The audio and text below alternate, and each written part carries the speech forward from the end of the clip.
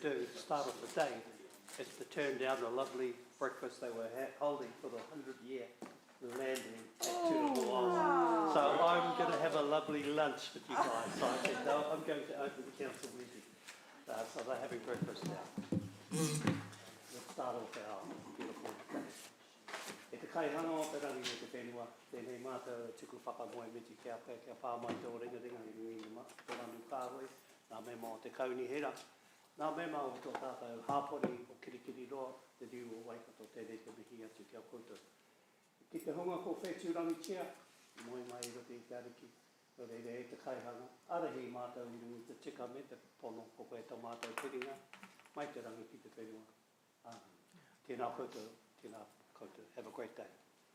Thank you. Thank you for giving up your breakfast. Yeah. We do appreciate that. We won't feed you.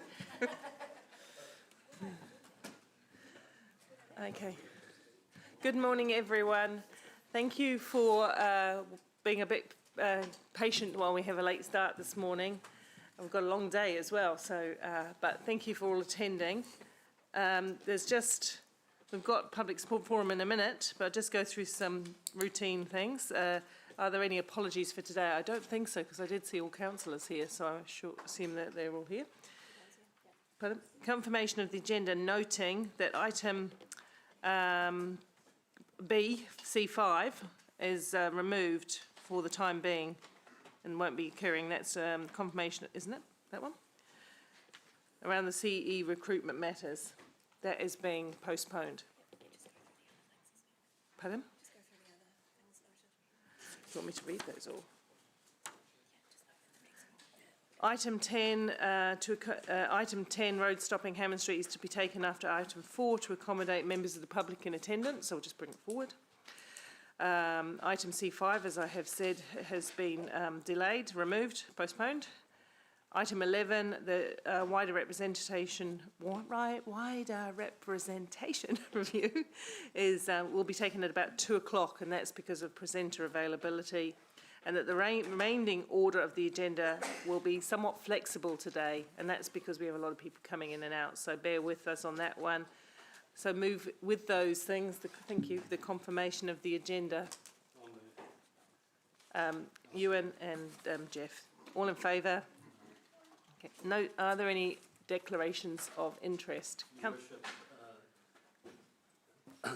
I declare that I'll be removing myself from the debate on item 10 for a perception of conflict, and I'll be removing myself on item 12 for a pecuniary advantage.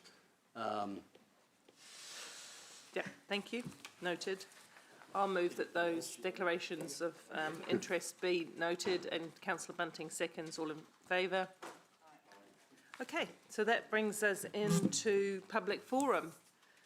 So first up we have, is that Virgin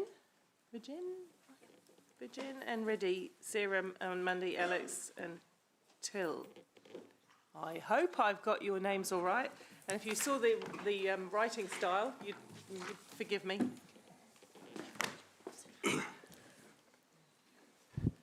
So welcome. So you're representing Hamilton West School? Yes. On item 10. Yeah. Thank you. Morena Chair, Councillor O'Reilly, Mayor Southgate, councillors and staff. My name is Vijender Reddy and I'm the chair of Hamilton West School Board, an inner city school of 676 children ranging in age of 5 to 13. I'm here today with the principal Mark and 2 other board members, Sarah and Alex, to speak to you on behalf of the board about our concerns about the sale and purchase of council land to enable greater density development at 28 Hammond Street. To recap, the developer seeks to purchase a land parcel to the east of the property from the council and has stated if the sale goes through, he intends to develop 9 apartments in the 3-story development. The school is not opposed to the development of this site, but has serious concern that the council has approved the sale of additional land to enable the development of this scale, without considering and mitigating its adverse effects on an existing community. The school therefore objects in principle to aspect of any development that disregard the negative impacts on the school's neighboring site and the broader community.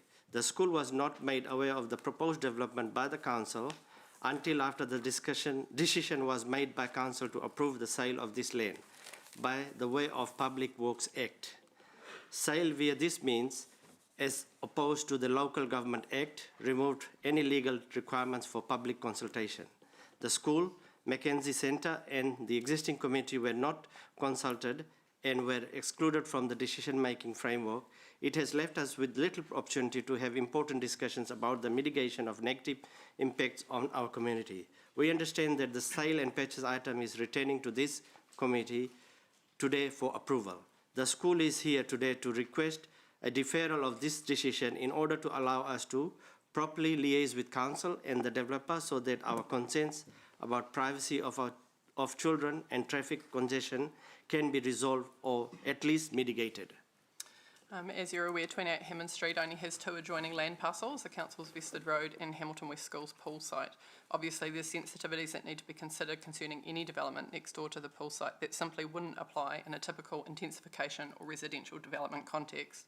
Our main points at issue are about breaches of our tamariki's right to privacy and ensuring their safety as they commute to and from school and while they're on school grounds. We have serious concerns about breaches to our children's right to privacy while utilising the pool, especially if windows are allowed to look down into the school pool site where our children play, swim and get changed, at times outside of the designated changing areas. We have concerns that the current plans do not require off-street parking and consequently will put increased pressure on already very limited and stressed on-street parking provisions. We have concerns about traffic entering and exiting a vehicle crossing to a high-density housing development that is on the direct path of young pedestrians coming to and from school. We have concerns about sunlight and shadowing from a 3-storey development sitting along our northeastern boundary. We also have concerns about health and safety risks during the construction of such a development, and even further safety concerns for once the development is complete. Ultimately, we feel that these issues undermine the school's legal obligation to protect children from both physical and mental perceived harm. We've engaged with the developer in the short time period available to us. We've canvassed school opinion and that of our neighbours. The developer was invited to present his concept to the board on the 28th of July. The board then set our concerns and suggested how these could be mitigated in a letter provided to the developer early on 29 July. This was circulated to councillors and I hope you have a copy. This letter also requested further information including the concept plan and shade analysis which the developer had indicated would be provided to the board. Regrettably, this has not been made available to us. We believe that the concept plans showing proposed window and balcony placement and shade analysis documents are absolutely necessary for us to work meaningfully with the developer without leaving the children compromised. The council is required to consider promotion of the social, economic, environmental and cultural well-being of communities in the present and for the future, the 4 well-beings. The current assessment of the social well-being fails to take into account the school focusing only on housing. The school wants to ensure that the development meets the City Council's own housing strategy vision to create flourishing, connected communities where children can thrive. The school is asking the council to intervene and ensure that social and environmental well-being is protected. We consider this can only be achieved by providing a legal framework through the sale and purchase agreement, covenants on the title, and subsequent conditions on the resource consent to ensure that the privacy and safety concerns of the community are addressed. The measures need to be formal and legally binding because planning requirements in this intensification zone fail to provide protection for a sensitive site where our pool is located. We hope the council can see this as a matter of due diligence. In summary, seek that the approval of the sale and land purchase agreement is deferred to enable sufficient time for both parties to engage, and we further request this process is undertaken by council or its staff to facilitate appropriate mitigation solutions in response, including conditions on the sale and purchase agreement, resource consent conditions, and the title via covenants. We look forward to working with the council and the developer. Thank you very much. That was very clear. We don't have any questions, but you know that the item's coming up for discussion. Lots of questions will be raised then, I'm sure. Thank you. Thanks. Thank you for your time. Next we have Annie Scott, also speaking to item 10. Morning, Annie.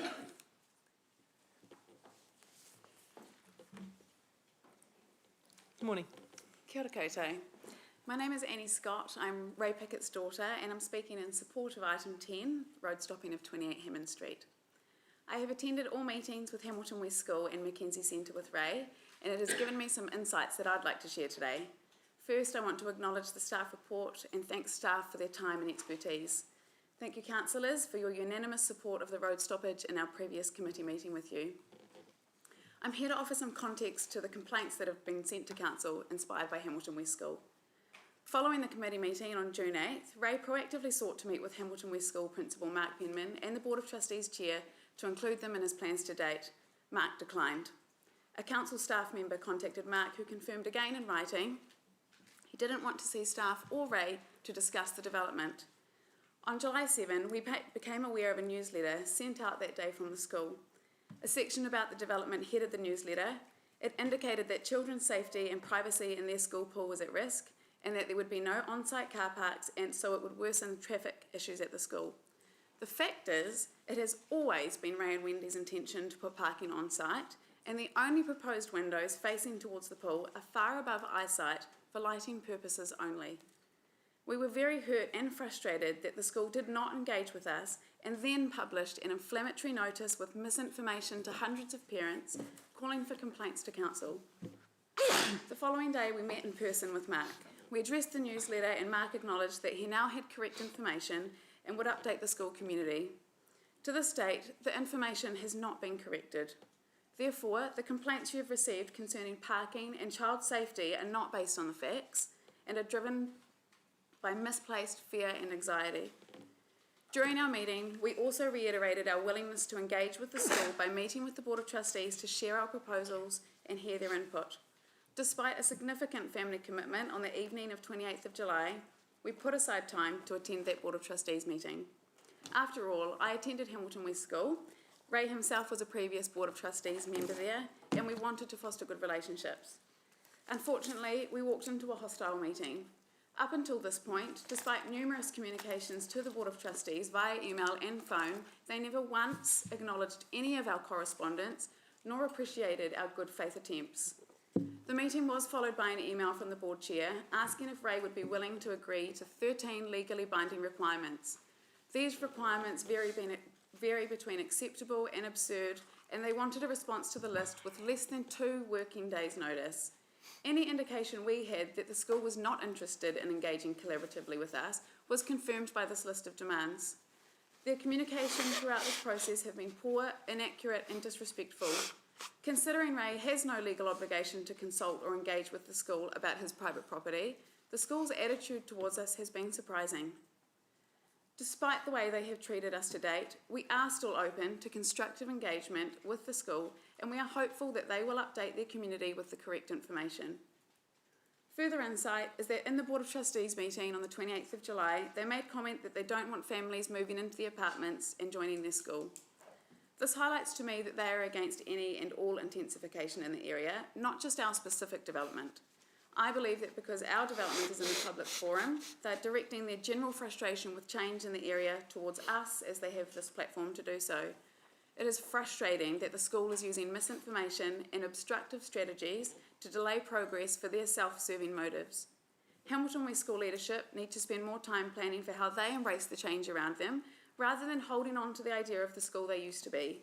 They are in Hamilton Central, and their planning for the future needs to reflect that rather than fight that. Ray can be trusted to do good by the community as he has a proven track record. He's driven by a deep sense of responsibility and wanting others to succeed. For the last 2.5 years, our family home on Hammond Street has been used for social housing, and in 2010, Ray founded Community Link Trust, a wide-reaching organisation that is still going today.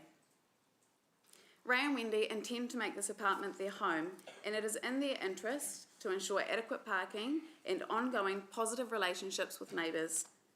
I'd like to conclude that this proposal aligns with Council's own vision for the housing strategy, nature in the city strategy, and intensification of the central city. Thank you for considering the school community's concerns and context of the misinformation, and thank you for the opportunity to share with you today. Thank you very much. Thank you. Thank you.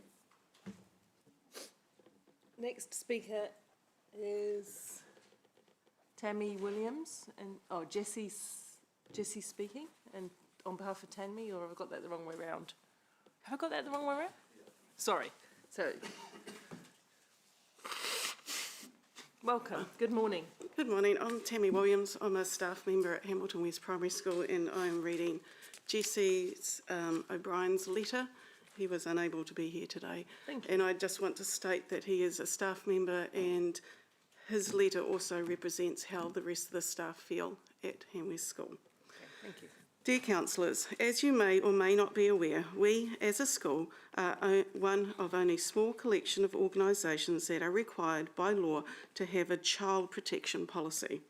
This is something we take very seriously and we continually engage with and develop. Our aim is that the policies we have are more than just words on a paper that are forgotten about until the next review is due. Jesse, I have recently undertaken and completed my diploma in child protection, and I am extremely passionate about ensuring that our tamariki, our most vulnerable members of society, are considered, represented, cared and advocated for. There are many things that we, as a school, work to ensure the safety and protection of our students.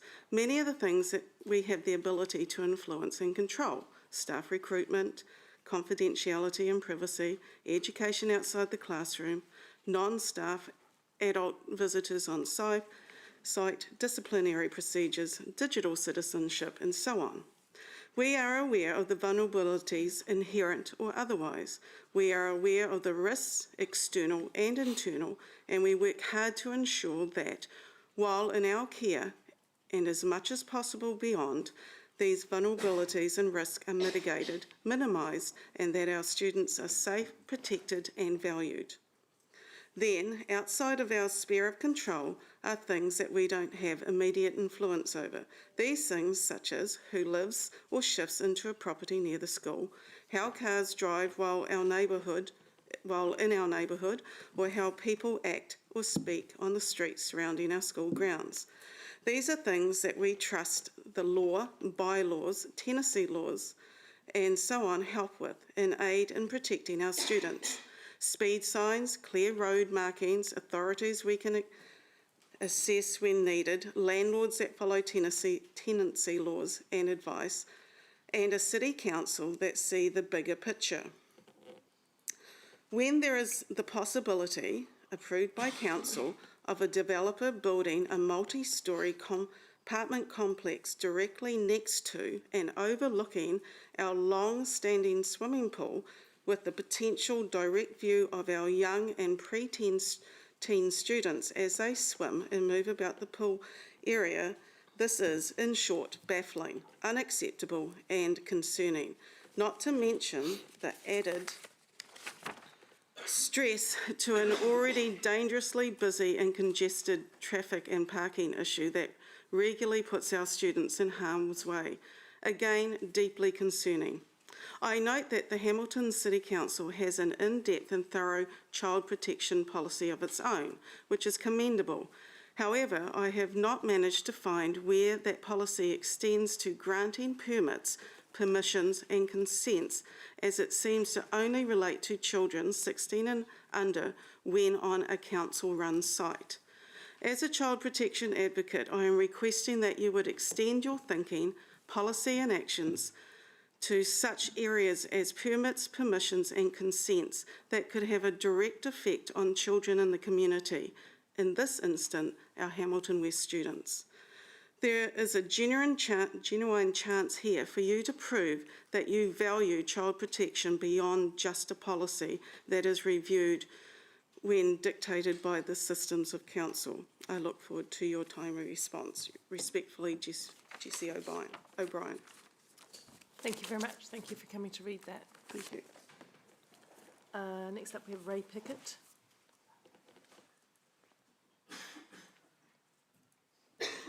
Good morning. Good morning.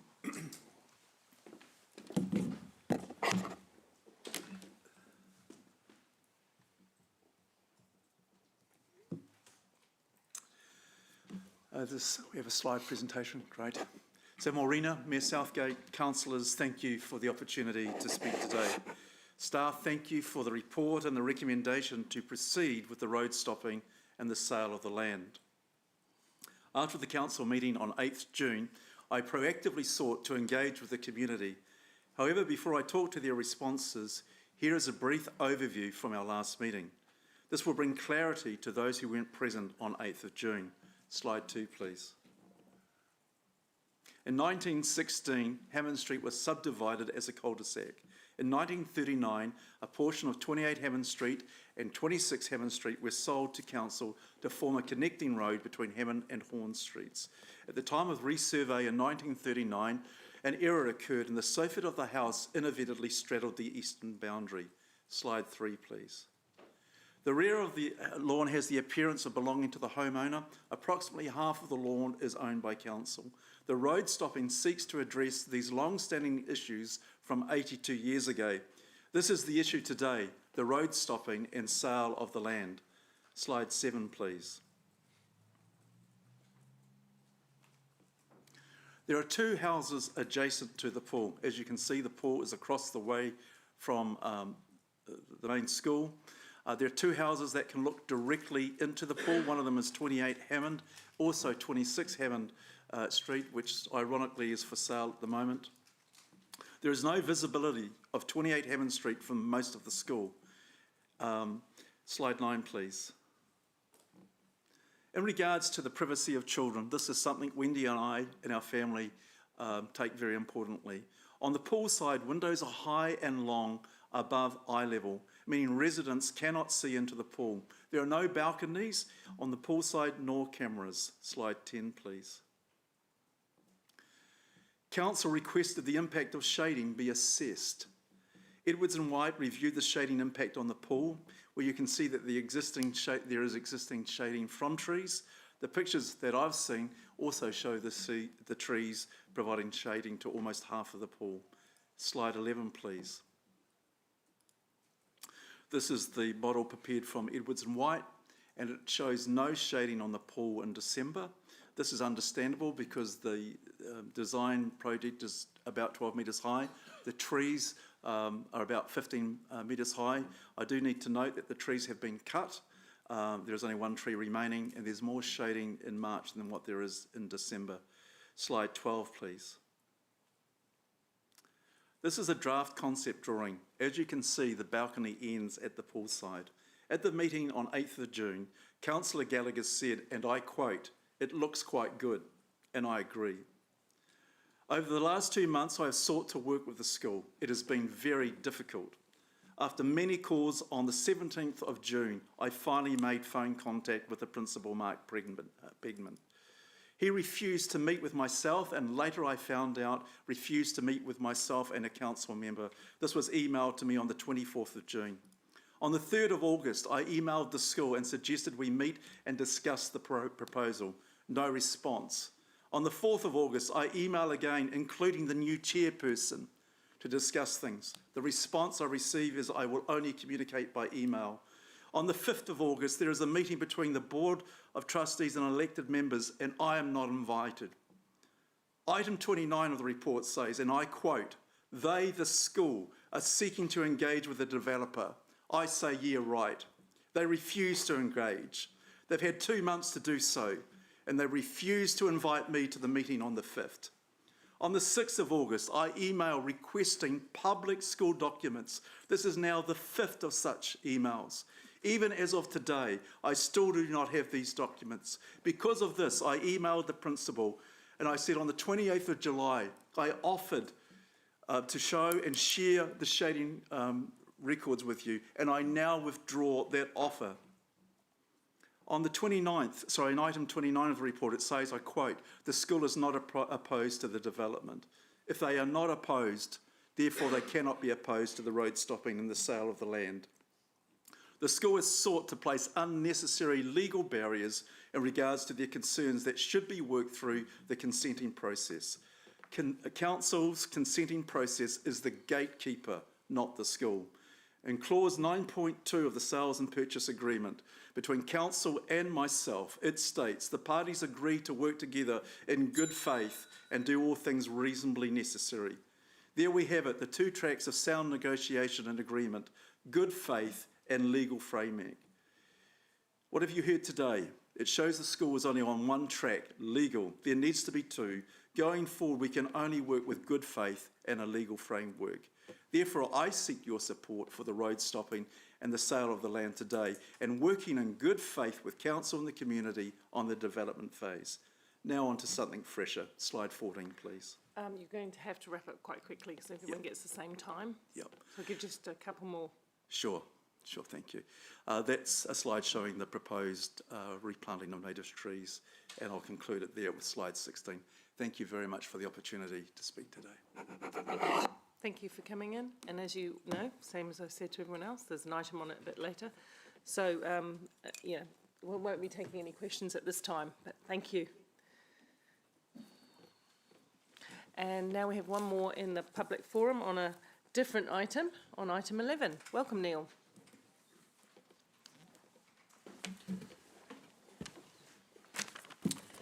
Good morning, coming through. Good morning, Mayor Paula, councillors and staff. Thank you for giving me the time to speak this morning. And firstly, I would like to say, having worked on the area of community development based from Norton at the Western Community Centre and other organisations for the past 30 years, this council is making some really positive difference in the area of people's wellbeing and in our neighbourhoods across the city. So thank you for the work you're all doing. I'm here to make a formal request for the 2021 wider representation review to include the option of community boards as part of the planned consultation. In my time working at the Western Community Centre, I can't recall our community ever being given the opportunity to look at community boards as being an option. It is something I have thought about for a while, and I could see there being a lot of support for community boards across our city. I believe it is important the public has its say on whether or not they would like this framework for communication between council and their community. And that's all I've got to say. I just thought I'd put that in there that, yeah, I don't believe we've had a bit of an input into it, or we've run the idea across the city for people to think about it and have a look at it and see how it could work. And I believe it would benefit both council and also our residents having community boards. Thank you. Thank you. So we'll talk to that precise question when we get to the item, if that's okay. Yep, no worries. Because you didn't use very much time, I will take a for clarity question. Coronel, did you say how many community boards or how large you think they needed to be? To be honest, I'm not. I'd leave that up to the experts to decide. But I mean, we would think we'd have one in Hamilton West. We could do Hamilton East, North, and maybe South. Yeah. But yeah, I guess our suburbs are like big towns. You know, we've got 30,000 people, I guess, in Hamilton West, and that is like a town in New Zealand. And I just think this would be an awesome tool for that little town to, advocate and connect with. Thank you. Okay, thank you. Thank you very much. Thank Clear, you. very clear. Oh, sorry, Mark, go. Just a quick one. So Neil, if there were community boards, would you support an at-large council and community boards, or you still have East and West? Where's your thinking on that? I do like East and West because I'm a West Sider. And but yeah, I guess I'm open to it. If we did do the wider city, then I think community boards are very, very important. I think that is almost a must if we go that way. Okay, thanks. Yeah. Angela? Yeah, hi, thanks Neil. Nice to see you again. Thank you. Just a clarification on the community boards. So, because under the LGA, community boards are generally used for a big geographical district to connect those communities. So it would probably be a little bit different. Are you advocating for those community boards to be that full process? So people would be elected onto the community boards and then feed into the council decision making and things like that, or some other different kind of structure? I mean, yeah, I guess I wouldn't get into too much of the structure. I guess just putting the idea out to our people that there's lots of different structures. I mean, in Raglan, there's a population of 5,000 people, and there's a community board there. Yeah. I guess it's just putting the option out there for people to come up with their ideas about how it could work best for their community. Okay. Yeah. Great. Thank you. Thank you. Thank you very much. So that brings us to... Oh, sorry. Sit down. You still have time. Yeah, Okay. I know. Neil, just further to Angela's question, there is another animal halfway in between called community committees, which aren't necessarily elected, but fulfil some of the functions of being a liaison, basically, between council and a local area. Yeah. Are you familiar with that sort of hybrid? I'm not, but I mean, I could see them, being even based around community centres across the city, which would strengthen the work that we do, as well as be, I guess, very accessible for our community and our public to get connected with. They might be a bit scared of it coming to the council, but they might feel a bit more comfortable in an environment around a community centre or a community. Okay, thanks. Thank you. Thank you very much. That brings us to the end of the public forum, which now leads us into, I've elevated the road stopping Hammond Street one to become immediately after 4, right? Yep. So that's next up.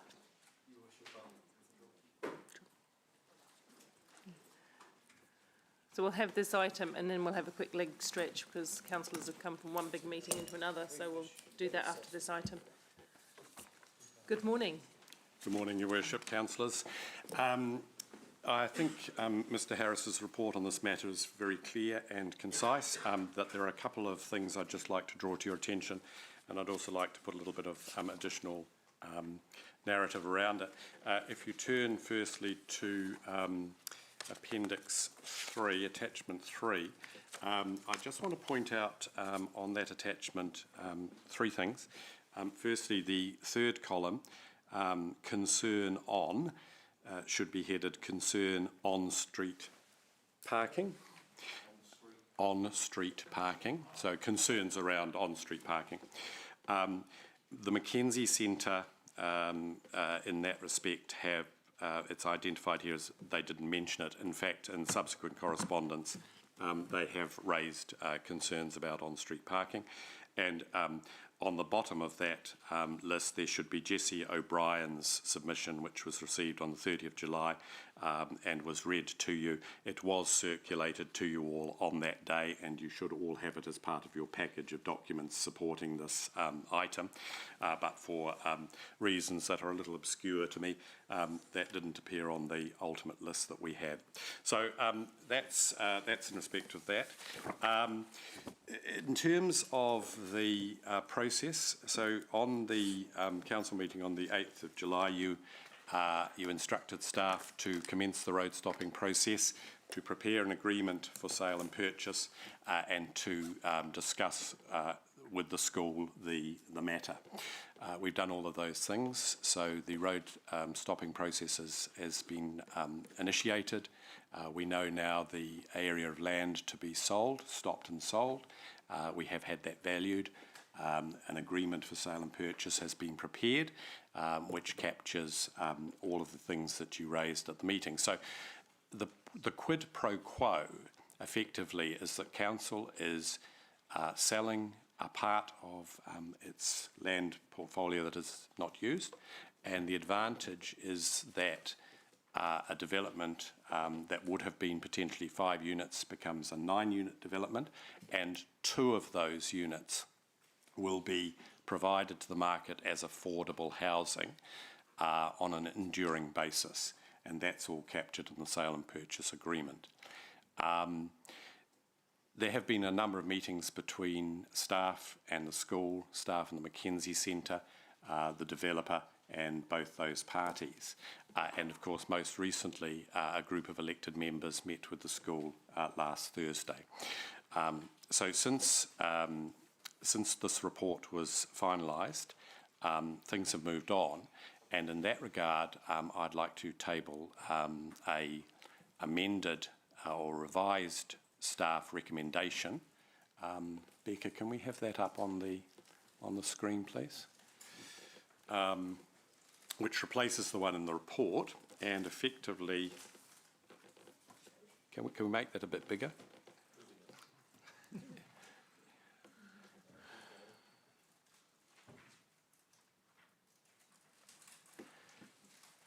Yes, no, I can't actually read that, but thank you. All right, so the amendments changes to the recommendation are to include a series of enforceable provisions in the agreement for sale and purchase that will require the developer to, and I'll just read these, provide a minimum of one on-site car park for each apartment, have all windows on the wall bordering the Hamilton West School swimming pool either at an angle of 60 degrees or greater to the boundary, or with a minimum sill height above finished floor level of 2 metres, or be screened, opaque or obscure glazed. 3, have no balconies able to view the Hamilton West School swimming pool. 4, have solid fencing on the boundary between the two properties. And 5, ensure any cameras on the development are not able to observe the Hamilton West School swimming pool activities. And those agreements captured in the agreement for sale and purchase will of course be recorded on the title to the land as binding on the development going forward. So look, Mr Harris is here to answer any particular questions of a subject matter expertise nature. We also have Lachlan Muldowney Downey, who can answer any questions that you have around planning and the nature of the planning provisions that apply, and also Mr Peter Duncan, who can speak to the detail of the agreement for sale and purchase.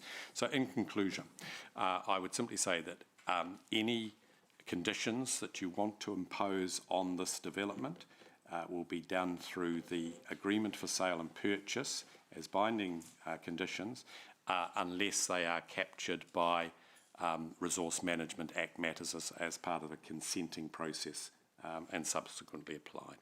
So on that, happy to take questions. Thank you. There are some questions. Councillor Hamilton. Oh, thanks, Chair. I was actually just asking if that revised one could be captured, but Nicholas has addressed that. But I'm happy to move when the time's right. Thank you. So noted. Councillor Thompson. Thank you so much for your presentation and for the revised motion. I just had a few questions because I want to be really, really certain that we've addressed the privacy issue here. The angle of 60 degrees or greater to the boundary, can you explain that a little bit more? Yes. So look, these are all provisions. So 1, 2, and 3 are all provisions that used to be in the district plan prior to this iteration of it, specifically intended to address privacy matters. So effectively, a window angled away from the boundary has a smaller aperture of visibility looking over the pool. That's effectively how that one works. Right, so if it was angled at 60 degrees, you wouldn't be able to see the pool at all? You would, but it would be a very oblique angle. So that one would still provide potential visibility, but not direct overlooking. Right. And is it... okay. Would it be reasonable, but the other two, would you say, basically provide no visibility? Absolutely right, yes. And look, in terms of that number 1, I don't think anyone would be upset if that was removed from the resolution. Right. I mean, a minimum sill height above 2 metres. 2 metres is typically a standard domestic door head height. You'd have to be standing on a ladder to look over it. Yeah. And in fact, the diagram that was shown by Mr Pickett showed windows that I would suggest have a sill height greater than 2 metres above the floor level. Yeah. And of course, screened, opaque or obscure glazed means you can't see out of them. Do we need to be, with a screened, opaque or obscure glaze, do we need potentially some extra clarification which says to ensure there's no visibility of the school pool, just because people, there could be varying degrees of screened or opaque? Is that... Yes, we can certainly write that into the contract. You would be happy just to add into that there, so... I would just point out that there is potentially still a need for some kind of window on that wall, given that apartments 2 through to 8 will only have 2 external walls, and there will be ventilation and natural light type requirements in the Building Act that will be binding on the developer. So this is an opportunity, I think, to allow them to meet those Building Act requirements, but at the same time provide absolute privacy to the school. So if we just kept 2 and 3, would, in your view, that would still enable, and we just clarified that it was opaque or obscure to the point of not clearly being able to see the pool, that would still provide for a sufficient window for the lighting and the ventilation? Yes. Okay.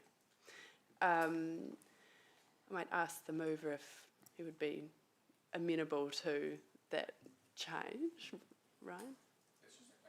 Yeah, just the clarification, but removing the one where it says at an angle of 60 degrees, so it's then your only choices are above 2 metres or the screened and opaque. So because the 60 degrees you could still see through it, I guess, but just not conveniently, if you're comfortable with that.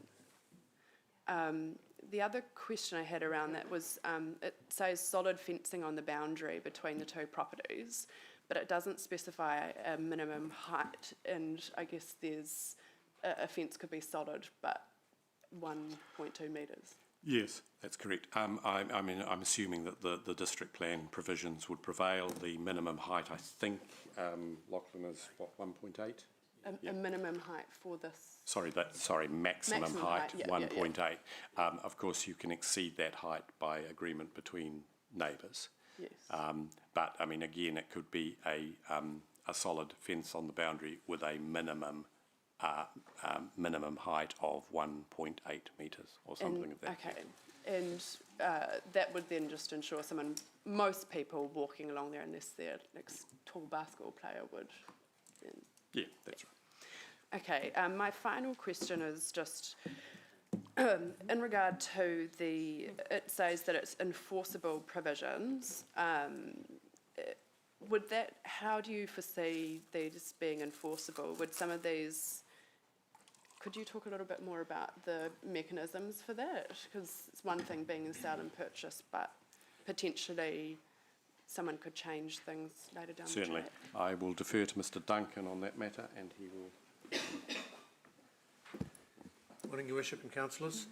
The situation we'd have is, I guess, an agreement for sale and purchase which will require the developer to bring their working drawings to council for consenting.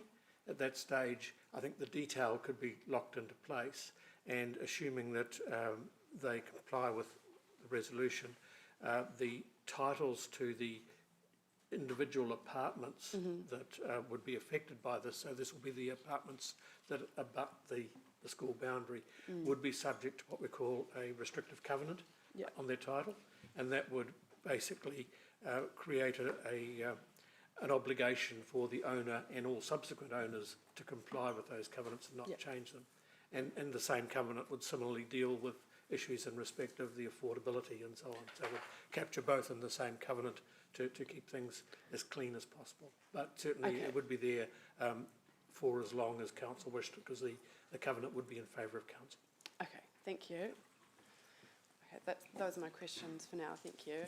I wonder if we'll come back to that. Let's take the other question, Sarah, and I'll make sure everybody's on board with the recommendation. Councillor Bunting.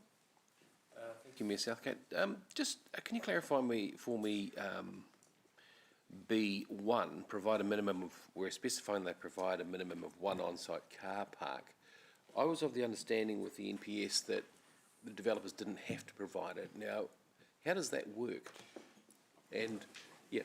I'll grab you a chair. Good morning, Your Worship, councillors.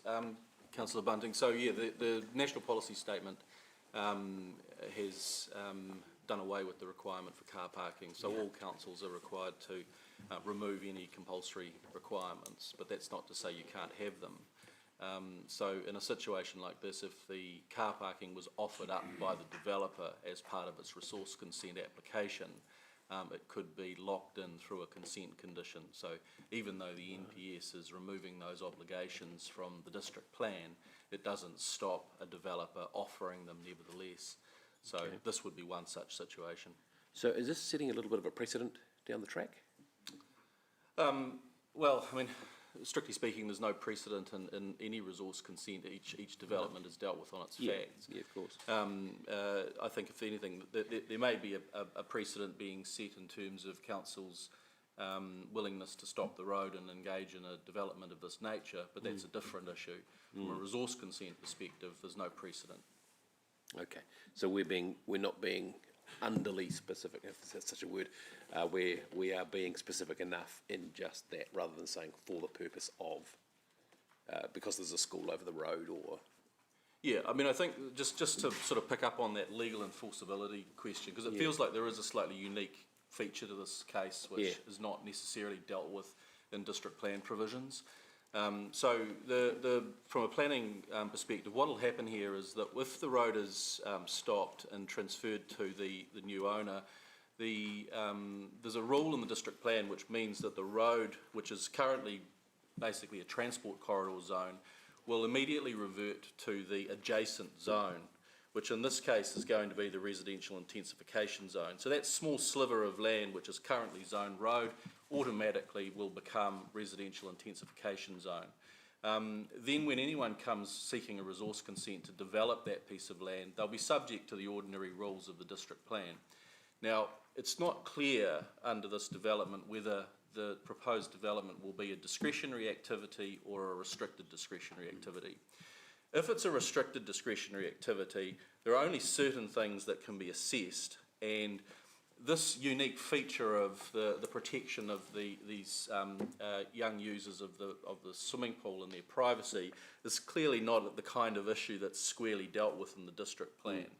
So these provisions, if these make their way into the agreement for sale and purchase, and then they make their way into the covenants that Mr. Duncan has identified, means that they will then automatically need to make their way into the resource consent application as what's known as ORGIA conditions, which are offered up, and they can be binding as conditions of the resource consent.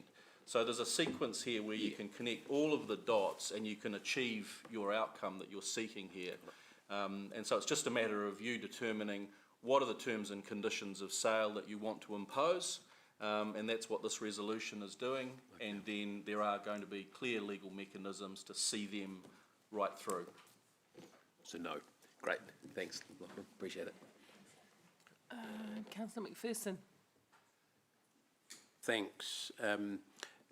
Maybe question to Nicholas or Trevor or both. These conditions 1 to 5 that talked about there, some of them, at least, for instance, to do with where the window, what type of windows you might have on the side facing the pool and the parking, they've been known about by us for quite some time. When were they first communicated to the school? Right at the start, or only in the last couple of weeks? I'm trying to puzzle that out, because the reason I'm asking is I've been receiving since late July, very late last week, say, letters from parents and others associated with the school saying that there's no on-site parking, for instance, as an example. Yes. And I'm a bit puzzled by that, because from what I'd heard, they've been part of the deal for a long time. Yeah, look, I don't know the definitive answer to that question, and I'm sure Trevor probably doesn't either. What I would say is that that's probably something that came out in discussions between Mr. Pickett and the school at some point. He may be able to clarify that as to when those were first raised with the school. Certainly at the meeting that Trevor and I had with the school, we spoke in broad terms about measures of the sort, but certainly not in specifics. So what date was that meeting? That date was the... Approximate. 3 weeks ago. 3. Yeah. So I've certainly received in the last week and a half the same assertions in letters that there was no on-site parking, and the windows were overlooking the pool and things like that. Okay. If I can just clarify, I think during discussions that I've had with Ray, on-site parking has been mentioned in discussions, but whether it's been alluded to the school, I'm not sure. Yeah, thanks, Trevor. Just a follow-up question. One of the issues raised by one of the school submitters was transport and parking congestion and potential safety issues on the street out the front. At any stage, was either that discussed by you guys with the school, or you're aware of being discussed, or the congestion and safety issues that happens at around 3 p.m. every school day? out the front that have been raised in this council in the past? The short answer is yes, that has been a very strong and common theme of all discussions with the school, and certainly Trevor and myself. I think it's a common theme with all discussions with the developer and the school. It's a real issue for them, there's no doubt about that. And fundamentally, the thrust of all of their sort of correspondence and discussions has been around principally privacy and congestion. I'm after the transport congestion type issues, not so much the privacy would deal with that. So has the school presented to you or to council staff anywhere a transport plan to alleviate that safety issue out the front of the school that anyone going down there can observe? Look, it's been there for many years. Yes, indeed. It would be helpful if perhaps someone from transportation could comment on that, because they would be much more well aware of those sorts of discussions than we would from a property perspective. Because the school, one of the submitters from the school made an assertion that it was the job of the council to sort that sort of problem, not their own responsibility. It was outside their control, I think. Sorry, Evelisa.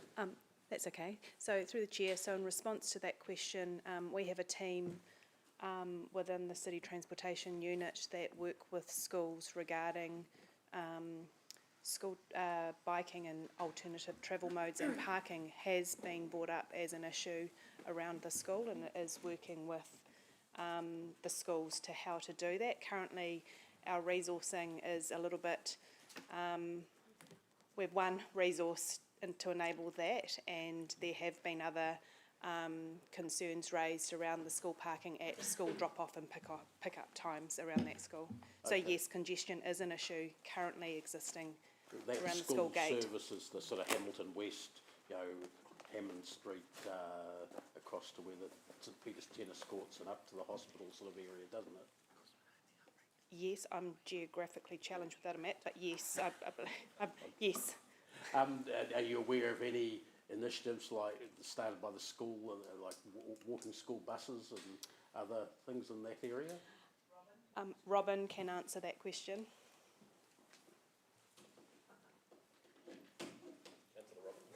Yeah, sorry. That looks really good. Not assuming. Here's a spare card. Sorry, just to get a microphone. So Cam Ward does a lot of work with the schools, and the school in particular. We've had ongoing work around kiss and drop operation, looking at opportunities for parking up in Ruakiwi, for example, the upgrade of the pedestrian crossing in Pembroke Street. So we changed that from a care crossing to a signalised crossing to try and facilitate, make that safer and easier for the children to be able to get across there. We, as part of the upgrade of Palmerston Street, we put in a temporary roundabout, which has gone down well. We're looking at how we can make that more permanent and make sure that operates safely. So that and just the parking provisions in around that area are a constant piece of work that we're doing. So it's an issue regardless of any developments that may or may not happen from now and into the future. Yes, and with the intensification that we're going to get in around these areas, it's going to become probably an increasing issue, but it is an existing issue, yes. Yeah. And are you aware from what sort of distance parents are driving their kids to that school? Like from those neighbouring streets, are they driving them down, or is there more walking going on? Is that sort of improving, or? I couldn't comment directly on that. That would really involve getting into that travel planning type work. And as Evelisa outlined, we have one resource to look after all the schools in the city. So that's currently not something that we're, So there isn't a specific travel plan for Hamilton West School? Not that we've been involved with. Okay, thanks. Thank you. Thank you. Got a lot of questions actually. Councillor Gallagher, you're next. Just two questions. On the basis of, good faith, moving forward, and you've covered, I think you've covered off the issue of the covenants, the conditions on the title. Just to our staff team, would it be your intention to ensure that in addition to working with the developer, in this case, Mr Pickett, you would also be communicating and keeping the school in the loop as well? Yes, is the somewhat tentative answer to that question. The reason I mention that is effectively there are a number of processes running here. So in terms of the Public Works Act process to stop the road, there are only two parties to that process formally, the council and Mr Pickett. In terms of the agreement for sale and purchase, there are only two parties to that contract, the school, Mr Pickett and the council. In terms of the RMA matters, as Lachlan has alluded, we don't know what the shape of those is yet, but it is quite likely that there will be no formal party other than the council and the developer. The council, of course, wearing its regulatory hat at that stage. So we're more than happy to convey information to the school as it arises, and if that is your wish. But I think we need to be careful about our formal arrangement with the school in respect of these three processes.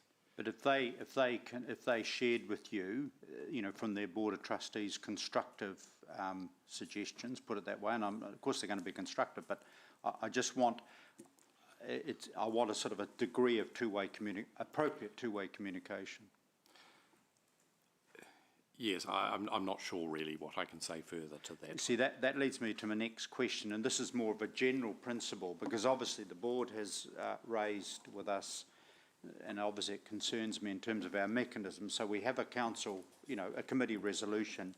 The intent was to address a potential social good around the new, development as what can be done via the national policy statement, e.g. off-street parking, protection of the pool, the privacy. But the mechanism that the council chose was, as I understand it, the Public Works Act versus Local Government Act. Can you explain that? And the reason for this question goes just beyond this specific issue. If ever we're transferring land which is in the public realm, all right, it's how we do that. So I'm just asking that as a general principle for us. Yes, so as was detailed in the original report, the two mechanisms under which a piece of unformed legal road can be stopped are the Local Government Act and the Public Works Act. The Public Works Act is a very tailored piece of legislation that doesn't require for widespread public consultation. It deals specifically with the identified affected parties and is quite strong, I'll put it that way. The Local Government Act, of course, opens up the proposed stopping for wholesale public consultation, and that can be anyone. It doesn't identify affected parties, it just says anyone can make a submission. Those submissions are heard by council, a decision made, and potentially that can be challenged through a higher jurisdiction as well. So it can potentially be a very long, drawn-out process, whereas the Public Works Act is a relatively straightforward, streamlined process. I'm not sure if that has answered your question. I just, I would just perhaps ask us as a council to reflect on the mechanism in future. And this is not talking about this development as such, but it's the principle that if we give effect to a transfer of land in the public realm, how best is the public good realised in terms of how we consult? Yes, well, that's a very good question. I think in this particular case, the public good aspect to it is being recognised through the provision of two affordable units in the development that would not otherwise be available. So there's that sort of quid pro quo aspect I mentioned earlier. And the public good, just final question, if I'm looking at public good and I'm not wanting to frustrate a development, I want to get a win-win if possible, but the public good presumably would also give effect that if we proceed in this direction, that the staff would continue to involve the school step by step to give them the reassurance around the covenants on the title, etc., things that we've said. Yes, certainly we can keep them informed. I think the risk is that we are potentially opening up a perception from the school side that they have an influence to bear, or they can potentially change aspects of the development. And that, of course, can only be done with the agreement of the developer. So happy to exchange information, convey information as we work through the process. And you would obviously, you know, facilitate appropriate conversation between the developer and the Board of Trustees as things moved on. I call appropriate conversation. Yes, we can do that. Yeah, thank you. Councillor O'Leary? Councillor Sarah's question, I just want some clarification on the difference between conditions of a resource consent and covenants. I think I understand conditions as a resource consent being a time and place for the development, but a covenant would be would have a longevity and mandate all future purchases. Is that right? And if that's correct, then I'm indicating how would we change these to covenants rather than conditions of a resource consent? I think your opening statement around the distinction between the resource consent That's right. conditions and the covenant is fairly accurate. Okay. I mean, the benefits of the covenants are that they are imposed on the title and Yep. they are enduring for as long as council requires them. Yep. The resource consent conditions can be subject to change or review, but I think the final point that you made is that this is what's up on the screen there in terms of those resolutions are really the contractual provisions that you'll impose. They are then going to be given effect to through both the covenants that Mr. Duncan has described and the resource consent conditions that I've described. So it'll be a belts and braces approach. Okay, so that we're confident then that where Councillor Sarah's question I think was going, so in 20 years' time somebody else decides that, to start again, knock down the development, start again, they're still required to meet these conditions. Yes, well that's where the covenants will Great. bite. Okay. Because, as you say, the second developer who comes along and decides to do something different Yeah. and can go and seek their resource consent, but they can't give effect to it because the covenants won't allow it. Because of the covenants. Okay, great, thank you. And just, Nicholas, at the IOC committee, it wasn't in the motion, but it was an action for staff to go away and talk to the school. Did staff talk about those things as being indicated as being part of the development? No, these are specific things that we've included as a result of conversations, the correspondence that we've received from the school, clarity around what their specific issues are. I take your point, it wasn't a part of the resolution to speak to the school, but it was certainly part of the instructions to staff in the notes surrounding that resolution. And having done so, we got a very, very clear picture of their concerns across quite a broad range of issues. But again, I come back to the fact that their principal concerns here have been around traffic in the street, congestion and the privacy, yeah. Which we have Very now aware. captured in these binding Yeah, okay. amendments. And did you, prior to this revised motion, did you run this past the school board? No, we haven't. You haven't, okay. Thank you. Councillor Hamilton. I guess a follow-on from that, thanks, Chair. Nicholas, obviously this is your recommendation, or you worked hard with this, and you think this is a reasonable collation of measures to mitigate concerns without some of the requests were a little bit above and beyond. Yes, look, I think there are legitimate concerns given the fact that there is no buffer between the school and residential activities taking place next door to it, and that the zones have changed, and that intensification means that you're looking at a different residential proposition. So having said that, I think that these are fair and reasonable concerns that they've raised, and I think this resolution addresses those in a binding, concrete manner. So yes, I think it's a fair and reasonable way of balancing two conflicting, or not conflicting, but two sets of objectives. Thanks. And just for context, will this resolution be one of the more involved you've had to be in terms of trying to allay concerns? Like, does this demonstrate from a developer compromise in good faith?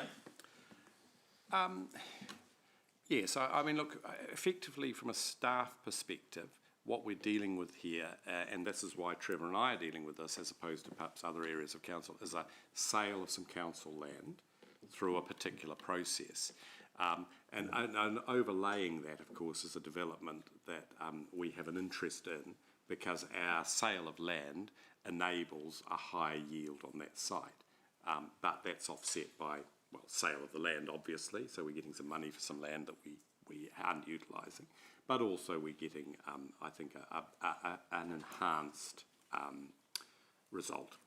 Yeah, I guess just my question, just to reiterate again, in terms of context of other examples that we've done this around the city, is this normal, or does this show a high level of mitigation? Yeah, there's a degree of complexity to this one that we wouldn't have encountered in similar road stopping type exercises. But then the circumstances of each tend to be quite unique. So I wouldn't say it was more or less hard, but I think that, you know, that's a sign of things to come in the sense that as intensification increases, there will be more of these discussions happening across the city. Yeah, I'll leave it there. Thanks. Councillor Thompson? Questions. One of them was just taking a step back. Some of these issues around development around a particularly sensitive site, is this something that we can consider in the district plan review?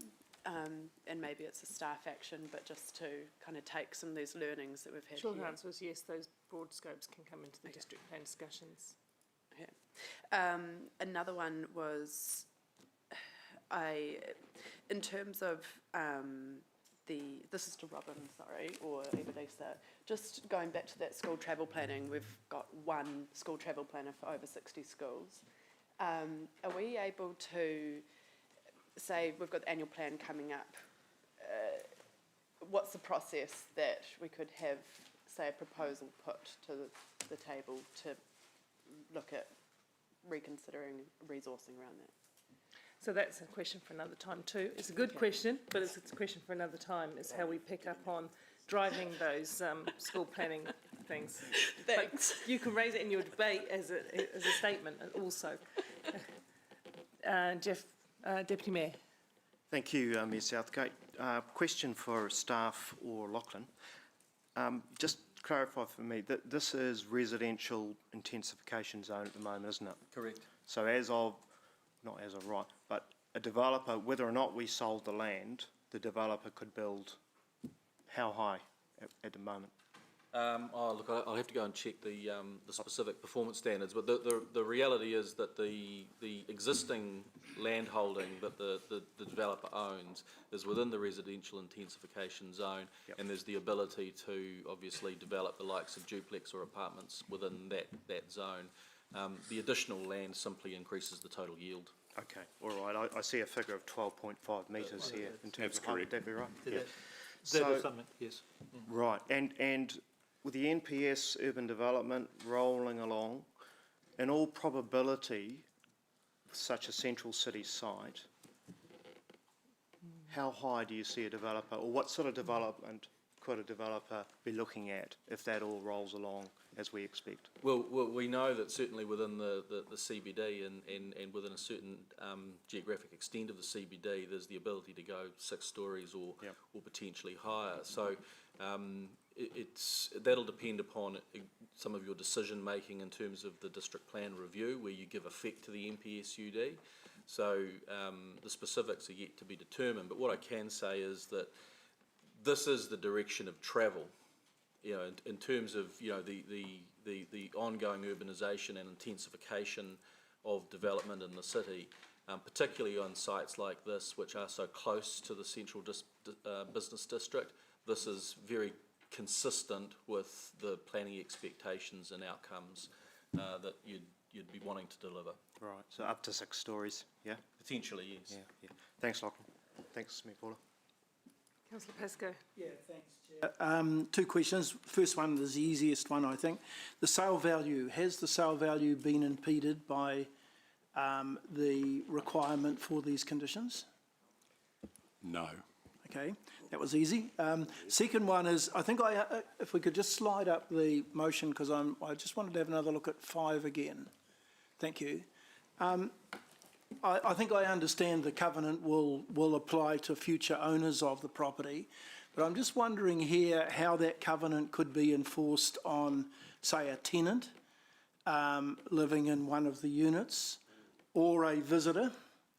And is there a difference between the installation of a camera and using a handheld camera? So I'm just wondering how, what mechanism we've got in place or the landlord might have in place to ensure that there is compliance with that condition. Yes, thank you. That's a good question. We have been thinking about that. Mr. Duncan perhaps can provide some clarity. Slightly like a hospital pass. I raised this precise question with Mr. Wells yesterday and he says, oh, we can talk about that later. Thank you, Peter. But I think it is a question, the devil is going to be in the detail. I think the intention probably is fixed security cameras. And I think, as I said before, what I would see the common sense approach to this is to look at the final design and say, well, how much, do we have to have a man at the door collecting cell phones as you go through the door? I think really the question is the design of the windows that overlook the place will need to be such that is really going to make that photography from indoors difficult. And I think this clause is particularly intended to capture security or fixed security cameras on the outside of the building. Okay, thank you.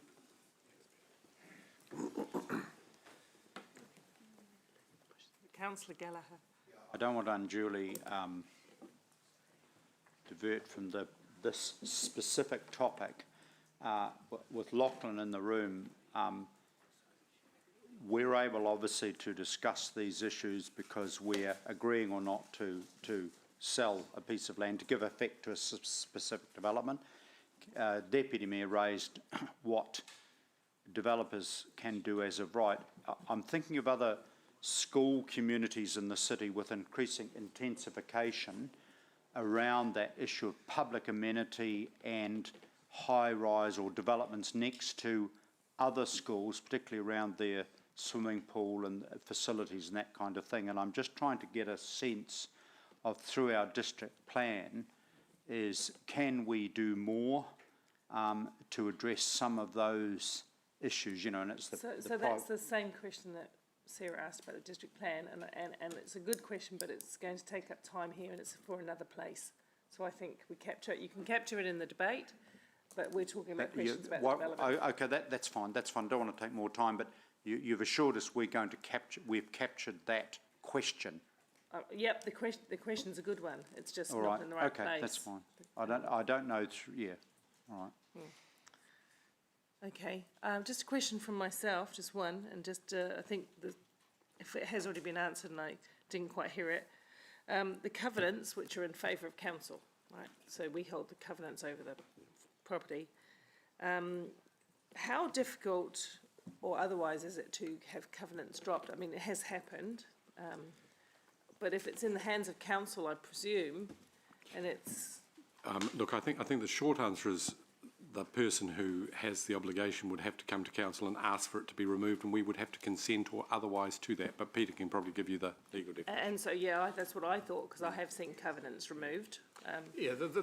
So what other process embeds it in council so that post this council, we all roll on, and what the next council or a staff officer, what keeps it safe in that space? Well, it is a contractual thing, so any council in the future will receive a request to remove it. It can't be entrenched as such, and that if council agrees, and there may be a very good reason for it to be removed, probably because the building's going to be redeveloped and maybe replaced with something more fit for purpose at the time. It's really rare for staff to actually bring forward anything when someone's seeking to remove a condition that we've placed on land. There's probably been one in the time I've been chief executive, and that was a section in Rototuna due to a road stopping at one particular point going the other way, and the decision was, we didn't even bring it up in the end. By the time we explained to the individual punter concerned what requirements needed to be met to remove the consent condition, the covenant on the title, it proved too difficult to do anyway, because it requires another debate from a political perspective, and staff will be required to fulfil all the reporting requirements at that point in time. So it's not just an arbitrary process, it requires... Council would need to address whether the mischief that was being protected or addressed by the covenant was still in place, and if it was, then it should stay. Mischief was the word of the day, so well done, Peter.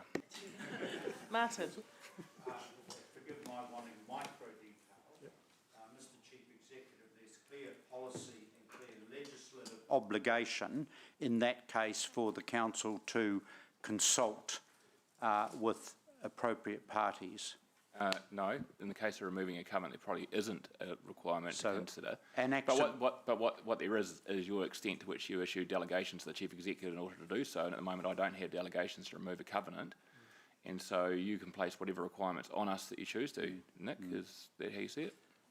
So yes, can I receive a follow-up? Because it seems to me, and again, this is the general issue again, is I've been around long enough to witness accidents happening, many of them, and I just want to see what there may be some policy or legislative ways to tighten that bit up so that we make sure we consult with affected parties.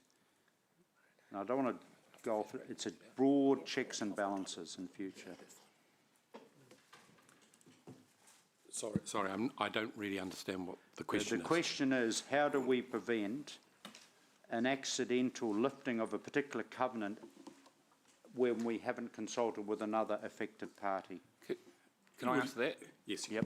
Basically, it's confidence you have in the processes you put in place as an elected wing in future democratic process of who you elect. I mean, we can't predict decisions that are made, but any report that comes forward requires staff to consider the impact of said decision. So you'll have that information in front of you. If you don't believe staff at that particular point in time haven't canvassed those impacted well enough, you can ask them to go back and do again, which is what happened in this case from its first committee hearing. So, yeah, you can be satisfied to the extent that elected members have reasonable rigour when they have these decisions. So there's a clear policy in the manual for staff to do that. All I'm wanting to do is making sure that staff tick all the boxes before they bring a report to whatever is a future council. There's a clear expectation that staff have to bring forward all the relevant information for elected members to make a decision, so yes. Yep. Okay, thank you. I think that brings us to the end of the questions. We have one motion on the table at this point in time, which is a slightly changed from the one that the staff board as an amendment, right? And there it is. So we've removed the Roman numeral 1, strengthened Roman numeral 3, and talked about a minimum height for the fence. So with that, we will go, being no other motions on the table, we will go to debate, and we'll start with the mover, Councillor Hamilton. So I think Councillor O'Leary is going to second. Are you seconding, Councillor O'Leary? Thank you. Yeah, look, just firstly, thank you to the councillors that were able to attend the event. Councillors Angela, Sarah, Martin and Maxine, I believe. It's not going to be every development that all elected members will want to go and be brokers in, I'm sure. This was quite a unique circumstance. Based on the information that I've got, I think it was a little unhelpful that the school went out in a newsletter format without having all of the facts from the developers who had always intended to do this development in good faith. So I think that set everything off on an uneven keel. This is a little bit like a mini Hugs, where we've got an out-of-sequence development. In that initial proposal, we canvassed across elected members to ensure there was a real good wellbeing lens to this development. We've got environmental outcomes. There were traffic considerations with on-site parking. There's an affordable housing element, and then there was urban design, and that was before they went and talked to the school. Then we've come back with what's been a challenging environment, and the staff have come back with some not unreasonable recommendations in the interest of the school children, and I think we've landed on those today. Normally, we wouldn't have so much leverage, to be honest, in the development. The idea of the district plan came up, but the only reason we've got such leverage in this is because council owns the land. That's the leverage point. We've leveraged it, and the school community has leveraged it. And I think what we've left now is a very measured and a robust outcome that we need to move forward. And I think we've got a really good outcome for the community. Councillor McPherson. Thanks. I thought Councillor O'Leary might go next, but that's all right. Do you want to go next, Councillor O'Leary, or? Okay. Look, I think Councillor Ryan put it very well. I would be a little bit stronger at expressing my disappointment with the way this has been handled by the school, to be honest. And my background is generally to support the community in raising concerns over developers' proposals. But I looked carefully at the proposal that came forward a couple of months ago, and we had, as Ryan said, lots of discussions at the meeting there about the well-beings, and including community safety, children's safety, etc. in the area. And it was very easy to find out the information about parking, about overview of the pool area, etc. All of that stuff was readily available, provided by both the developer and our staff. I'm disappointed that the school took it on themselves not to meet with the developer, and I do believe what the developer says about there, because one of the things when councillors were summoned, and that's how I read the invite to the first meeting on the 3rd of August, I said that I would prefer the developers to be able to go, and was told that wasn't possible. The school didn't want them there. And I thought that would have been an ideal opportunity to get all the people together, the concerned parties together, and try and thrash something out. That wasn't possible. I didn't, to be honest, appreciate the way the school handled it and sent out partial information. Some have said misinformation. I'll be kinder and say partial information to their school community. I was receiving letters that I knew, raising issues that I knew had been dealt with weeks earlier in public, to do with parking and the height of the windows where they overlooked the pool, to be the two primary examples. And it was really disappointing to get letters from parents who believed that that was what was going to happen as a result of the development. I don't believe it was ever going to happen, and even if it had been an issue right at the start, there were easy opportunities to find out the facts and to deal with that. So, yeah, look, I don't think it's been handled well. I've got concerns actually about the school responsibility for things like traffic congestion, which I raised in my questions earlier. I believe the school could be doing much more by itself there, noting we only have one staff member to work in that area and schools don't pay rates. One of the quid pro quos is they take some responsibility for things like that and don't say it's out of their bailiwick. It isn't out of their bailiwick, it's in their bailiwick, to actually take some responsibility for sorting out those transport issues. They're an inner city school in an inner city community, and there is change happening. There's been change happening for years, and it's going to keep happening regardless of whether the school or the council or anyone wants it to. So we've got to work out the best way of going forward, and we should be going forward as a community. And to be honest, in this case, I think the developer has been trying to do that. Regarding what Councillor Martin asked about, guarantee, he's seeking some sort of guarantee that will ensure things will be happening in 30, 40, 50 years, the same as the way we've set them up now. Well, if anyone should know what happens in 30 or 40, 50 years, it would be Councillor Gallagher. You can't absolutely guarantee what's going to happen in the future, Martin, but I think the protections that have been put in place for everyone are as good as you're going to get ever. Thank you. Thanks. Councillor Thompson. Yeah, thank you. Firstly, I would like to balance out maybe the first two speakers by just saying that actually I think it's really good to see the passion from the school for the safety of their tamariki, and putting aside how everything's been dealt with to date, I actually think that's a it's good to see that you're advocating for the well-being of your kids or our children in the city. I think have been some really legitimate concerns raised, particularly around the privacy of the pool, and so and I think that we have addressed that in this motion. We did talk about at our meeting about delaying any decision, but I think that in reality, there's obviously a breakdown at the moment between two parties, and I think it could be difficult to kind of come to a solution in that way. And so I think this is probably the most pragmatic approach and addresses key concerns.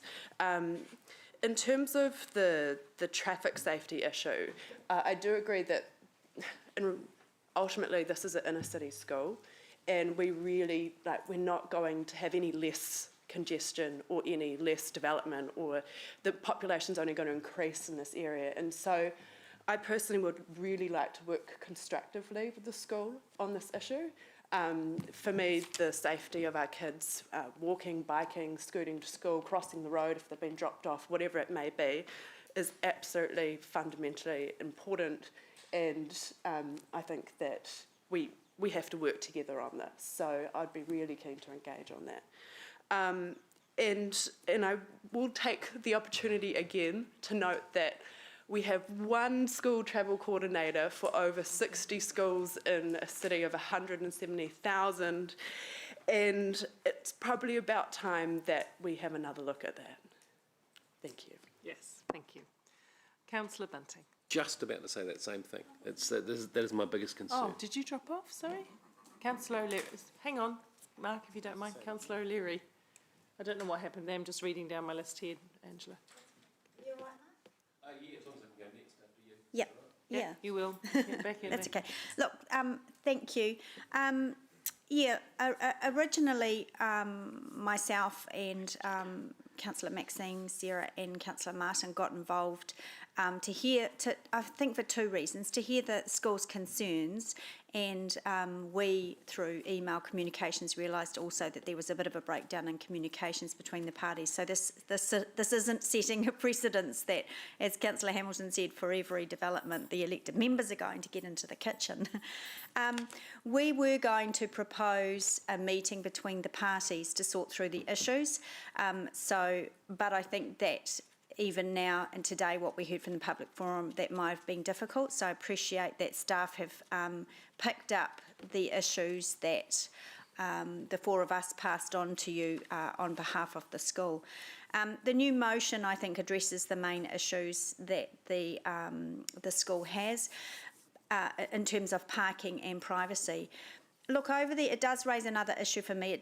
Over the years, we've talked in this chamber about sensitive sites a lot, and we've done so in the context of alcohol, synthetic drugs, things like that. So I'm also keen, and I'm sure the chair of the district plan programme of work has made a bit of a note, but to discuss that, because we are in a high growth city, and these are the kinds of growing pains that some of our older, well-established inner city schools are going to face. Just to give you a little bit of comfort, hopefully, councillors, Councillor Sarah and myself, we are committed to working with the school, and the school were quite keen on being part of a possible trial in the future where we could solve all of the world's problems of drop-off and pick-up for schools. That would be our intention. And informal, and I press this, informal conversations with Waka Kotahi, they would be interested in that, and it is something that may attract future funding as well. So there might be a light at the end of the tunnel. But I want to thank actually both parties for communicating so in depth with me and sharing notes, and as I said to both parties, I was always going to share notes of conversations between the two as well. So I'm hoping that this will mitigate those concerns. I'm comfortable from the lawyer's perspective around the covenants and the conditions and how those two work to protect anything future for the school. Thank you. Thank you. Councillor Bunting. Yeah, I was just going to say what Sarah and Angela both said, which is great. It's fantastic, and that is definitely a big issue, the drop-off and pick-up, and it was a big issue before this development was even mooted around that school. So that point's been really well made, and I thank you guys for saying that. I just want to sort of look at it from a very global sense. Isn't this so jolly sad? Not the fact that there's a bit of a brouhaha blown up between potential neighbours, and I think we've done a pretty good job of doing what we do. But isn't it terribly sad that the conversations around walls and minimum fences and opaque windows and cameras, what has Hamilton become, where we can't trust people to live next to a school pool? How terribly sad is that? How sad is it that we have to assume that our community can't be trusted next to each other? And I look forward to working towards a community where if a house is built next to a school pool, it's a good thing because it adds to the security and it adds to the value of that school pool. Yeah, and I lament that dwellings next to amenities are seen as dangerous rather than useful. You know, I still hold hope for the fact that we can move away from a fortress mentality with our planning, and that into a community where we look after each other rather than needing protection from each other so much. So, thank you. that's all I got to say about that. Councillor Deputy Mayor Taylor. Thanks, Mayor. This latest motion, I became pretty aware early on that there was a bit of misinformation flowing around, and my impression, rightly or wrongly, is that the school hasn't taken opportunities that it could have to correct some of that misinformation. I've picked up a lot of goodwill from this developer here, and I'm not convinced there needs to be any further delay in the road stopping or the sale and purchase. Councillor Bunting sort of took the words out of my mouth. I reluctantly support the measures taken to restrict the views over the swimming pool, although I too find it desperately sad, a desperately sad indictment on our society that we have to take such extreme measures. I know of some older people who might be, who genuinely love living close to schools and might love to live next to a school swimming pool. I've always enjoyed living reasonably close to primary schools because you get that lovely happy noise throughout the day, which is I always find uplifting. I have some, so yeah, it is just really sad that we've got to the stage where we have to legislate for perverts. Some sympathy I have for the school because I think they're becoming aware that development is going to crop up around them. My message is not really a good one for Hamilton West School or for other inner city schools. And once the NPS and urban development kicks off, we as a council are going to be virtually obliged to loosen development rules, and you could very well have 6-storey buildings on Hammond Street. So yeah, there it is. It's going to become harder there. So look, I think Mr. Pickett's been really responsible in his approach here, and without even council selling this additional land, he could have put up apartments here or duplexes. So yep, so I'm supportive of this. I appreciate it's been a tough road, but this needs to happen. Thank you. Councillor Van Oosten. Thanks very much, and thank you to the presenters who have come in today to also give us their views in person. It's not always easy, but really appreciated, especially when the issues are quite hot. And I acknowledge the speakers that have gone before me that have talked about the intensification of our city and the consequences of it, and this is obviously really closely one of them. I thank the chair of the Infrastructure Operations Committee, Angela, for taking up my suggestion of approaching the school when I noticed that the development was right next to the pool. It was the first thing that came to my mind. I'm a grandparent of children at the school, and so I have a really clear understanding of the challenges that the school faces there, and have a great deal of empathy for the points that they have raised. I also see that and recognise Jessie's contribution today around the vulnerability of our children, and for us to have real oversight of those concerns as well. Ultimately, though, this is a time of change, and we have planning in place that allows for the type of intensification that the developer is looking for, and with the small piece of land added to it, really can enhance the value and the beauty of that site as well. It, as Councillor Ryan has suggested, ticks an awful lot of boxes in terms of the public good that it might provide, the kinds of off-street parking that has been recognised by the developer, the urban design panel that has been a process that's been taken up as well, which, as an aside, may well have been useful for other developers up Hammond Street to have used, because I can see clearly some examples where they're not adding to the beautification of that area. However, what I would like to acknowledge, though, is that the parties have been able to express their concerns, and that what's being proposed today is a rather elegant way of being able to demonstrate that Council have really listened to those concerns and have put up some solutions that will, not just for today, but in the future, hold all of those concerns to a standard that cannot be overlooked. So I'm happy to support the motion that's being proposed, and acknowledge that there's some real value in dialogue in having an understanding of where each party comes from. So thank you. Councillor Gallagher.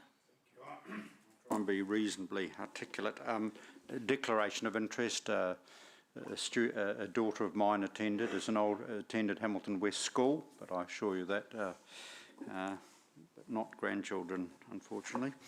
I think, yes, I think, no, well, I won't go into optimism or pessimism, let's leave it there.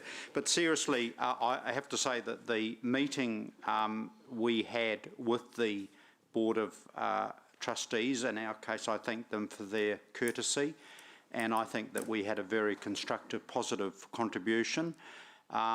If I may, I want to do a huge shout out for Chair Angela and Deputy Chair Sarah in terms of the dialogue, and they were a wonderful team there that night, because they are going to talk with the school and offer, around the traffic issues. Councillor McPherson, via a remote message, has reminded me that in the old days we used to have 3 school travel planner positions, and owing to a period apparently of an austerity under early administration and NZTA funding, that I think we're down to 1, if I've got that correct. So I think in terms of those broad issues, there is a challenge to us. Just 2 other issues I just want to deal with. Number 1 is this issue obviously is not going to be the only issue we strike in this area, and I think through Ryan's committee around, our district plan, and, how do we involve schools, how do we do planning around schools and facilities with regard to urban intensification.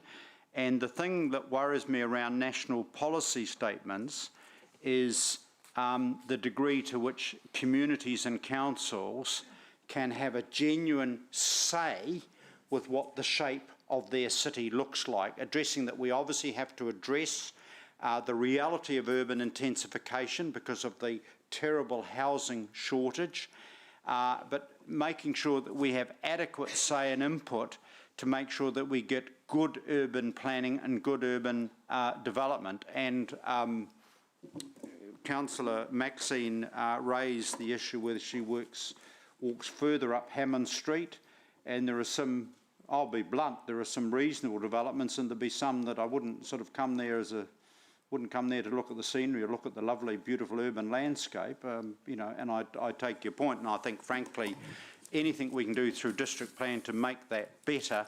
In this case, I hopefully am not being naive and thinking that we can get a win-win for the school and the community. I hope that is the case. I would certainly urge staff to make sure that the Hamilton West Board is kept in the loop as this development continues.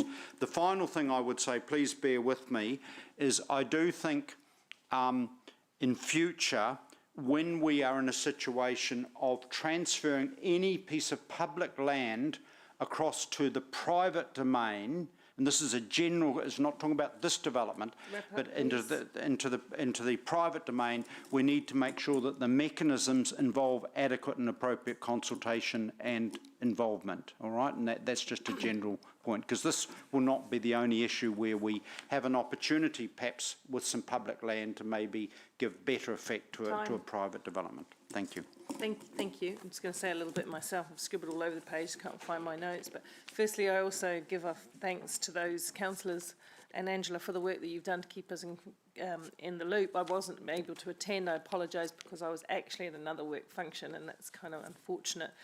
But look, the transition to a denser city will be hard, and it has been hard, and it's causing all kinds of reaction around our community.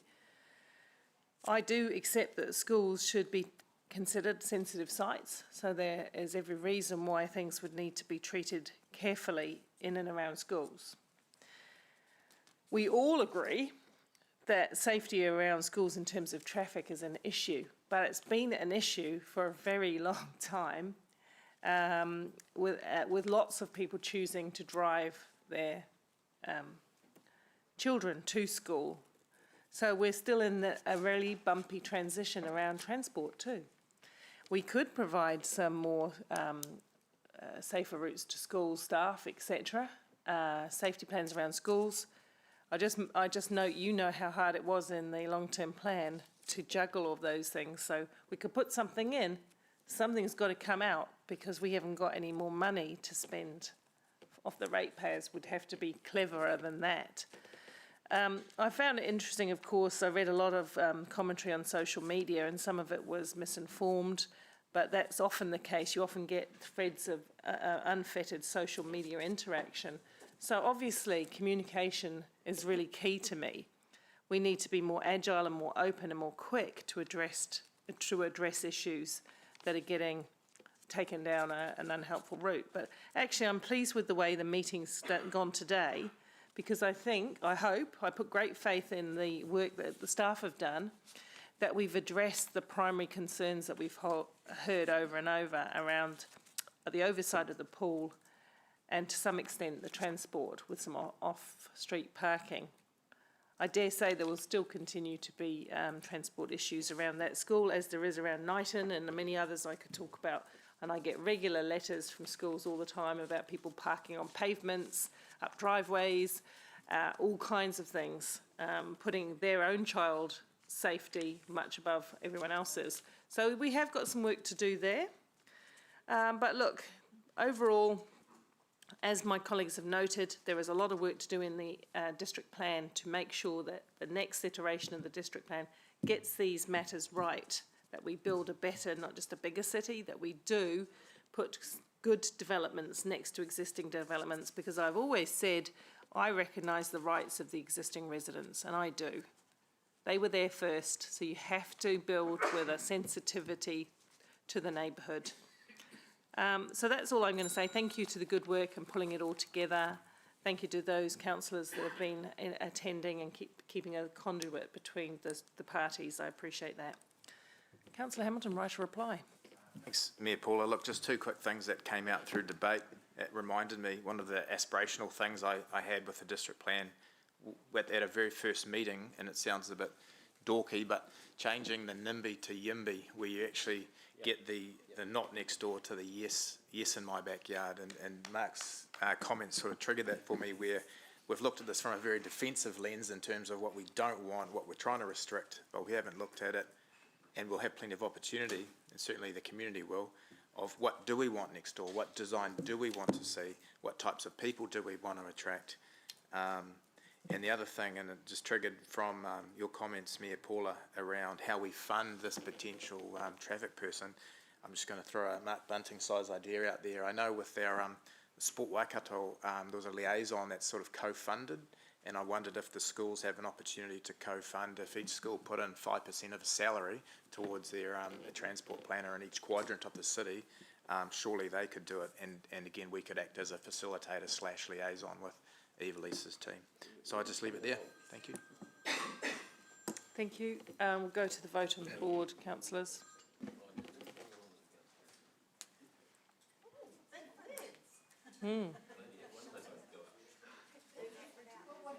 Yeah, I pressed.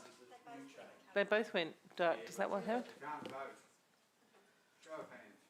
You have voted. What's happened? The motion is carried unanimously. Thank you. Thank you, councillors. We're now adjourned until 10:02. We've got an award to give out. And there is cake. No, I've got staff waiting.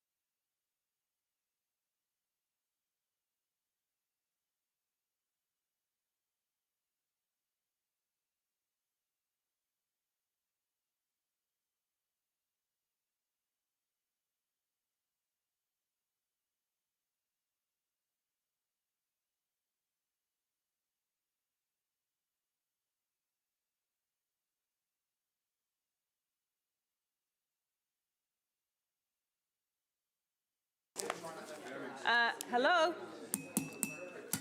Oh, I don't know. I can't do that. Need David Bryant. That's my whistling. Can you hear it? That's his skill set. That's it. Sorry, Max. It's the best I can do. Can someone teach me how to do it? Go, Max. That's pathetic, isn't it? We'll get you a portable air horn. That's my best whistle ever. Right there, you heard it here, people. It's pretty pathetic, isn't it? Okay. We're now on to the item, going on. We're on to item, the Chair's report, are we? Yeah, on to the Chair's report, which says very much, not much. I'll move it. Thank you. Pardon? Councillor Wilson moves. Somebody else? Deputy Mayor Taylor seconds. Nothing really to say on that. We're going to talk about water and all other things all in due course. So, and the water care take this out in later items. Question? No? Oh, thanks. I just wanted to question Mayor Paula on the 11 key success areas that you've referred to in the report, and I know they're coming up in the update, and the fact that we have already submitted those to Local Government New Zealand. During this period that we've got now, where nothing's going to happen until the 1st of October, are we actively submitting information to either Local Government New Zealand or the DIA so we can influence the areas where no decision's been made or it's still being considered? Yeah, so... Or do you want me to leave that question until the next report? I can answer that, but I can answer it now, I can answer it later. Formally submitting, no, but interactive, constructive interaction with those parties and dialogue, yes. So you will know that I'm on a small panel for Local Government New Zealand, so I'm able to conduit through that way. Metro sector is on tomorrow in Wellington. So that's another way to talk to all the Metro mayors, and and you can talk about the staff, what the staff are doing when it comes up in your item, but what I'm doing is that. So I'm regularly 2 or 3 times a week talking to a select group of Local Government New Zealand, filtering back issues. We had the Entity B meeting in Taupō, which was pretty good. Because we've been quite responsive and quick to get all of those councils together in one room and all of the chief executives. So Andrew Parsons and Mairi were with me, and Stephen, you were there too. We were all there actually. You were there, Rob. Were you not? No, that was not the at other the one. Entity B. I was at Zone 2. Zone 2. Zone 2. So those kind of fora are the way where we're playing out the debate. We'll talk in the substantive item what we're going to do to try and engage with the community, talk with the community in general about what's going on so they understand what's happening. There are no requirements to formally consult at this point in time because there's nothing really tangible to formally consult on. It's a whole lot of principle level discussion. So when we come to the item, I'm happy to tell you what I heard at Entity B and what I hear through the National Council are the key issues at that time. Is that okay? So yeah, just follow on from that, and because this is your report, do you think that there's the opportunity of that if we put effort in now or over the next period of time, that we will have an opportunity to influence not the final outcomes, but at least provide input that might influence some of the outcomes? Because as I see it at the moment, and I don't want to get into debate here, but you know, there's an awful lot of unanswered questions. And we're second guessing a lot of outcomes on the basis that neither DIA nor the government nor LGNZ want to even answer the questions. Yeah, so I will also talk to that at the right point, but let me say uncategorically, yes, we do. And this is the time for elected members to start really thinking about what the concerns are for them. And also going further than that, working with a really good team of staff and deciding what a best outcome would look like for us within Hamilton and in that regional context. So this is the time to do that. This is all that government's asking at the moment, because they haven't asked us to do anything other than to feed back to them in general across various points of concern and to start talking with our community. They haven't done anything that's triggered a formal consultation. That would happen in the next phase and could take a number of forms, which we can talk about later. So absolutely, Rob, which is why I've been talking with you, and I know you've been talking a lot with Stephen about your concerns of how assets get treated on the books. That stuff is all critical to informing. But what I can say is I think this council should maintain its view that we are still talking, and we understand there may be a case, there is a case for change, an economic case for change. However, there's a lot of details that we need to work through, and we can show leadership in that space, and I think we should. We're a big one, a big metro in a big growing region. We should be taking some leadership as to what sets us up for success in the future, and this is the time to do it. Thank you. All right. I don't know, staff, if you wanted to say anything else, or we'll leave your comment to when we get to the item. Yep, excellent. And I hope, just ask colleagues, I hope you find it useful when I do go to these meetings, Entity B, Zone 2, Metro Sector, Policy Advisory Group, that when I send you those little notes off the notes page, bullet points, is that satisfactory to you as a way of feeding back? Excellent, thanks. All right, it's been moved and seconded. All in favour? Carried. Thank you. And now we are getting to the Three Waters reform.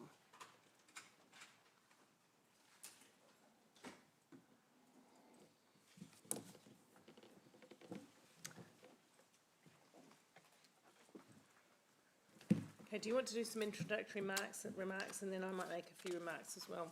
Yep, certainly. Thank you, Mayor. So this report's our fourth report to Council as part of our regular reporting relating to the government's Three Waters reform. This report has quite a large number of attachments that sets out all the recent announcements by central government and the DIA since the last Council report in June. Look, I really intend to take this report as read, but wish to draw Council's attention to the joint statement made by Local Government New Zealand and Central Government at the recent LGNZ conference. So there is an opportunity for every council to consider its position and understand the implications for their communities and operations by 1 October this year. This is a pre-engagement phase prior to any government decisions in relation to the reform. So in my view, we're now at a period where we can have a significant influence on aspects of the government reform program should it proceed. And to maximise that influence, it's very helpful that this council signals its priority focus areas for consideration, and that's set out in attachment 1, and it's the staff recommendation that we adopt that attachment 1 and send that back through LGNZ simply as initial feedback ahead of the more substantive feedback that will be developed and filed by 1 October. In terms of developing that more substantive feedback, there are a number of meetings set up. So there's 2 meetings of the political reference group, which I think all elected members either are or will be invited to, so on the 19th of August and the 3rd of September. There's also the Waikato Tainui Co-Governance Forum on the 9th of September, but ultimately the final feedback will come to Council as a draft on the 3rd of September for approval. So that's a very quick introduction. So Mayor Paula, over to you. Thank you. Thank you for the work you've done. And look, can I just, without blowing smoke up staff, but they know this for themselves. When we attend the Zone 2 meetings, the Entity B meetings, when we're in Wellington, we are held in high regard for the work that we've done here. And lots of councils came up to me post those meetings. Chief executives went up to Andrew and asked for templates of the ideas that we've put together, for discussion work that we've done, for analysis we've done. And so I do want to say a huge thanks to staff, because this is not easy work. It's hugely complex, and it's also polarising the community. And so we have some very strong emotive reactions going on all sides of the debate. And staff, I'm really proud of what you've achieved so far. We are a voice that the government wants to listen to, and so that's really important. But just let's remember, this is not our reform. This is not our reform. This is government reform. People could speculate all they like what will happen in October, but the government are going to take next steps. And when they do take next steps, that will probably be of a scale that's significant enough to trigger consultation requirements in some form or another, which might mean that councils go out and consult at that point, or it could be through a legislative type process, select committee, or whatever else. But there will be another step. We're quite early in the piece. I know, very complex work. Right now, we should be considering the latest information, making sure that government has, or DIA has, all the correct information that they need about water from us. So this is making sure that everything that we've sent them is spot on and relevant and current, which is what staff are working on. There are some gaps. Rob, you've identified one, and thank you for that, because I know that you've been engaged in constructive conversations with staff about how we might address that. So I'm hopeful we will be able to address that. I've also asked staff to think about how we do engage with the public. It's not consult. Consultation is a different thing. This is engagement with the public at this point of view. So what tools and resources do we need to be able to engage with the public in a way where they can strengthen their understanding of what's going on here? Because let's face it, most people are getting on with their lives on an everyday basis and don't necessarily know the complexity of what's happening. So we need to find some tools, and I've been thinking about this and discussing it with staff, but I would really welcome some input from you today on what tools would help you to have the right sort of conversation that you need to have with your community. So I'm really excited now that we're at this point where we can all engage and provide the feedback we need. So we're taking everything else as read in your report pretty much. It's what it is. And I'll ask for questions to get the debate cracking. Councillor Wilson. Thanks, Mayor Paula. And I agree with you. I think our staff are doing some great work and are well respected. And I appreciate your contribution as well. Look, this is a critical issue that is clear and present. Right? My concern remains, particularly so because I heard my good colleague and somebody who's an expert when it comes to figures, Councillor Pascoe, raise last week that this may not improve our debt to equity ratio. Could I have a real clear explanation? Are these assets coming, is it going to improve our ability to borrow? Is some of the debt associated with it coming off our financials? Now, I also accept that we're going to have a loss of revenue, so it's a double-edged sword.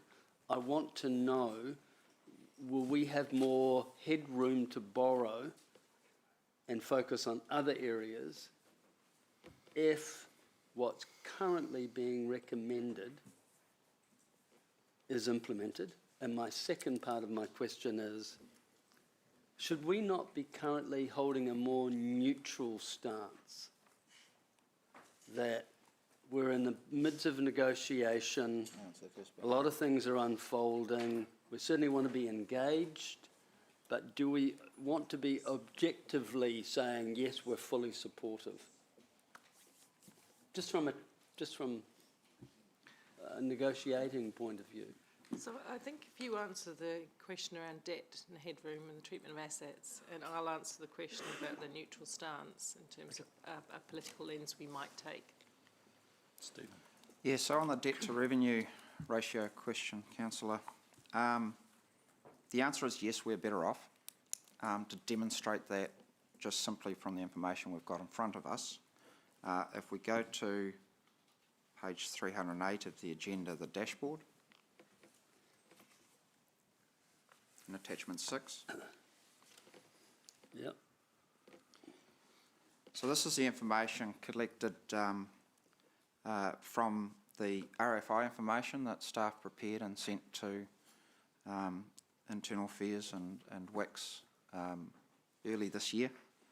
And they've calculated, and I've checked this calculation, I'm satisfied with this calculation. So, sorry, you said 308? 308, it should look like that. Dashboard. Okay, thank you. Sorry. Gotcha. No, what is it? So it's 326 on diligent. Okay, apologies for that. It's all right. 308 or 400. Yeah, so in the bottom middle of that is the debt to revenue ratio for waters only. And it says that the debt to revenue ratio for waters, debt to waters revenue is 522%. Now we know that our debt to revenue ratio isn't 522%. You've just been through the LTP process. You're clear on this. Remembering this is pre-LTP money, so the numbers won't reconcile exactly to the LTP. So the contra of that means that the balance of there is more revenue and less debt for the balance of the business. There is more revenue and less debt. So, so roughly, I didn't bring the number with me today, but roughly there's about $250 million worth of debt to revenue ratio left. So for a layperson, you're saying that we could borrow or unlock 250 million to spend? Yes. And live within our covenants and debt to equity covenants? Yes. Okay. So I'm really going to look forward to hearing the Exchequer challenge that, because it's not what I heard, and that's what's got me really worried. So in terms of the second part of your question, should we be holding a neutral stance, you will recall that Council unanimously voted to support working through instead of opposing the Three Waters reform program and process, that we would support the process and we would inform the process. That's what we unanimously agreed. I personally will get into the political debate later. I see there is a recommendation that looks at that differently. I personally believe that is still the space. Change is coming. Change is coming. The question is, how do we most usefully inform the process right now? So that's the priority. Not that you can dive the ditch over the term neutral or for. The reality is, change is going to happen quite quickly, and we should put all of our attention and resources into informing that right now. Councillor Pascoe. Yeah, look, I just want to tease out more on that question and the statement that I made. I take it, Stephen, you mean that if DIA and the transfer process, they recognise the fact that it is $370 million worth of debt that relates to water assets, then we will be initially better off in terms of our borrowing ability. But going forward, we will, of course, be able to borrow less because we won't have those water assets or the revenue that's coming in from the water assets to give us that leverage to borrow more. Do you understand where I'm coming? I haven't looked at them for a few weeks. I want to have those details, so at some stage, staff may need to take a 5-minute break, because with all due respect, today's the day. I want to know, so I want to give you the opportunity I would like staff to retrieve that data at some point, please, today. We really want to be on play today. Those calculations, because this is a sticking point for council, is the treatment of debt and assets, and we really need to understand this, I believe. Right. So we've got the water equation in front of us. Nigel's kindly found the email that I circulated to the team.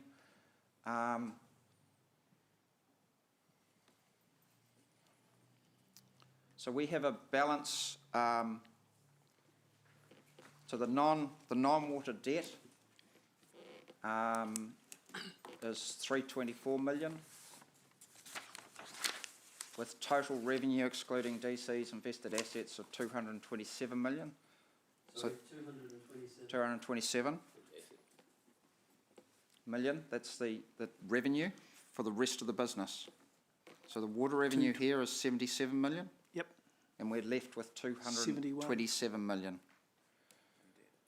So that gives us a debt to revenue ratio of 143%. So using 250% as the limit, and of course at the moment our limit can be higher than 250%, but using 250% as the limit we have debt capacity of 243 million. That's as if this all happened today. I haven't done the calculations for 2024, but they won't be, you know, the direction of this will be similar. So we'll have a big increase in our debt capacity that we have today. Percentage-wise though. But our total, yeah, percentage-wise. Yeah. But because we are a slightly smaller council, we don't have that $77 million worth of revenue, then the total amount of debt will be less, which is what I picked up from Councillor Ross. Which was my comment last week. So we just couldn't go out and borrow the 280, whatever it was that we've got that limit in the current long-term plan.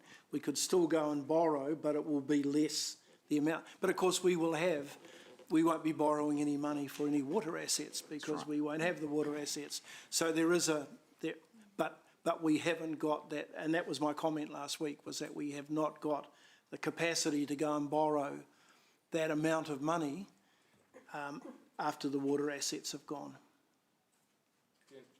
Is that clear? I think there's a lot of conversations about percentages and absolutes that are getting intermingled here. So basically, we will always, so once the water business goes, we're still going to be ultimately capped. Let's say 250, ignore the uplift. We're going to always be effectively have whatever council decides, but at the moment, let's say 250%. Right, so you move it out with 250%. What you're saying is that will be, and after moving the water assets, would have 143%. Is that the percentage you had? Yes. Well, we're at 143% debt to revenue ratio, and we can still borrow up to 250%.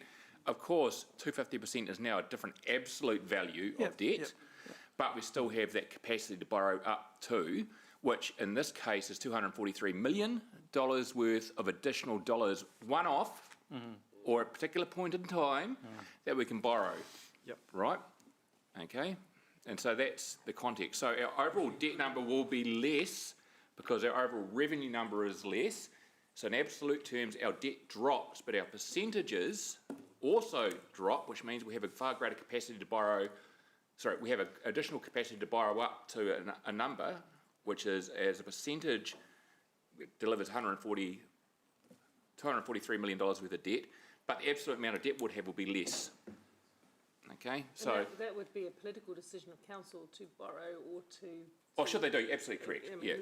There's a ratepayer at the bottom. Yeah. So council may say, as a consequence, that we want to reset our entire debt to revenue ratio scenario and lower it accordingly, and so forth, or invest in other areas. It's council's choice. But on absolute terms, with the current 10-year plan that's in front of us, with the current actuals in front of us, that would be the outcome. Yep. We have capacity to spend on activities that we don't have capacity to spend on today. Thank you, Your Worship. In local government, we're frequently obligated to consult on just about anything and everything, and there seems to be a low bar that triggers that consultation. But am I correct in saying currently that with this proposal, despite moving hundreds of millions of dollars of assets off our balance sheet to a newly created entity, there is no legal obligation to consult with the ratepayers and no obligation to trigger a referendum? And if that is the case, help me understand the legislation that. So we need to talk about the legal advice that was got on that topic, that precise topic. and why it was legally determined that this is not the time for formal consultation, but the next stage would be. Can you explain that? So in the first instance, I'll talk about what the legal obligation is in the Local Government Act. The Local Government Act requires that should we do anything with a significant asset, and water is a significant asset in our significance policy, we must do an LTP amendment, and by default we must consult on it. It also requires under section 130 specifically, there's a clause about water. Do you remember the words? No. And specifically, we cannot transfer water without going through a public consultation. So water itself is in a separate section specifically required. So our obligations under the Act are very clear. The question is... consult. We have to consult. The question is when. When. And the advice is, at the moment, and LGNZ have got some advice from Simpson Grierson, but it's clear when you're in the position that I'm in, and as Councillor Rob has referenced, there is insufficient information to know what to go and talk to the community about in a formal consultation process where we prepare an LTP amendment and we get it audited and all of that stuff. But at the heart of the need to consult is on the legal premise that we have an open mind and that we're interested in receiving the feedback from that engagement and consultation. And in light of that, are we not acting prematurely to be overtly supporting a direction of travel that has not been fully formed and that we have in fact not yet consulted? And could we still argue that we have, despite issuing ongoing agreement and support, could we not be accused of having a closed mind prior to meeting our obligation of consulting with the public that we have a statutory obligation to do? There's a lot in that. There is. Look, I don't know whether the summary of the legal advice that LGNZ got could be circulated to members, because that's pretty important. They asked this, a lot of members around the country asked this, and the result was a ruling that this doesn't trigger consultation in the formal sense because there is no proposal. There's a loosely formed proposal, but it isn't a specific proposal. Government haven't come to us and said, right, we're going to do this, now go and consult with your public. They've proposed some thinking, and we're supposed to be feeding back. So the legal advice that I saw was quite clear, and possibly disappointing to some in the sector, but that's the way it was. So with all due respect, Your Worship, and I really am trying to be respectful, you obviously have access to, and you've participated in a number of things, and you have information that I don't easily have access to immediately. I'm respectfully suggesting I need to be being told this by our staff rather than a fellow elected member, because it's the staff who are having to give me this advice. Because it's far easier to operate and achieve greater outcomes for the Hamilton community by being in the tent than out of it. So that's where we're at the moment. When it finally comes down, and we've done our best to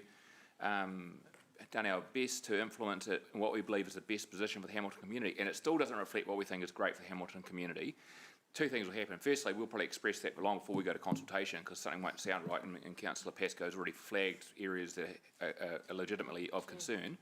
And secondly, when we go out to consultation, there will be a reinforcement of that or otherwise going forward. But how that consultation framework is going to work is going to be quite interesting, and there will need to be some legislative parameters set for that to be achieved as well. But right now, we're pushing it forward to ensure that we stay in the tent as long as we can. At some point, we're going to have to throw our hands in the air and say, well, this isn't working, and what that looks like at that stage will be a decision for this council. So, but surely having a neutral position enables us to do just that. It doesn't throw us out of the tent. No. It implies that we're in the tent. Yeah, and I think either whether we're neutral or pro or against, I think you're still in the tent because I want to hear from everybody. And I just think that our position of at least neutral provides a degree of proactive conversation ability. Yeah. And I say at least neutral. I don't think, in my view, and Andrew, you can comment on that difference between neutral or fully supportive won't reduce our ability to sit around that table. No, it won't. But no. And so, so I'm agreeing with you. Either way, we'll still have that opportunity.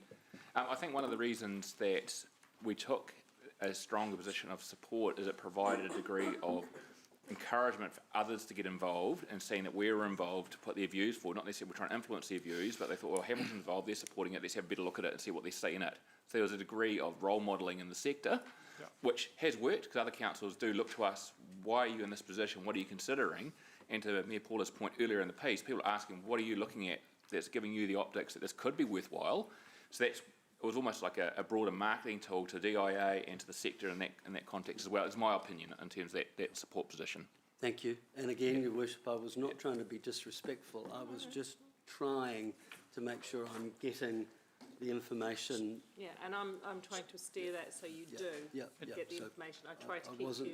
Wasn't having a crack at you. No, I know. It's an issue. It's a tricky issue. I'm fine with it. Mayor Paula, can I continue with my questions now? Oh yeah, you dropped off. I don't know I managed to get one out.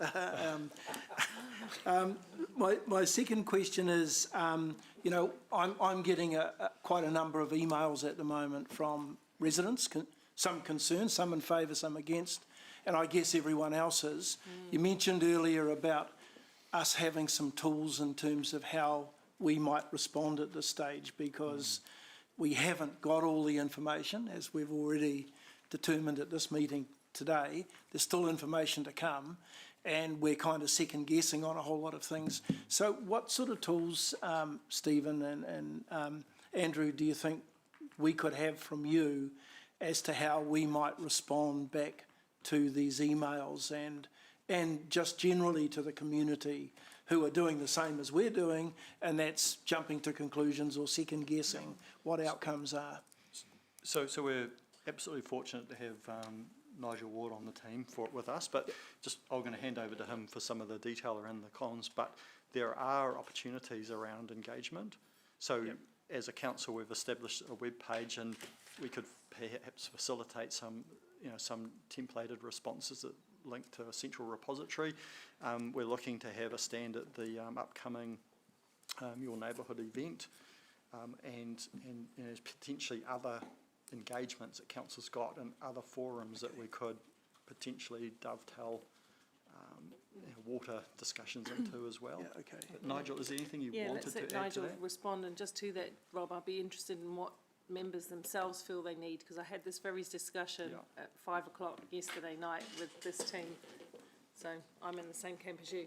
Yep, thank you. I guess it's important that we have consistent messaging. Oh, and just a point, sorry to jump in, Nigel, but just a point, the LGNZ last night were telling me that they are all, and DIA, are both working together on some collateral because DIA is their campaign. Yes. They should be giving us some information that is accessible and easy to the community. And I have to say, if you've jumped on their website, good luck to you, because I've had to read it 4 or 5 times to make sense of half of it. And so we have been quite clear in saying to them, you must do better. You must now step into this space and provide us some engagement material, or you should be engaging with your public on your proposals. So anyway, just getting aside of myself there. Yeah, and not those simplified, silly TV ads.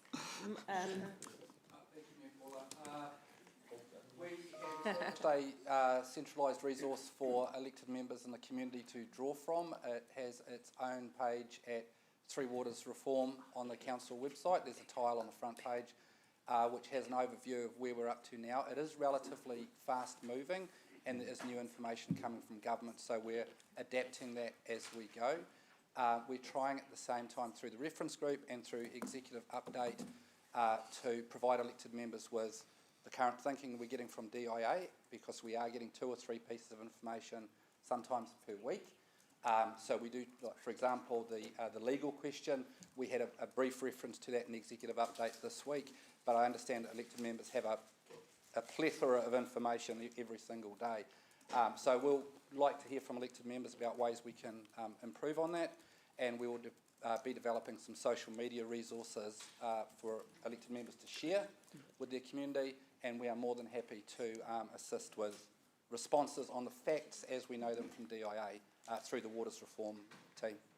Okay, thank you. And my last question is around the 11 points, which are set out on page 260, where are we? 260 onwards. And I notice a number of those are on track or ongoing or awaiting further information required. Is the timing right now for us to be perhaps sending in through staff areas of concern that we might want to add to those 11 points in terms of questions that we're seeking answers to, and because I'm getting a little bit of feedback about concerns about, and I'll use this as an example, and that is the ownership of waters by, if I use entity B, who owns the water? Can it be sold or used in an iwi settlement? There's all of these questions being sort of asked by the public and also by ourselves. And if now is the time that we can get some influence in terms of the way that the legislation's done, is it appropriate to do it now, or are we wasting our time now and better to leave it till later on? Or what's happening in the space now that we can ensure that we get that influence that we've talked about? So the 8-week period ending 1 October is the absolute opportunity to put those matters in. Before the 1st of October? Well, as we compile that feedback as a council, so that they should, if there are questions or matters, they should absolutely go in that document. I do note that the instruction is not just to put issues on the table, is to put solutions as well. In terms of questions, though, or clarification questions, we as staff can put those through to DIA at any time. So we've got a absolutely outstanding working relationship, and we can file those through. And some of them that might just be matters of clarification. But in terms of taking a position, this council has the opportunity through that substantive feedback at the end of September. So in other words, come the end of September, there will be a formal submission? If there are issues, that will be approved by council to go on to because the Minister? Government and DIA are very clear that there is no proposal, so there's therefore no submission requested. They're asking for feedback. There is a proposal, though. They're asking for feedback on the collateral that's out there. Okay, all right, thank you. Thanks for your responses. Thanks, Chair. Thank you. And the time pressure is interesting. I've forwarded to you because it's the only moment I've had to look at it. At 12:10, LGNZ sent out a summary of the question and answers from the Zoom sessions. So that apparently was the biggest attended Zoom, and I know that there's been a number of Zooms, and the questions raised have now all been captured, is what I'm saying. Just emailed it to you because it came in at 12:10. Great. Next question, have I missed somebody? Councillor Van Oost. Thank you. Stephen, thanks for enlightening us about that debt to revenue quotient and the possibility of unlocking $250 million. You also mentioned that at 250%, our current debt to ratio is. I wonder, is there, because we won't be having those assets on our books, should all of that go through, would the LGFA be reviewing any of those, or would it trigger anything that you're aware of to review the level of borrowing, any of those kinds of ratios that we currently use? Would that be at risk at all? So the DIA in preparing the information they've prepared to date have worked very closely with rating agencies and LGNZ. The advices that we won't be worse off, and we could be better off in terms of credit ratings and that like. It's in the margins though, and there's absolutely no indication anywhere suggesting that the borrowing covenants from the LGFA would change. Okay, and should that transaction go ahead, in the eyes of the lender, would we be a better or a worse risk then, in light of that? I can't speak to anything specifically, but just we're taking $350 million worth of debt that's sitting against $77 million worth of revenue. We're better off. Yeah, I think from a rating agency perspective, what they consider is the nature of the revenue got in place. So our water debt is effectively secured by rates, ultimately, whereas our other revenue that contributes towards our non-water debt is not in all cases attributed in the same way. So that would be a consideration for them. Won't necessarily be a significant consideration for them because we have a historical reference point that supports that even during COVID we maintained a significant level of other debt, because remember it excludes development contributions, which is the area that took a hit, and the other revenue is spread across a number of operations as well, so there's like a risk mitigation strategy through multiple sources of income. So they would look at it, they'll probably approach it slightly differently, but I'd suggest it'll come out reinforcing a similar rate. Caveat, I'm not a rating agency. Okay, yeah, thank you. No. Okay, is that, not yet. Is that it for now, Maxine? Yeah, it is. Thank you. Councillor O'Leary? Thank you. Hopefully I haven't missed it, but I don't see in the agreement that we've been asked to endorse today any concern about, I use this word loosely, the lack of protection of privatisation of water services, because that has, or actually any commentary in this LGNZ document that talks about privatisation, the protection of privatisation of water services, because right up until now, all the commentary has been that that can't occur. But in the structure, in that minute paper 2, there's a regional representative group who could be presented with a proposal for privatisation, who can vote by a majority to accept that, and then it goes to the entity who could, doesn't have to, then put out a referendum. And I'm quite concerned about the fact that that is not any commentary in LGNZ's document. Unless I'm wrong, which I know I'm not. Otherwise I wouldn't have asked the question, right? So it's kind of like the government's always said this, but actually the devil's in the detail. It's not in the minute paper, there's a caveat. So I think in terms of our addendum that we're resolving today, we've governance is our big issue, and I think it falls within the governance thing. So I'm not feeling that your point needs to be addressed specifically in that, because you think it's wrapped up in the governance. In a much bigger issue. There's a lot in that governance thing. Your reading of the minute, I agree that there needs to be a 75% majority of the reference group to decide that a reasonable proposal is then put to the company, the entity. And I want to go back and check on this, because this is where we're slightly different. I thought it was compulsory, and you're saying it's not compulsory for the board to then go to a referendum. I think the word was may. Well, may's not compulsory, is it? If the word's may, I'd agree with you. It's a choice, yeah. So I didn't pick that up in the work that I've done to date. So, and then when it goes to referendum, it has to be 75% of the community to decide. So that's the threshold. Yeah.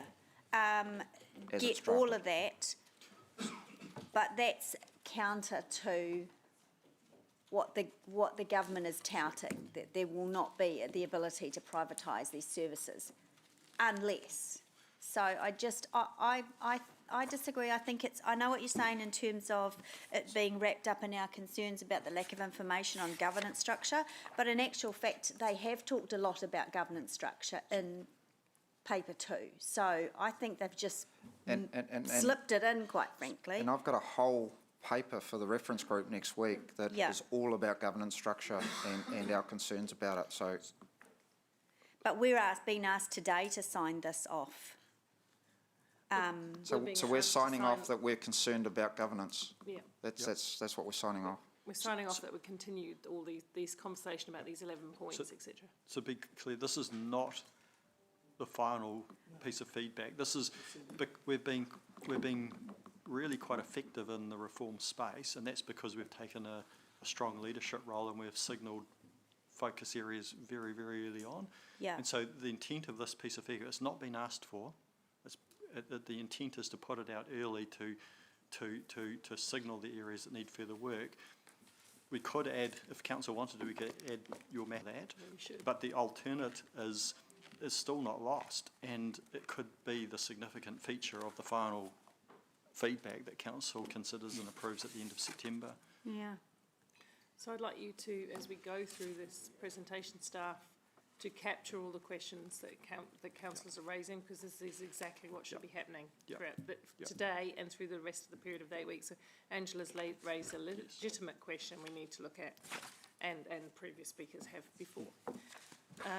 I've got a couple of questions I thought might be useful to ask here. In our forums in Taupo and elsewhere, we've done a lot of talking about other factors of the reform. Can you perhaps step through what's sitting behind the idea of no council will be worse off? That's one side of it, because that's a principle that we've heard. No council will be worse off. Councils will be better off. The better off package, the no worse off, and the transition packages, all three have ability to support us or add burden to us. So can you just talk about those 3 parts, please, so that councillors who haven't been at these events can hear? Yeah, can.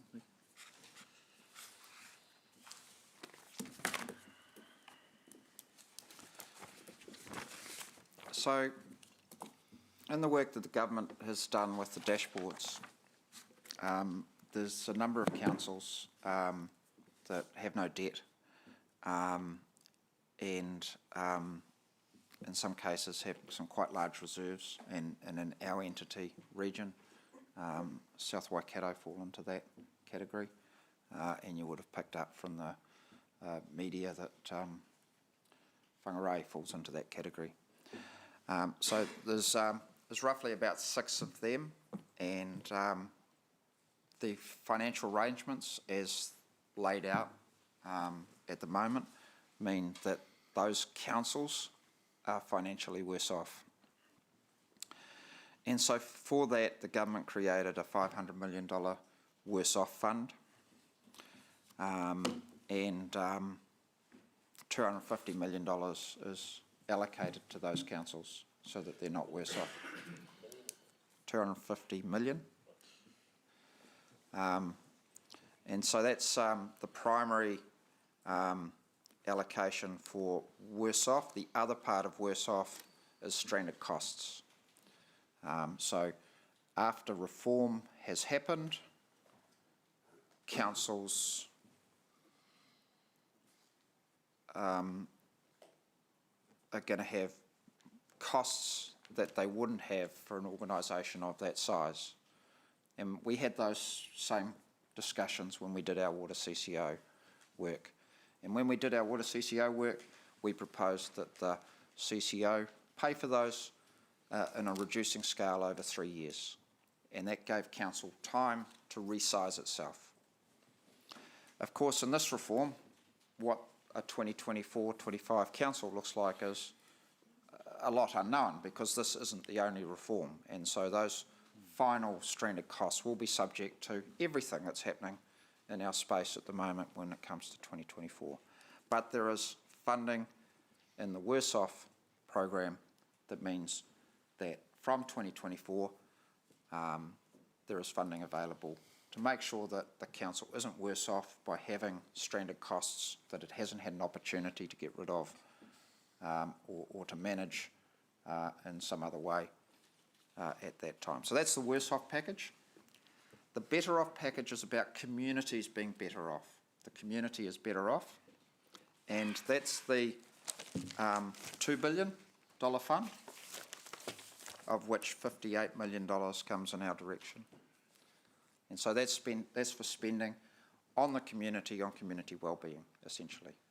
So that's community is better off side of the government's rhetoric. Okay, are there any questions on that? So, yes, Councillor O'Leary. Yeah. That was interesting that you defined that, because I had assumed that the better off commentary was the fact that water assets and management were being taken off council's books, so there'll be better water delivery, better this, better that, better financial benefits. But you're linking it to the 56 million, that 58 million that we've got. But is that right? Am I reading so the too $58 much? million is about the community being better off.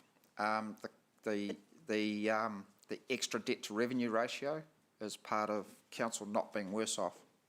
So there's no better off, forget this, let's say there wasn't a carrot of 50, whatever a million it is, there's no better off for this new water structure. Is that what they're selling? No. The better off Well, relates... you kind of blew... Yeah, sorry, it's okay. It's because I'm thinking so hard. At least it's not my they're blurring the lines a bit, aren't they? The better off is as far as I understand, and correct me if I'm wrong, staff, but from what I've heard, it's about sustaining local government after the reform. So should the waters go to a new entity and they manage all of that, we're left having to do some business in the community. And the $58 million that's on offer to Hamilton City Council, untagged, which could be cycleways, could be housing, could be whatever, is to sustain the function and viability of local government so that, and I guess it's a bit of a sweetener. I know I've heard it being termed as a bribe or whatever, but it's a bit of a sweetener which says, look, council, we don't want to leave you in a worse situation than you were. We want you to, in fact, be in a better situation. So that's the intent of it. So you guys can have views on that. Yeah, it's not saying that this new way of doing, of managing and delivering water is better. It's not saying that. Separately that's saying that.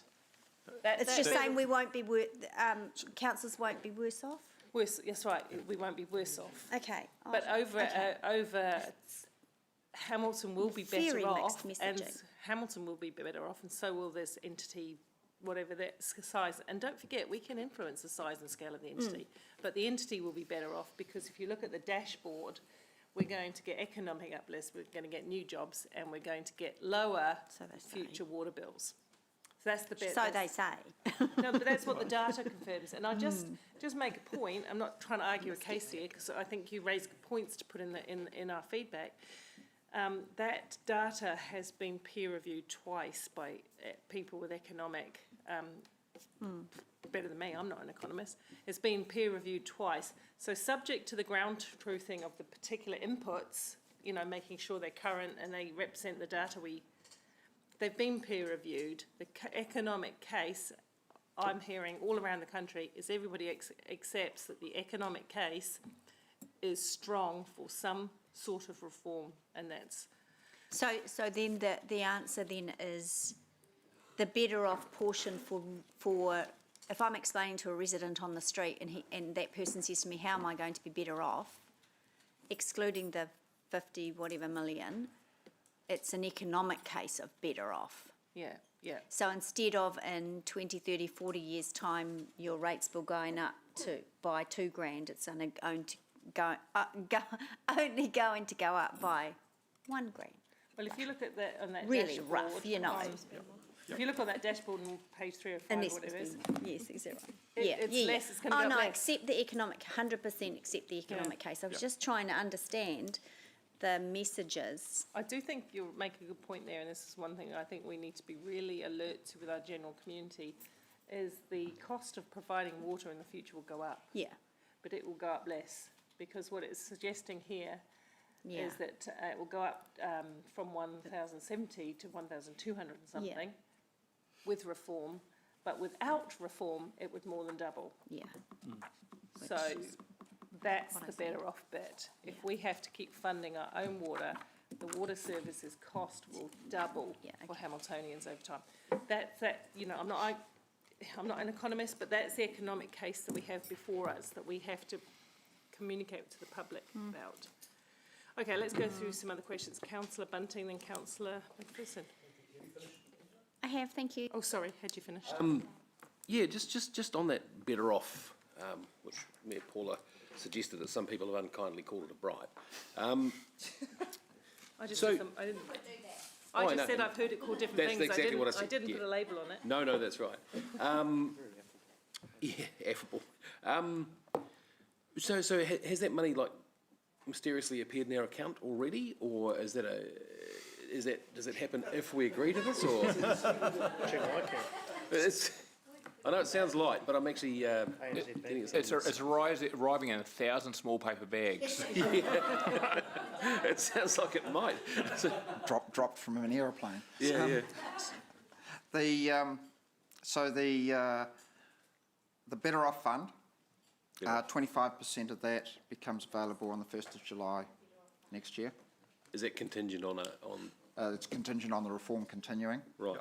So, and the balance is available in 2024. Right. And is funded by the entity. Okay. The stranded money is available in 2024 as well. And the government has another fund, which doesn't have a name of any much substance, better off? which is the $290 million that was in the budget that is available for the transition and processes that we will go through participating in the reform and all of that over the next couple of years. At LGNZ, when all this sort of came at us, and I think it was the Prime Minister that announced, by the way, here's a large sum of money to make you better off. At the morning tea straight afterwards, everyone was scratching their heads trying to work out how they'd come to those numbers. Like, for example, South Waikato got quite a decent size. We got a certain amount. Waipaga a certain amount. How was that come to? So that's why Auckland got $500 million. Is that right? Or? So there's so much information, so I can't hold everything in my head without researching. I don't think it was that simple, Dave. There were three considerations made. Yeah. So one was your population relative to New Zealand, and there was another around your deprivation index, and the third just escapes me right now, but I can look that up. Geography. And so they used those, and there were weightings as the basis for the allocation of that fund between the 20% councils. population, as I recall. Was that? Yeah, Okay, we can get that. I can get the actual breakdown, but there were three considerations. They were given a weighting, and that formed the basis of the I'll ask allocation. James to look and get me the proportions that were applied to population, deprivation and geography, please. Okay, thank you. So yeah, I understand the geography because we're compact, etc. So is that negotiable? Yeah. Well, in your final submission, you could put a case for more. Absolutely, we should think. So I'm being very simplistic about this. If we look too keen, does that reduce our negotiating position? We don't exist, I guess some might have that view, but I think we've achieved a lot to date by taking a supportive position.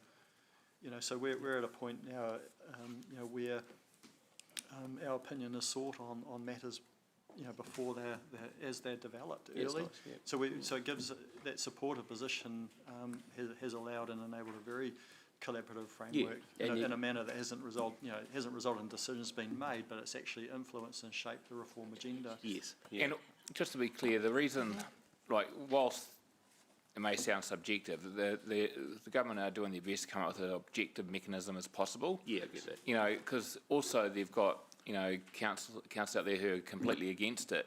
Then they don't want to get into a position where they create the scenario that you're describing, whereby you hold off as long as you can to, you know, hold the whole thing up and, you know, and try to, absolutely try to reel it in. So they're trying to be as objective as possible in that context, which is, you know, and it's kind of critical. And ultimately, I suggest our level of negotiation would be minimal to a degree. I'd say arguing over the contributing facts of what brings us to that point may well be worthwhile in terms of, hey, do we believe that they've got the deprivation right or the geographical aspect right, or and so forth. But, you know, to us to introduce another criteria, what may well mean from an equity point of view, they'd have to introduce that criteria to other councils in the country. They've only got so much money to spend. And to take money off one party to pay another would ultimately be what the outcome will be in that context. Yeah. Thank you, and I get that. I take your point on board, and I support it. You know, the fact that, you know, we help them, we get a better deal. Hey, Mark, on that population deprivation, can I just half answer your question? I hate to step in, but I've been so deep in this. No, go for it. There were the views around the countryside. You want to know how people are feeling about that? Yeah. So the population one is probably the most contentious vis-a-vis the metro sector versus the rural provincial, who have a disadvantage of having small populations. And the difficulty with that is they also have small populations to fund the future infrastructure. So it's a kind of... The deprivation is important to the current government because a lot of the inability to fund future water sits in some of our most deprived communities. Yep. The geography one, and so people are concerned about that. In fact, some of the people who've talked at these forums have said, don't give the 58 million to councils who don't need it to spend it on nice toys. Just fund those people who aren't doing a good job of water. Just fund the ones that haven't been able to invest. You can imagine there was a complete reaction to that.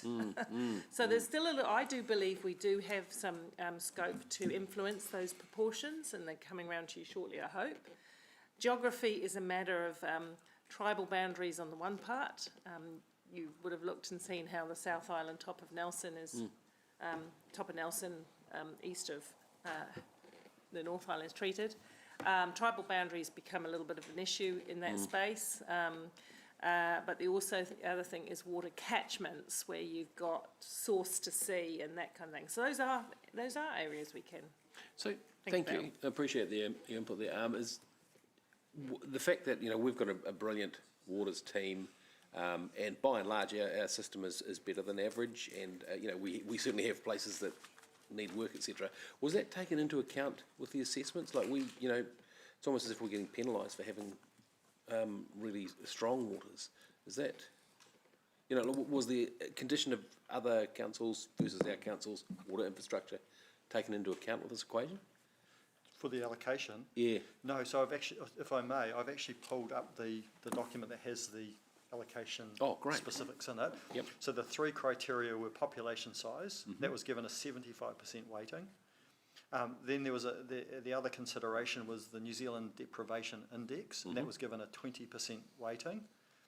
And then there was a third allocation or consideration, which was based on your land area, excluding any national parks. And that was given a 5% weighting. Yep. And that framework was then applied nationally to all territorial authorities against the $2 billion fund. All right. Thanks. Appreciate that. Thanks, Mayor Paula. Thank you, Councillor McPherson.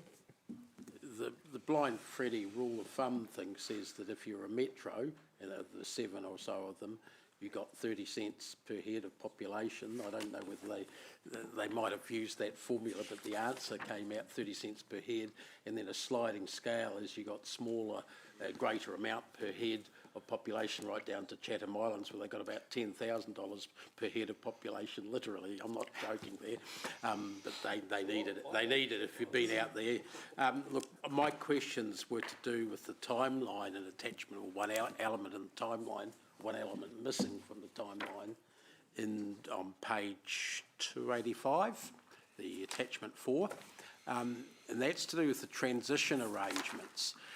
When I'm looking at the sort of vertical columns there, I'm expecting to see that there's a transition period and a process and how that's managed or governed. Well, I'm on attachment. I've got the electronic one. Yeah.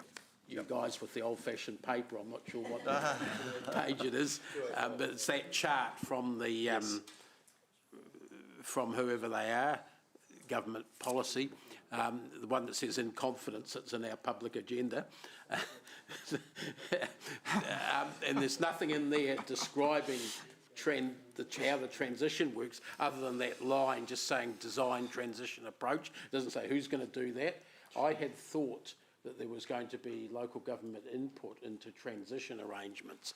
This goes straight from the period we're about to enter, where we make our decision, all councils make the decisions, September, December, through to board appointments of the final board in January, December next year. Where's the transition arrangements? How are we involved in them? There's nothing that's showing me how that part works. So give us some answers if you can. And So the DIA haven't announced anything around transition other than to say transition will require a lot of thinking. There's some. That's why they put nothing in there, because They have vocally said they will meet the full costs of transition. I'm not so much the cost, but how are we involved in it as local government is what I'm after.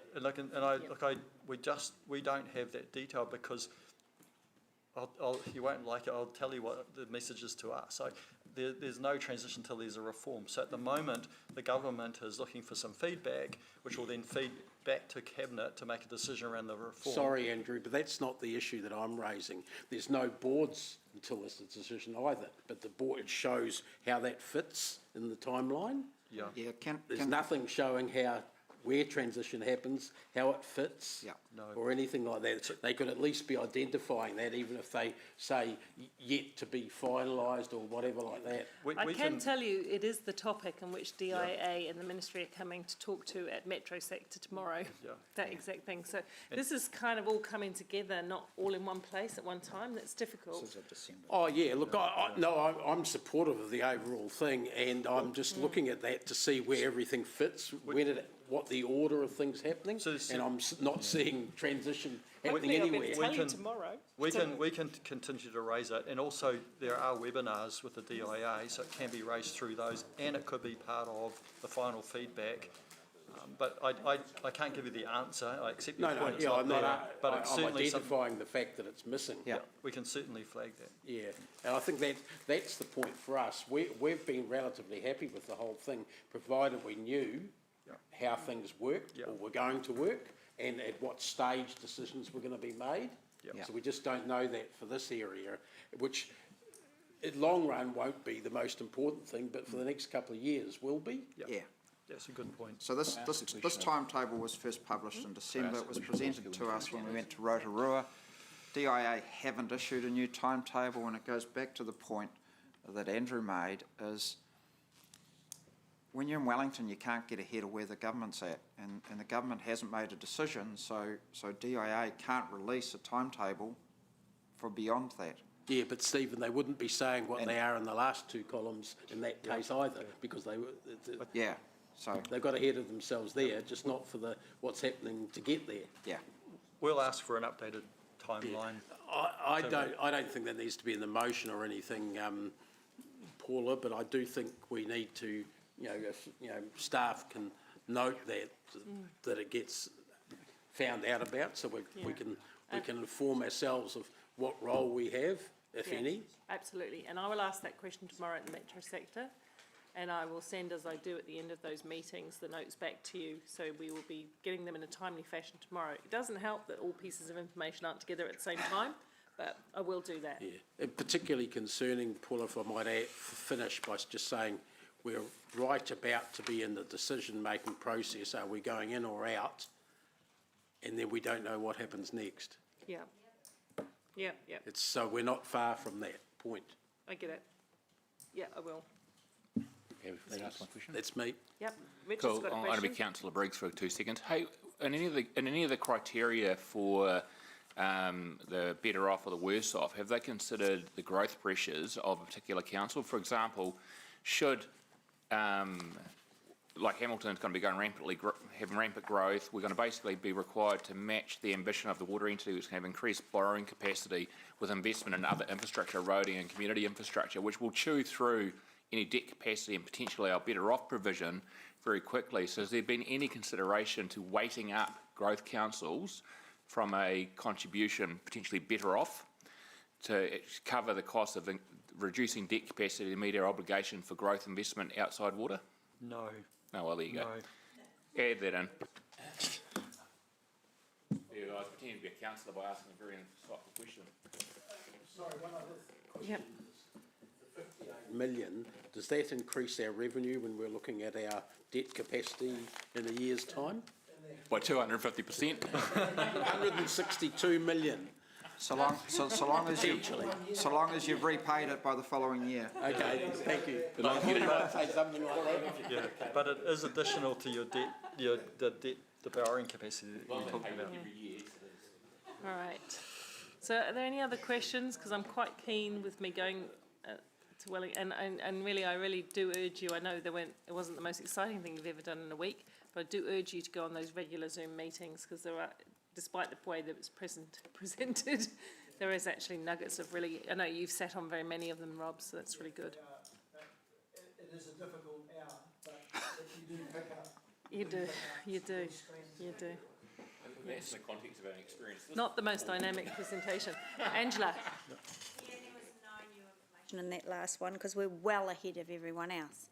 But I'm just, before we get to this decision, where are we with comms? Because like everyone else, and since we've been sitting here, I've had 3 emails come in from residents about water reform, and they're all misinformed. So this is a decision of sorts. What are we going to do? How are we going to handle this in the paper tomorrow? That's a very good question. Aaron? Very good question. We were talking with staff, and as I say, there's a package of information going around the country. They're putting together collateral for us to use in general. DIA have been pressed on to do their own campaign for their own proposals as well. Terrible. It better be better than what they've done up to date, but I'm hopeful. We'll have to think. I really welcome your feedback. Maybe we can get a group of councillors here who are willing to give a little bit of time to that, to think about what we do. Remember, we don't want to make it seem like it's a formal consultation, because it's not. But we do need to filter accurate information. I agree with you. Yeah. I've got lots of inquiries, and I've got nothing. The websites are good. The website page that you put together, Nigel, is a really good starting place when people ask you those questions. We're putting together some form letters with some key points in, James? So that's a couple of things we've done. Other than that, our neighbourhood event, your neighbourhood event, what else could we do? We're really thinking about that. There will be some collateral from Local Government New Zealand today. I just haven't seen it yet. But you're right. Yeah, because what actually did surprise me was the number of emails that we've had since your media release on, look, no formal decisions are made, we're on the journey with the 56 million. And yet emails started flooding in with that little wee bit of information that was put out there. And people are just they're filling in the gaps themselves, so, which is never a good start to when we do actually go out and consult or engage and engage. I can't answer the question entirely, but I share that concern about. Yep. All right. So what I would like to propose is that we get a couple of brains around the table to talk about some things that might make it easier for us to engage. Can I do that? Is there anybody interested in participating? Don't all say yes. Yeah. That's a load of questions. Rob, do I have anybody else? She said brains. Rob, Maxine and I will have a talk ourselves. Okay, we've got a couple of people who might be interested in participating. So let's now go to what's proposed, and I'm going to move the staff recommendation. Maxine has seconded it, and Jeff has got an amendment. Yes, I do, thanks, Mayor Paula, and I've got seconder next to me. Thank you. I second your motion. Maxine has, but yeah, thank you. We like ours because it's got red in it. Okay, so we'll talk to them at the same time, if that's okay, councillors, and then we can debate. Yeah, so I'm getting there. So the only difference is the removal of the words three waters, right? Very, very quickly. Yeah, go, tell. So I've just put an amendment which it just sees us adopting a more neutral stance to the proposed three water reforms rather than our current stance, which is supportive. It's simply rewording of the first 4 paragraphs. So it reflects that we support the overall intent of providing safe, sustainable and efficient water and wastewater services. We don't at this point in time explicitly in this wording support the three water reforms. And the reasons are twofold. There's potentially some pretty serious unknowns for us, and secondly, we haven't consulted with our community, so I think we should be demonstrating as open a mind as possible at this stage. Thank you. So we're essentially neutral. Okay, thank you. It's explained, so we'll get to the debate. Thank you for that. Can we just scroll down to the staff recommendation too? Does everybody understand the point of difference in that? And I apologise for not being able to circulate it to all my colleagues. When you're rewording something, it sometimes takes a while to finalise it. Can you just scroll up so we can see the whole of the amendment? Because the other one's just, no, scroll up, sorry. So I can see the amendment. I want to see the bit, yeah, thanks. Thank you. All right, as the mover, I'll say a few things. Look, I found this meeting very useful, and I share a lot of the concerns that you have around the detail of this reform program. We unanimously agreed to walk alongside the program last time and support the intent of the discussion occurring around Three Waters. We noted in that debate at the time the economic case for reform was there, and understanding that reform in some form may well be the right thing for our community. So I'm going to stick with our approach because it's working very well for us, which is not too far away from Deputy Mayor Taylor's approach. It basically says we're still in positively to engage in this process, because the words are, can't see them now, feedback, oh no, down a bit, no, down into the, yeah, sorry, on the 10th of June, provided feedback on the Three Waters reform. We are actually just supporting the program of work that's going on at the moment, not the final outcome. Nobody's ready to support the final outcome. In terms of community consultation, you can see from the comments I've made today, I am a bit concerned that we haven't got all the tools we need to talk with the community in a meaningful way. And on social media, there's a lot of unfettered comments that are driven by people's legitimate concerns and anxieties because they don't understand what's coming. And change is always really difficult. It's even more difficult when you don't understand it at all. And so the public are behind the 8 ball. They don't know quite what's coming at them.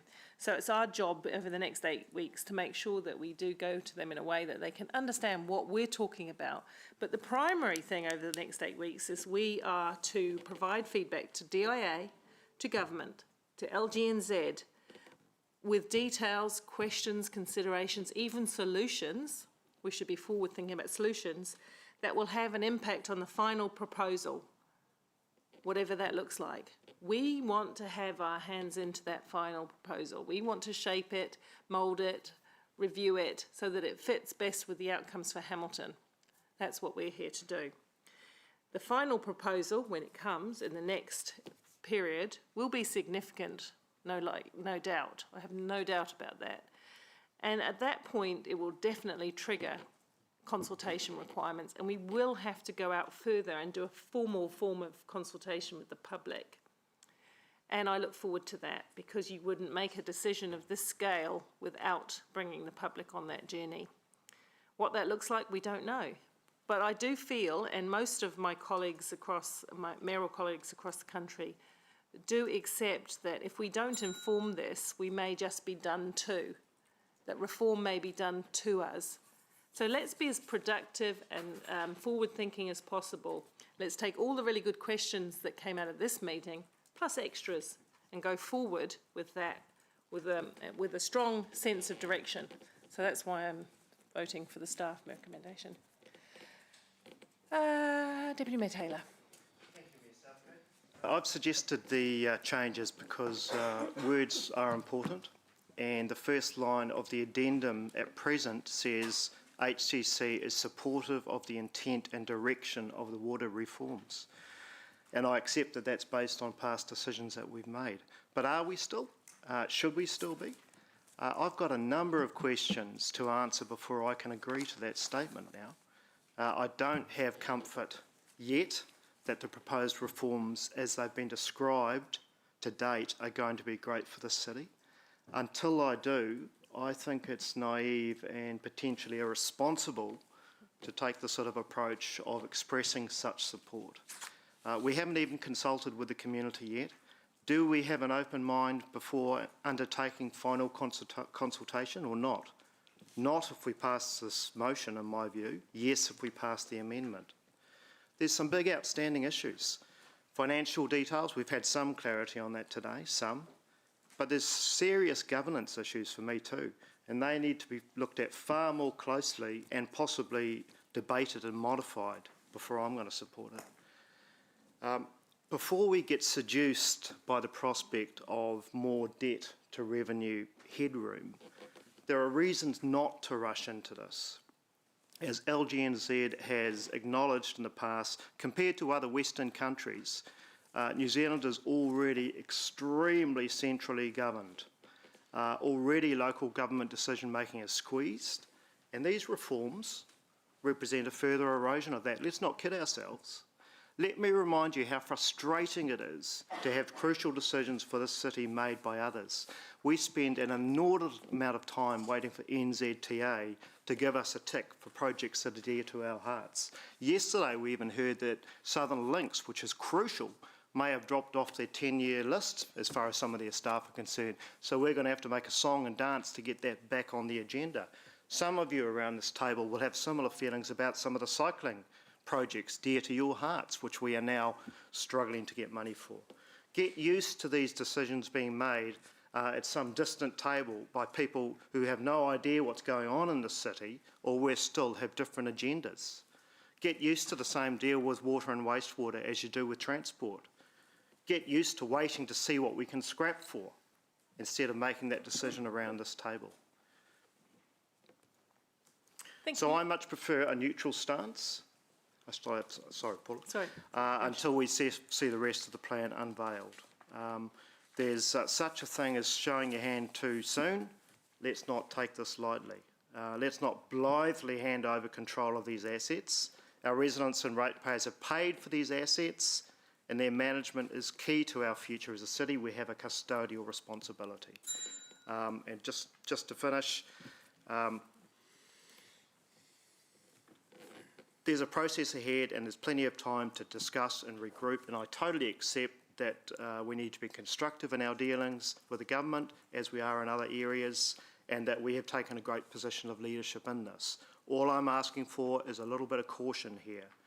I think we owe it to our community that when we go out to ask them what they think, we are doing so with an open mind. Thank you. Thank you. Councillor Pascoe. Thank you, Chair. And look, I support the reform in principle, and I think it's a good idea that we are working with government rather than against.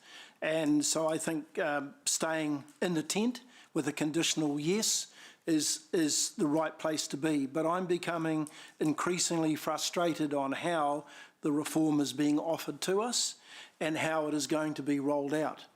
You know, in a real world situation, an offeror comes to an offeree and says, I want to buy your business. Here's the offer. Here's the deal, the complete deal. And then they sit down and maybe they negotiate around the finer detail. In this case, we've been offered a model without any trimmings attached to it. And as time progresses, the dressing around that model is being added. You know, it's interesting that the government and DIA looked at 23 models for water reform, and they've only offered us one. So while I don't want to see the 22 other models, I think we should have seen perhaps number 2, number 3, just to get a comparison as to what could be on offer to us. And that to date hasn't happened, but I believe it might. There are many, many unanswered questions. And as a result of those unanswered questions, this is going to delay a rollout. And to me, it suggests that maybe the government are intent on reform, but they haven't given a great deal of thought as to how it's all going to happen and what significance it's going to have. There is the issue over community consultation, and quite rightly so. Our community should be asking us, what the heck are you doing? You know, how are you going to come and ask us what you're going to do? The Taupo water case that was heard in the High Court last month is throwing more confusion into the market. And I noticed that neither government nor the DIA have made too much in the way of discussion over who might ultimately own the water. We talked before about $370 million of debt that the water company may take from us as part of the transfer of assets. But that will be subject to due diligence by DIA, and so we have no certainty that that $370 million, as much or even less, will in fact form the part that they agree to in terms of taking that debt.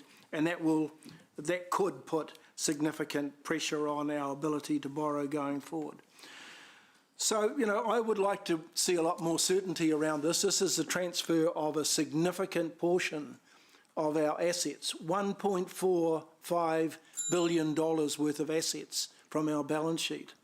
So it is a significant value, it's a significant asset, and I guess the rest of us around this table, as well as the community, have every right to seek, sooner rather than later, some idea as to what the new reforms are going to look like and how the city will be appropriately recompensed. Thanks. Thank you. Councillor Van Oosten. No, he's to a motion. Yeah, he's for the motion because he was going to second it. You're for the motion? He said at the outset he was for the motion. That's the whole reason Rob, we're you here, offered buddy. to second You have to it. choose one or the other. No, he's with the motion. He tried to second the motion. He was with the motion. So you're with the amendment? Yes, I am. Yeah. Thank you. Yeah. I ran out of time this evening. He doesn't have, I just note, he doesn't have to make that decision till he's heard all the debate. And I'll just remind you, you did offer to second it. Yes, I did. Thank you. I hadn't read the motion. So that's the motion. All right, let's go forward. Councillor, what did I say? Thank you. I am seconding the motion, and it's a really good reason why that needs to happen. It's big thinking, Three Waters. It's a big picture that a government is leading the initiative of, and they're asking us to partner with them on it. As a council, we made the decision really early to be in the tent, to be influencing and to be strengthening our residents' voices. And that was because we understood that there was more investment needed to meet our community need and aspirations into the future, and we understood the need for change. We shouldn't falter now at this next step.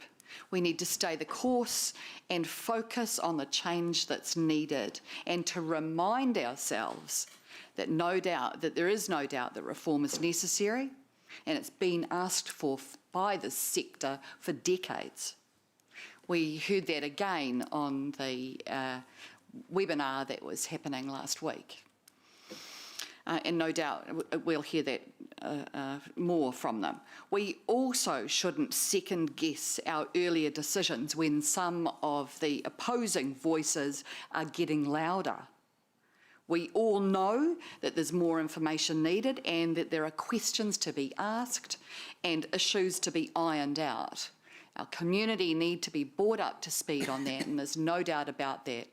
measures that government are already putting in place, advertisements, our own website that has started to bring up and be available to the public for information, are just the beginning of what's needed. We have the responsibility to do the best for Hamiltonians, and we do that by staying in a positive way as a leader, using our influence to bring other councils along with us. However, at the end of the day, it's residents on the whole who will be impacted by this. But they don't want to necessarily be bothered with the detail, the complexity that we have to grapple with. That's what they've elected us to be able to do. They really just want to be able to turn on their taps, to flush the toilet, and to be able to get on with their everyday lives as they always have, but knowing that it's safe and that in the future that it's not going to cost them their arm and a leg. So thank you, and I'll be supporting absolutely the motion. Just the arm. Yes. Councillor, no, she was better than that. Councillor O'Leary. Thanks, Chair. Look, I accept the economic case for reform. It stacks up.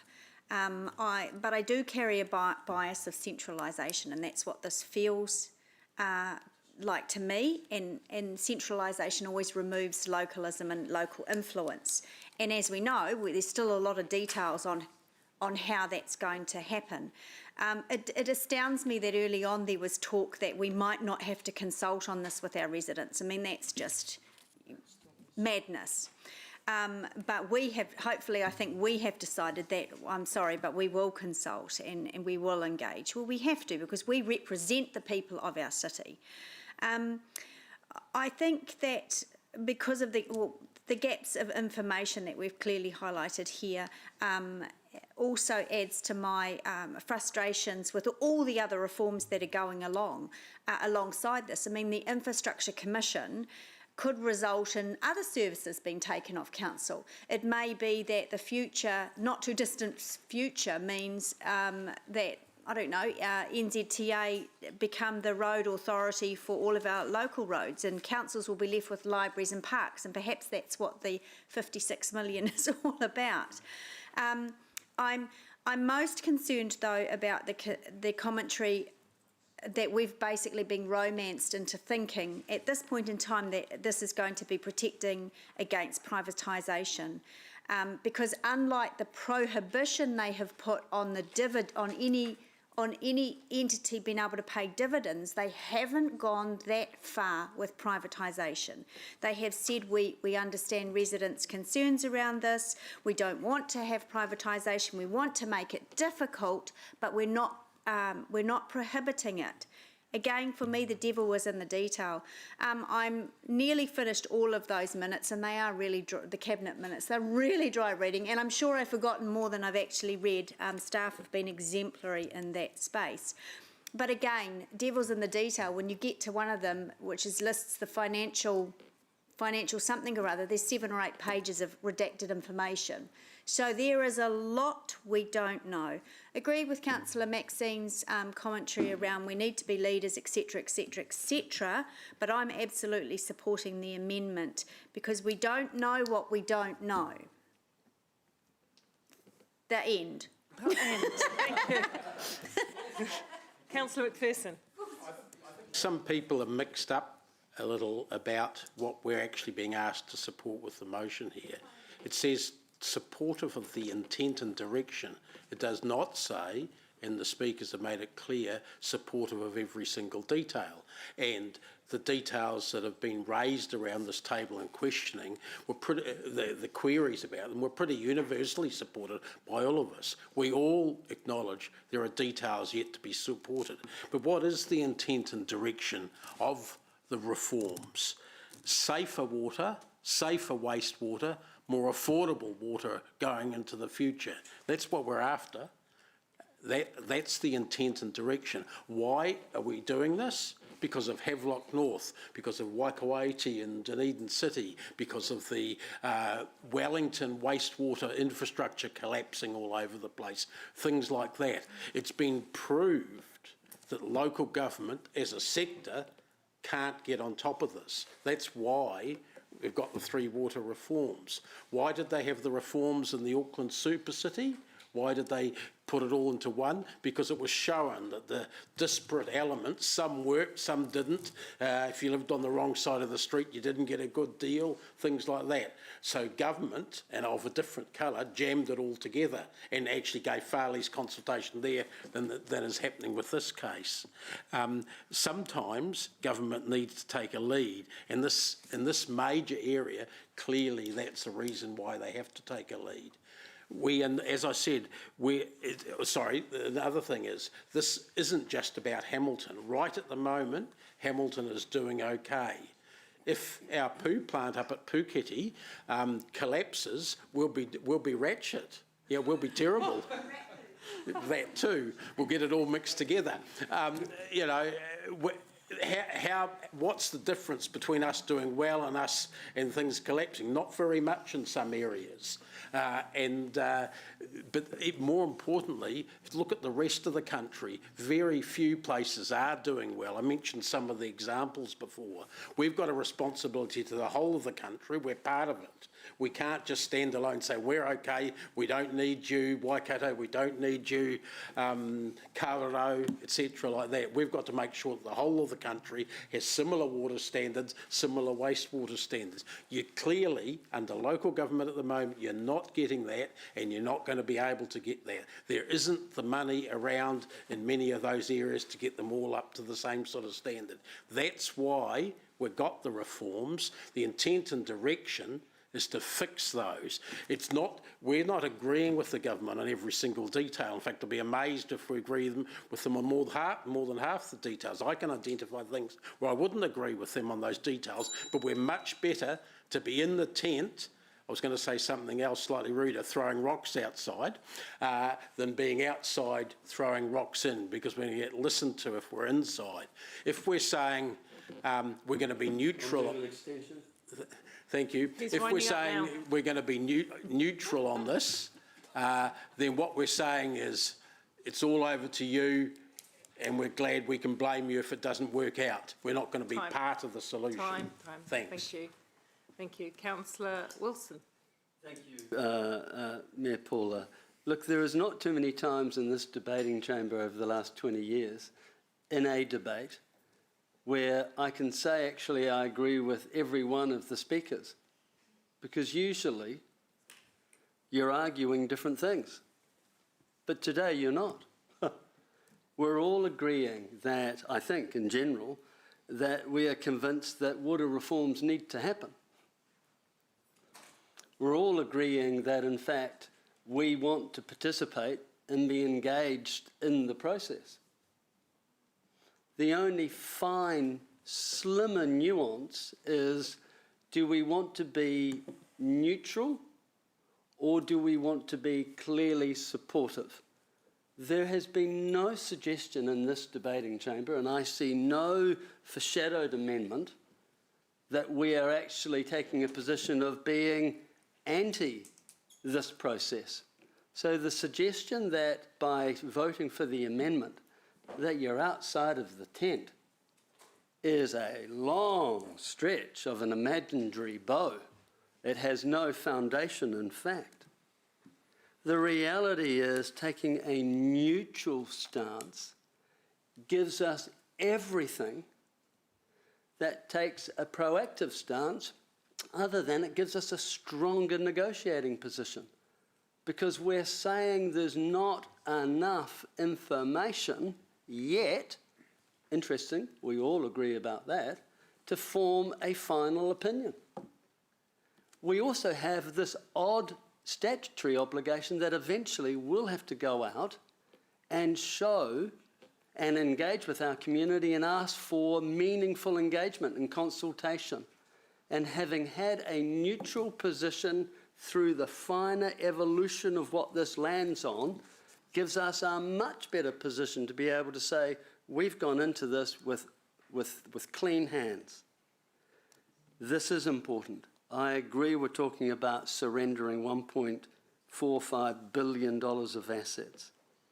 But the suggestion that we're faltering by supporting the amendment is, in my opinion, untrue. We're not faltering. We're showing leadership. We're showing some hesitation. We're asking for some clarity. And we're wanting to get the best result because we all agree, I think 100%, that water reform's required. Let's drill down on the details. And then, once we've got the details, let's articulate a position and go out to our community and consult and listen to what they have to say. Councillor Bunting. Thank you, Mayor Paula. Sorry for that. I was really grateful this was an issue during the LGNZ conference because it actually gave us something to talk about, and it was huge and it was fast and it was zappy and it was massive and there was money flying everywhere and there were ministers everywhere. It was big league. Which gave me the impression that they were sending a strong signal. And if you'll remember, Maxine or Mayor Paula, you remember they talked about this is a signal. We're laying out signals here. And that actually is what this debate is about. Look, just in reference to a couple of comments, I was going to pretty much say what Ewan said about Maxine's argument, and I share Ewan's view on that one. Councillor Maxine's argument about us pulling out of 10. But just in relation to Councillor Dave's blurring of intent and direction, I think that's where the line of this argument is. No one's arguing here against the intent of what we're trying to do. It's just the direction which is a little bit stickier for some people, including myself. The intent is safer water. It's for a better buying power, economies of scale, a better service all around for our country. I haven't heard anyone argue that against that. The direction, though, the way I see it, is for more nationalisation and real fast. Stink, eh? So there's no problem. Everyone seems to agree with the intent. It's the direction, I think, whereas the line is drawn here. To me, a neutral position is a far stronger and more responsible position to take in our position as it is at the moment. We've had it reinforced that it's not going to throw us out of the tent, it's not going to change our bargaining power. But to me, it reflects so far the feedback I've had from my community that I represent. How can we roar into this if we don't have the info? And Mayor Paula said it herself, let's be productive, and I don't want to misquote you here, but in taking the message to the community. Yeah? But how can we take that message to the community if we don't know what it is yet? So let's be careful about how much Kool-Aid we drink at this point. Let's dilute it just a little bit, taihoa, and we also need to take the community's message back to central government. That is our role as local government at the moment. The feedback I've had is, and all I did was put a question that Jeff had put on his Facebook page, on my Facebook page, and the questions that came up were around ownership.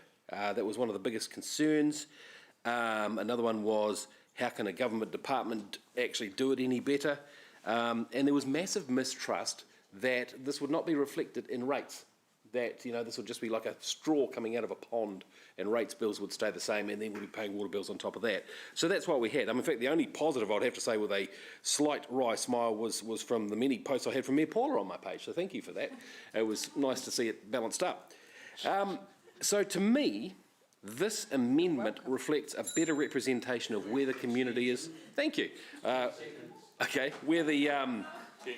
You just took up my extension by moving the extension.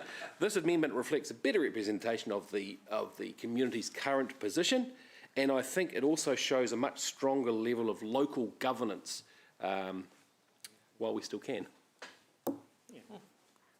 Councillor That end. Gallagher. Try and be in my usual spirit of briefness, conciseness.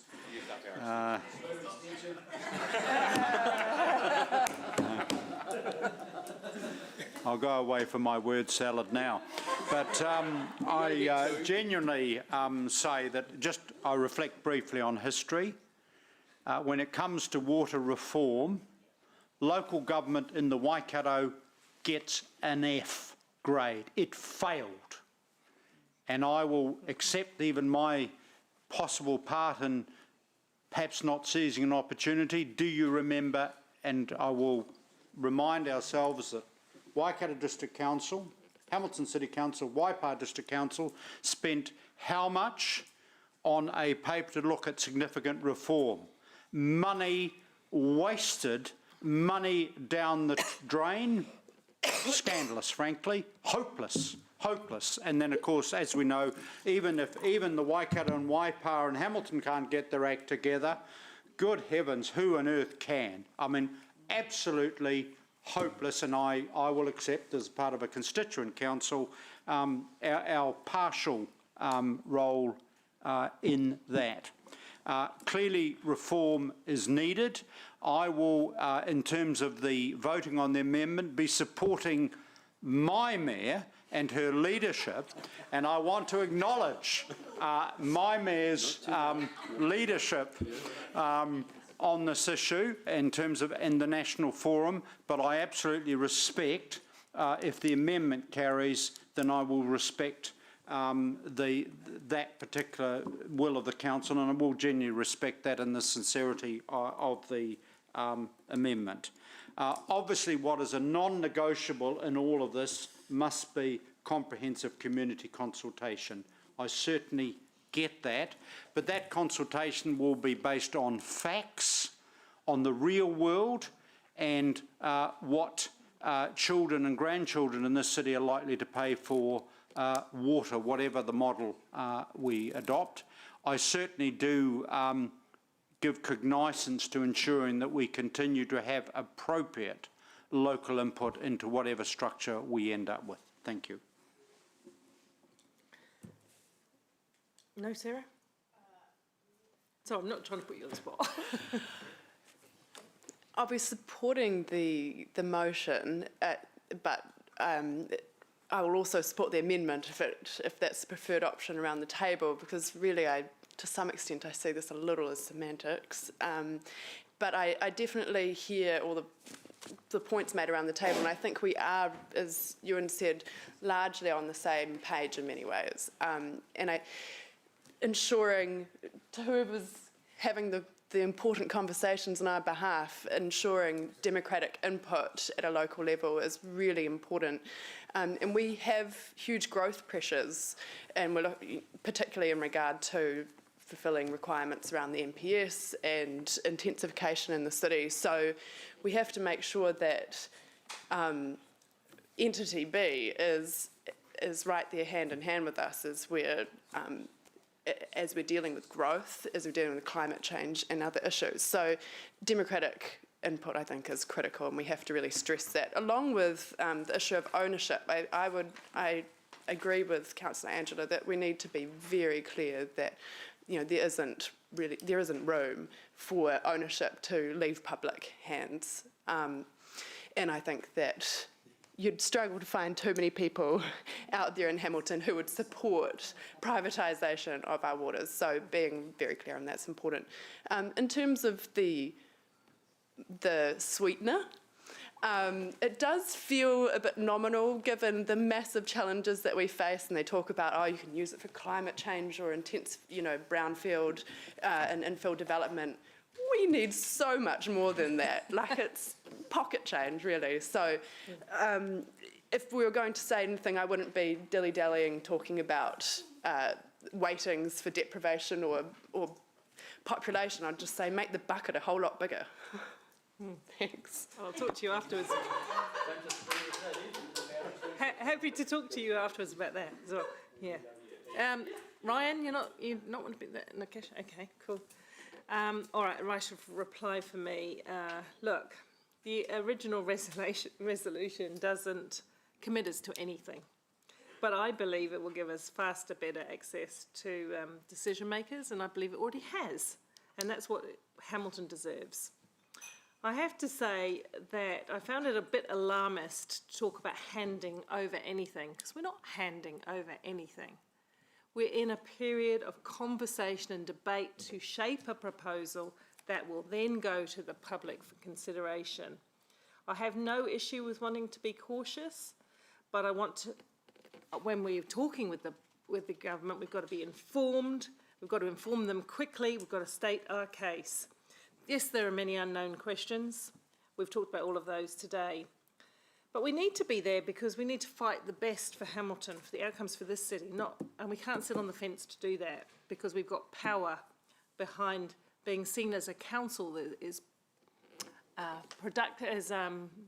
positively focused, constructive. These are government reforms, they're not ours, but we've got to be in the tent, right alongside them, shaping it for the best outcome that we have.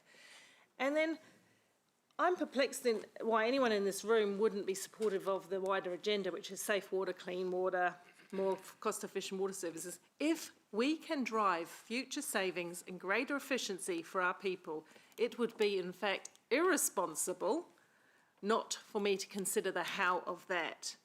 And let's not forget something else. We regularly see boil water notices across New Zealand, E. coli in water systems, lead, all sorts of other things. And those are probably sitting in some of your favourite holiday destinations. So we are part of the whole thing for New Zealand. We've got to look beyond our immediate boundaries. And when we've tried to do that in the past, as Martin points out, we've been unable, through politics, to reach agreement with our neighbours to provide cost-effective services. Water's going to cost the general public more going forward. We want to do it in a way that enables us to have timely investment of infrastructure for people, for new homes. New homes, we need new water plants. New businesses, we need new water plants. So we need timely, cost-effective investment into our communities to enrich our people. And yes, I agree with what everyone has said. In fact, you've raised some really good questions today, exactly what this forum is for. But let's be bold in this conversation. Let's say we're walking alongside this conversation, government, as we have done. Keep in that conversation and be leaders in shaping the final proposal on which we'll go to the community. That's what we need to do. In fact, I know that that has been taken seriously in government because of the position that we had unanimously as a council last time.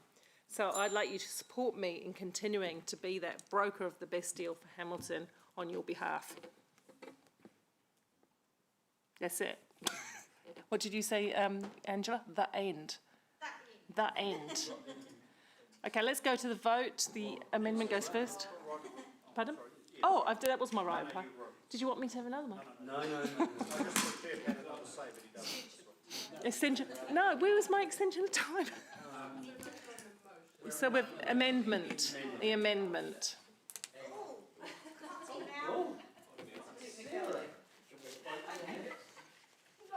Didn't I persuade you enough, Sarah? Come on.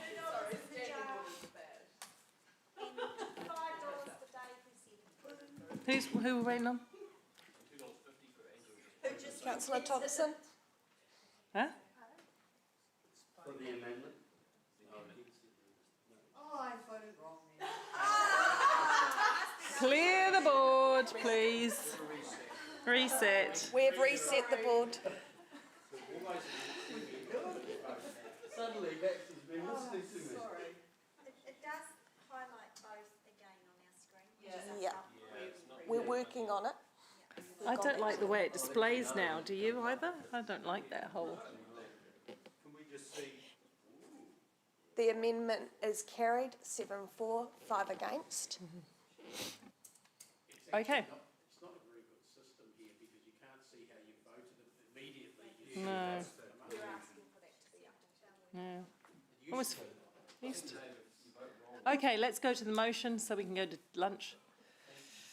So the amendment is a substantive motion. The amendment is a substantive motion is carried unanimously. Okay, thank you, everyone. Gosh. We'll come back at 2:30. Does that seem all right? Because we've still got quite a lot of work to do. Is that all right with staff? I know you have to leave at some stage.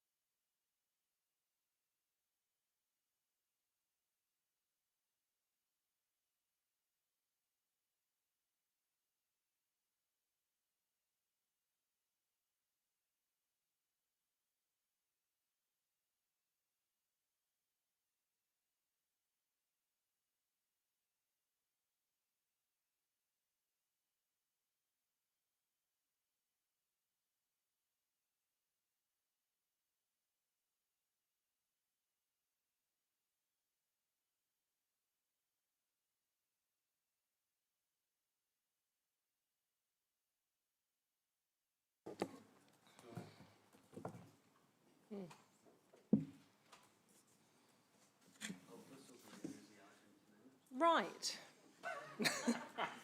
If we haven't had enough fun, if we've not had enough fun in the day already, councillors, let's go on this one. So, it's, you know, it's like, but wait, there's more. There's this item, and then after that, we've got a set of steak knives. So,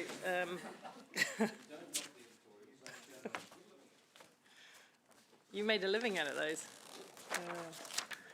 All right, we're on the water care, item 14, water care allocation, Board of Inquiry.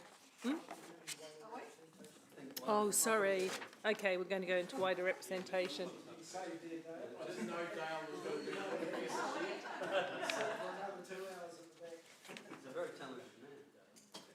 Okay, so no, we're not doing that exciting item. We're doing this exciting item. Thank you. Thanks. Thank you, Mayor Paula. Kia ora koutou. On the 19th of May 2021, the Council resolved to establish Māori wards for the first time following a change in legislation to remove the binding poll mechanism for Māori wards. This decision then triggered the legal requirement for the Council to undertake a wider representation review, which considers the city's communities of interest and fair and effective representation, specifically the ward structure, the number of councillors and community boards. Subsequently, staff have worked to fully inform elected members and Māori partners on the wider representation review process and have sought guidance on the initial options to bring forward for further development and analysis. This report presents two of the options for elected members' consideration, taking into account the previous workshop sessions with elected members and recommendations from Māori partners. It's important to note that this decision being sought today is for the initial proposal on the representation arrangements, and that a full community consultation process on the key requirements of the representation review will be undertaken prior to a final decision being sought on this matter in November. So with me today I've got Dale, who you all know. I've also got Nicole, who's in the room, to respond to any questions around the consultation side of things. Happy to take questions.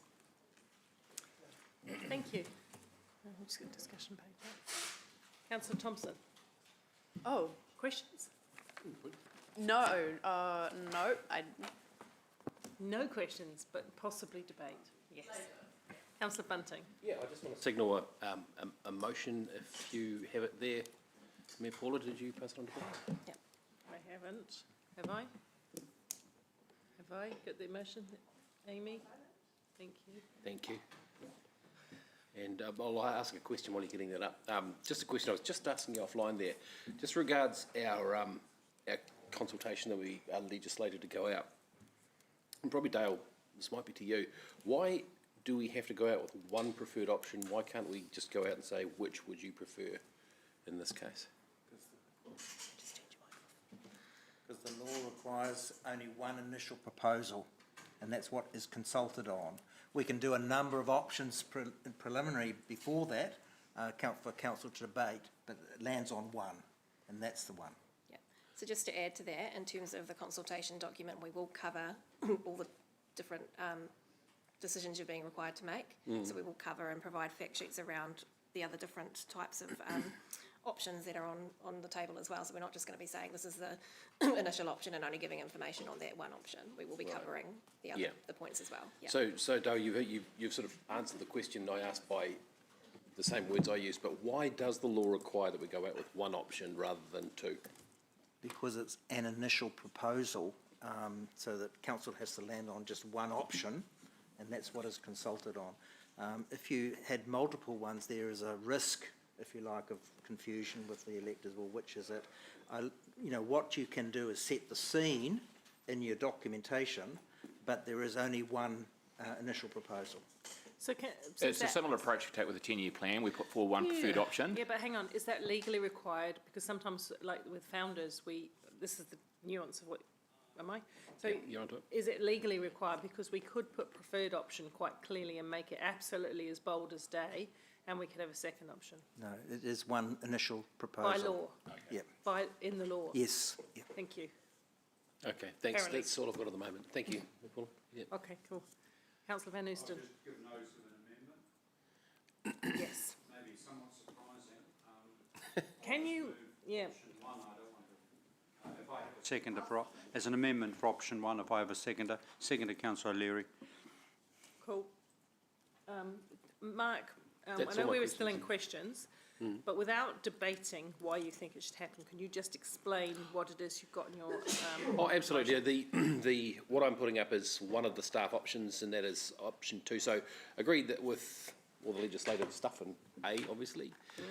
B is option 2, which is the intention I'm trying to get is one citywide general ward with, let me just check on the Māori wards, I'm right. So that effectively the net outcome would be 14 councillors, 2 of those being Māori seats in a single ward. That's pretty much what that says, isn't it? Yes. Thank you. Yeah, that's what I'm trying to get out. I'm pretty sure where the debate's going to. Okay, Go. cool. Everyone clear on that? Excellent. Let's go down to the question list. Councillor Van Oosten. Yes, thank you. And thanks for the paper. There was a lot of information in there and supported by some really good work that we've done in workshops, etc. I'm not sure, though, if everyone's really clear about how many councillors an elector on the Māori roll would be able to influence through an election. In the Māori ward. So in the context of the 2 options that are provided in the staff recommendation? Yes. So at the moment, it's a citywide, the recommendation is it's a citywide Māori ward with 2 Māori councillors elected. So they would be able to only influence those 2 councillors plus the mayor. All right. And then if somebody on the general roll, an elector on the general roll, would then be able to influence in either east or west or a city-wide situation, how many might they be able to influence? So under the option 1, the two wards, it would be 6. If it was a city-wide ward, it would be 12, based on the numbers that we're looking at here. And that's in relation to the proportionality of the population. Okay. Yeah. And so in what circumstance might we be able to see something a little bit more equal? And it depends on how you look at it, I guess, in terms of the proportionality. So Dale, you might be able to explain how the proportionality factor works around the numbers for the Māori ward versus general ward. So we have to look at the Māori electoral population and the general electoral population, and therefore the total electoral population. That gives us a percentage, if you like, or a percentage, and then you multiply that by the total number of councillors, and that gives you a split between Māori and general councillors. Are you talking, referring to that mixed model that we've talked in a workshop? Is that what you're sort of alluding to? Yeah, I think that's possibly something that could offer in terms of the number of people that you could elect. Could that be a bit more equal? If you were to look at 2, 3 or 4 elected at large, then all electors would vote for that, whether they're on the general or the Māori roll. And let's say you took 4 at large, then everyone would vote for those 4, and then you'd look at the remaining vacancies, and those on the Māori roll would vote for those on the Māori ward councillors, and those on the general would vote for the general ward councillors. Yeah. So I guess the proportion of at large, however the higher the proportion is, it would reduce the number of ward elected members. Yeah. Yes. So then there would be less in east or west. Could that also be across a citywide? Would that be just too confusing? In terms of at large and citywide for general wards. So if you had, say, the 4 at large, then everyone votes for those. So you'd have to promote that messaging. And if you were on the general electoral roll, then you would vote for those citywide, for example, and you might have 4 for there. So you'd have to message that, and then those on the Māori electoral roll would vote for the 2 citywide for the Māori roll ward. So you'd have to do your messaging correctly so that you have these votes. You have X number at large, so everyone can vote for those. You have X for the general ward, and everyone can vote for those, and you have X for the Māori ward, and everyone can vote. And So that, those I are mean, Māori roll. it's all possible, isn't it? I'm thinking about people that are not yet on the Māori roll who might wish to join the Māori roll. What threshold is there around that, or what time frame is there for people to be able to do that? Yeah, so currently there is a barrier in place. You will have seen the staff submission that we put in recently around the timeframes for that. So it's tied in with the census. So the electoral option is tied in with when the census takes place, and the next census is in 2024, which is after the next elections in 2022. So essentially those voters that wanted to shift from the general to the Māori ward wouldn't be able to do so for the next election under current legislation. However, there may be some changes coming. Yes. Yeah. And do we have any sense of the timing of that? We know that the Minister was very quick moving the Māori ward barrier change. Might this also be something that is moved on quickly? I don't have any intel on that. I don't have any intelligence on that either, sorry. Yeah. Okay, all right. It leads me to think about motivation for someone then to be coming from a Māori role, or rather general role, onto a Māori role, and whether or not there would be motivation for them to do that if there were only 2 councillors, therefore, that they could influence the election of. Yeah, I mean, is that's that something that's been...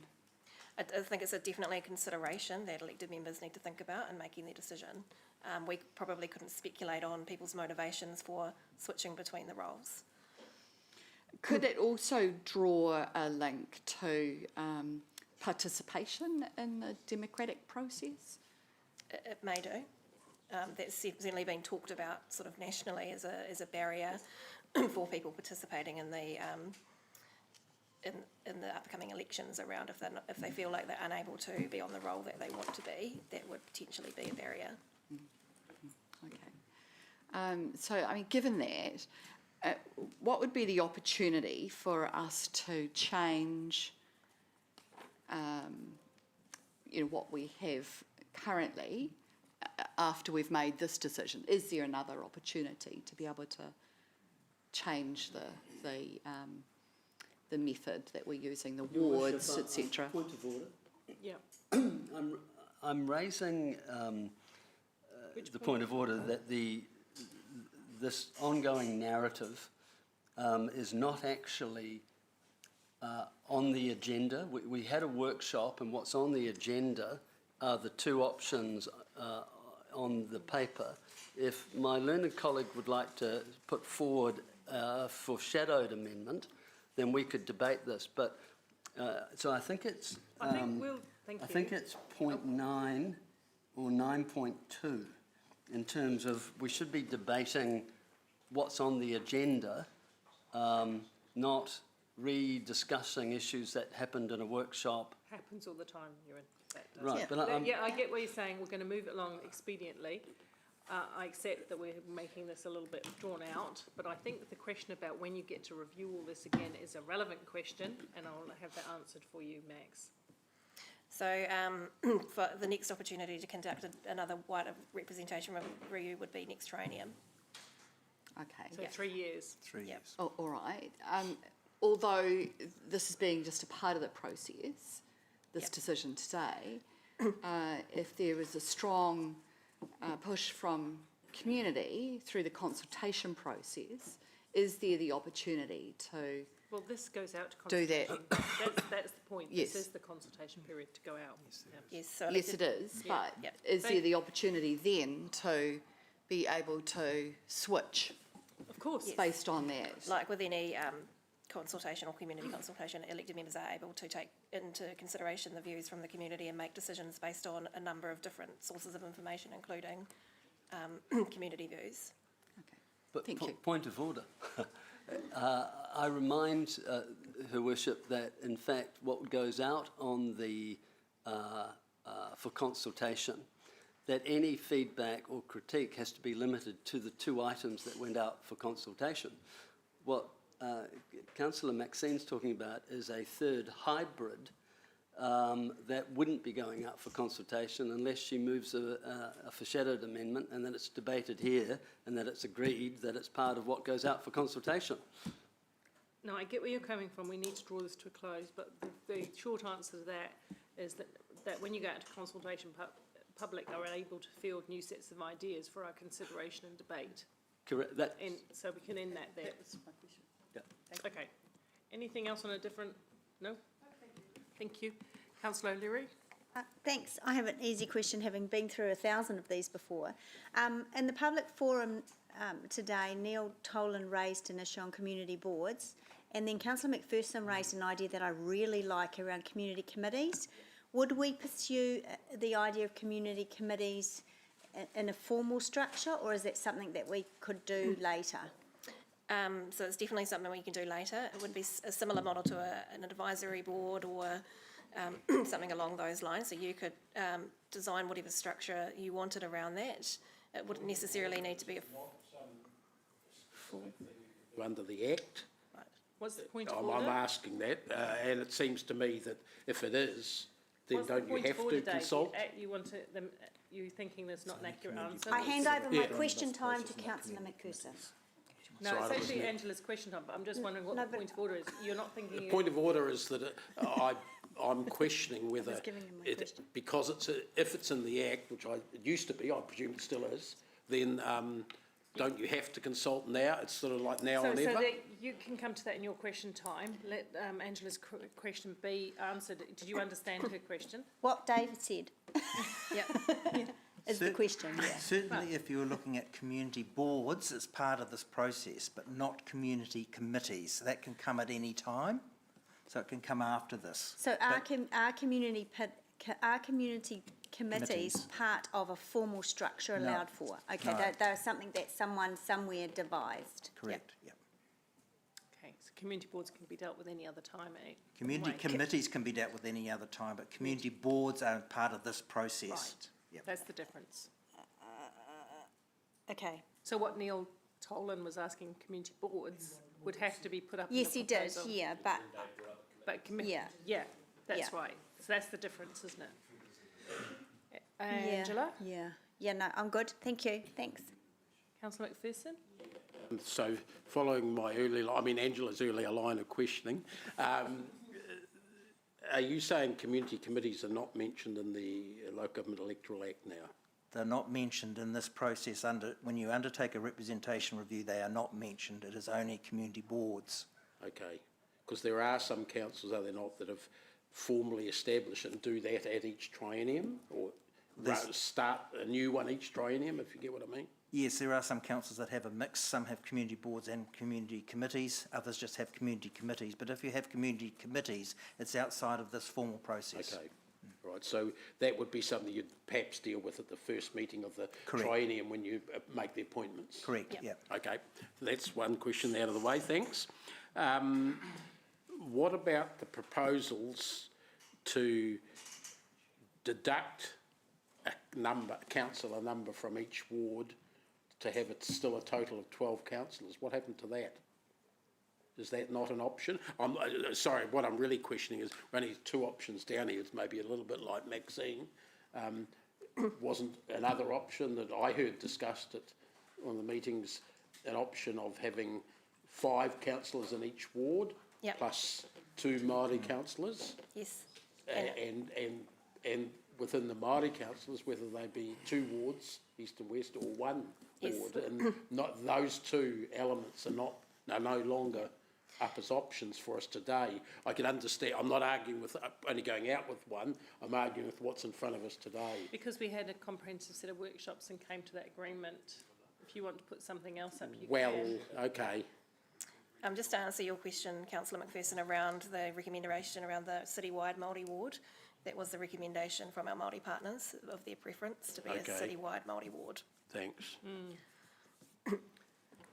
Yeah, I went to the first workshop, but I wasn't able to go to the second one.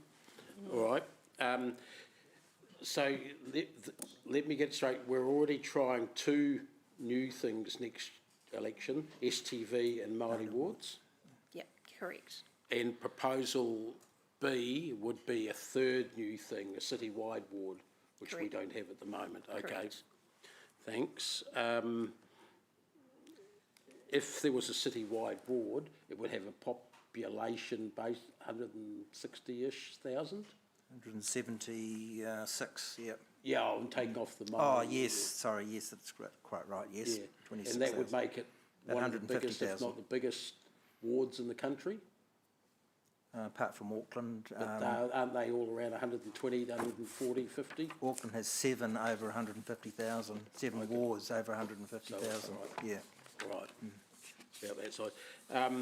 Maybe to the concept of the mixed member thing, that's what they do or did in Tauranga? Correct. Correct.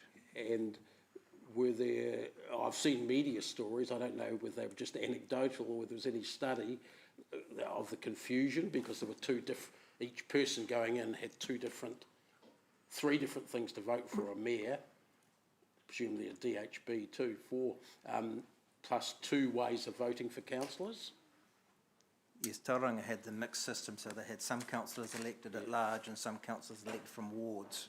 And there were stories in the media, so I don't know whether there was any So- study done on that. So there was some, the independent review that was done in terms of the Tauranga commissioners replacing the Tauranga council. There was some commentary around the mixed model creating a level of hierarchy within the council.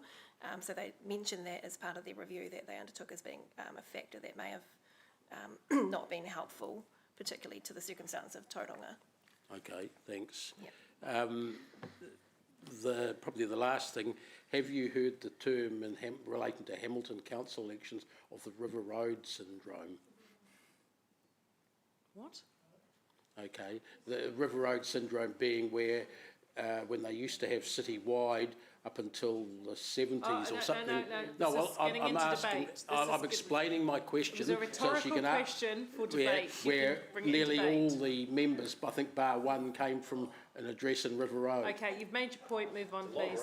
That was citywide. Councillor Gallagher. But it's not on the west. Councillor Gallagher.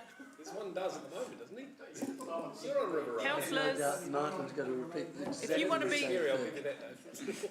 okay, guys, if you want to be here at 7 o'clock, you go to it, because I'll be on my way to Wellington by then. But let's crack on. So, with the exception of Auckland, which has local boards as well. Oh, sorry. Unless you've got a precise, clear question, not a leading question, on the options. No, menu. it's a legitimate question, which was why this council went away from having citywide previously. So I'm Well, trying to. yes, but you can bring that in debate. What other questions do you have, Dave? The other one, would it be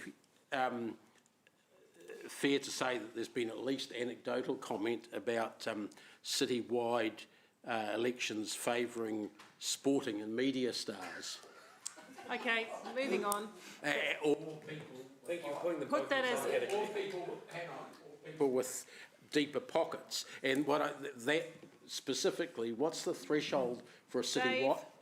Hang on, that's. Draw it in, because honestly, we've had... Hey, I'm trying to ask a question about the threshold of spending for a citywide You can bring that candidate in debate. versus a ward-wide candidate. What is the? Please bring that in debate, because you're using I don't know the rhetorical- answer to you're- that. You're using I've looked rhetorical in- questions to make a point, and we've had 2 workshops. It actually, as one of my colleagues has pointed out to me, it just means that I'm why sorry, would we have the- 2 long debates through workshops Point to go of- through the whole Point thing of here? order, this is the decision-making place, not workshops. Now, it's totally legitimate to ask what the different spending thresholds Yes, are. you are, that one.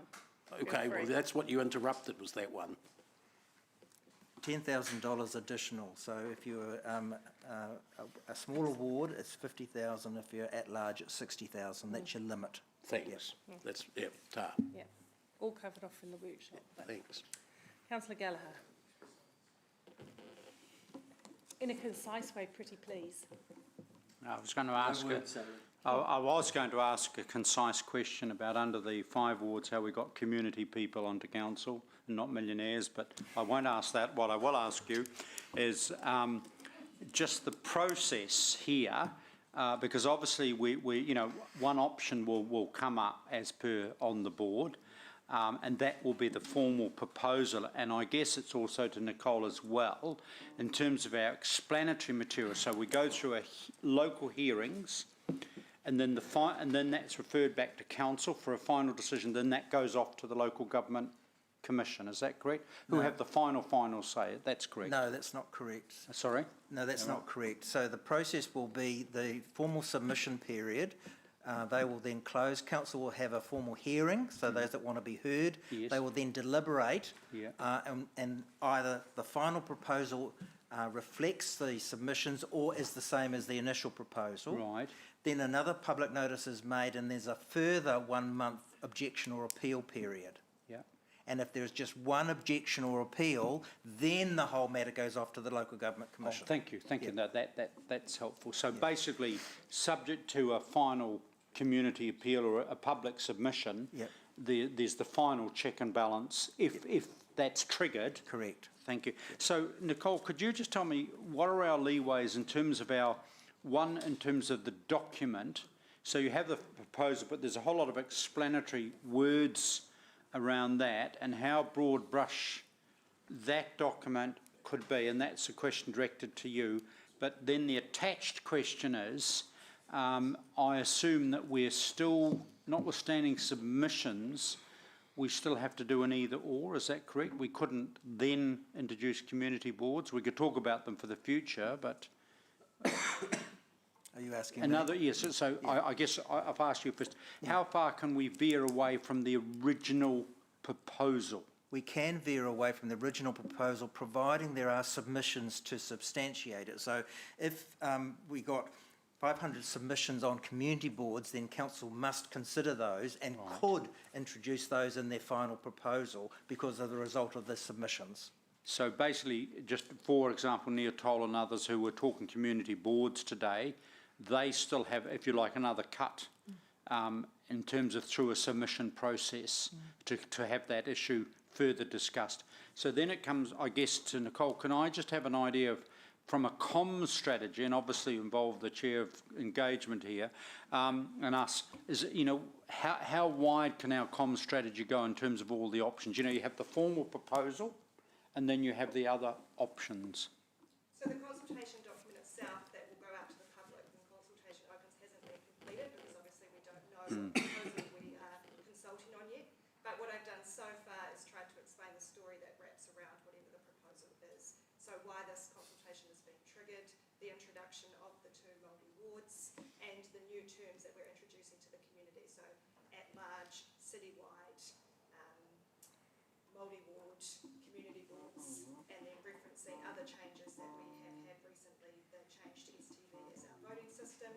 But the other thing we will go into is the proposal that you decide on, but things like how many elected members should we have? Should there be 1 or 2 multi-wards? What should our ward boundaries be? And should we have community boards? So all things that this legally is required to explain. So notwithstanding either option 1 or 2 will be across the line, that will be the formal proposal. You can, within the document as a communication skill and strategy, more or less say that council also considered these alternatives. Yes, which we thank do you. go into. And they've explained them.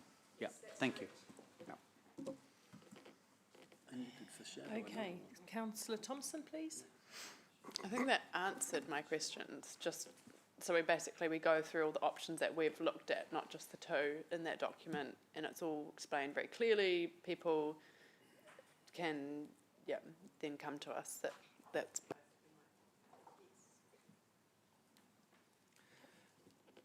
Okay, Councillor Bunting. I'm getting a feeling the chair might will sort of run to the end of a sense of humour, so I won't ask. No. No. If it's a question. No. I actually was answered before anyway. Thank you. Okay, cool. I'm fine with proper questions. All right, so we're in the situation of debate now. So we've got, I've lost it. We've got a motion from Mark and Jeff, right? And then we've got the option that was the preferred option in the paper, moved by Councillor Gallagher and Councillor O'Leary. Okay, so let's go into debate, and we'll start with the motion, obviously, and the mover of the motion, which is you, Mark. Paula, yep. Basically, the motion is option 2 from here, the amendment is option 1 from here. Is that, am I right? The motion is Mark's motion because he put it up. Yeah, and the amendment is option 1. Option 1. Yeah, thanks. Thank you. Yeah, you and I was losing the thread there. Mayor Paula, look, I'll kick this off. My argument is consistent with it, the one that I've held for a long, long time, and it's threefold. It's that it's simpler. I want to talk about the communities of interest. I want to talk about rip-offs, and I want to talk about locality. So, look, it is a simpler thing if we have one single ward. Our Māori partners have indicated that they prefer a citywide ward for Māori seats, so I'm suggesting let's keep congruent with that. Let's keep it the same. Dave's right, there have been a lot of changes.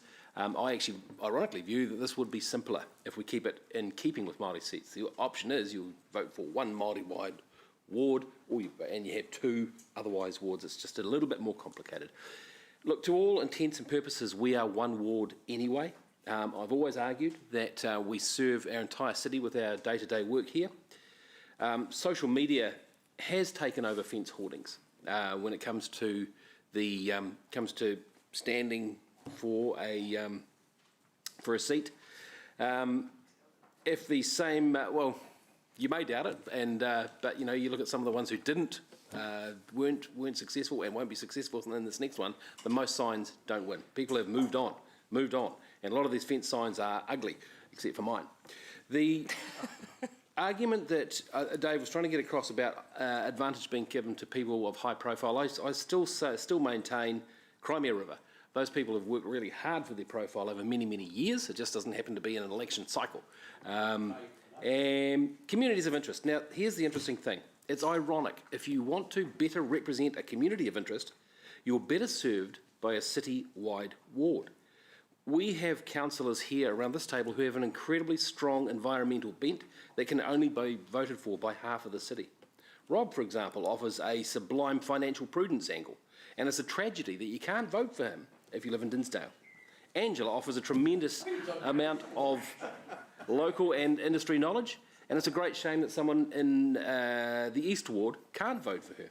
I desperately feel for Martin, who would love to vote for me, but he's being ripped off by living in the West. It's my contention, and seriously, it's my contention that we're actually shortchanging our communities of interest by only letting people vote for half of their elected representatives. I want to talk about rip-offs briefly. Dave worked extremely hard on the Gordonton-Thomas intersection in the east. I advocate for sensible cycle lanes in the east and the west. Ryan advocates for the zoo in the west. We work for the entire city. This committee structure Mayor Paula has set up very much spreads the majority of our workload over the whole city. We are not constituent MPs as such anymore. We've moved on. Now with locality, smaller wards hold the premise. I mean, they were built around the days where you could actually find your councillor and you'd have a town hall meeting in your little ward. Just about finished, thank you. We're a small town. We're the 3rd smallest in the country. You know, and I'm not going to embarrass councillors around the table and bring up that old thing about not living in the ward or living in a different ward to the one you represent, because quite simply, it's not relevant anymore. If we can adequately represent our community, no matter where we live in the city, then a single ward is the only way to go. Thank you. Thank you. Councillor O'Leary. Oh, hang on a minute. Unless Deputy Mayor wants to go. Yeah, I was going to take the mover of the amendment things, which is Martin. And then Very skillful, Mr Bunting. I don't get a right to reply as a mover of the motion, and that tactical advantage is not lost on me. My time starts from now. Basically, I would make the observation that one of the reasons that Parliament does not allow MPs to set electoral boundaries, they have an independent, non-political, non-partisan electoral boundaries commission that does it, is they don't assume that MPs have total detachment when it comes to setting electorate boundaries. And I think with regard to asking councillors to set a ward boundary, whether it's at large across the city or east or west or north or south, there may or may not be some strong personalised interest in that. I'll make no further comment.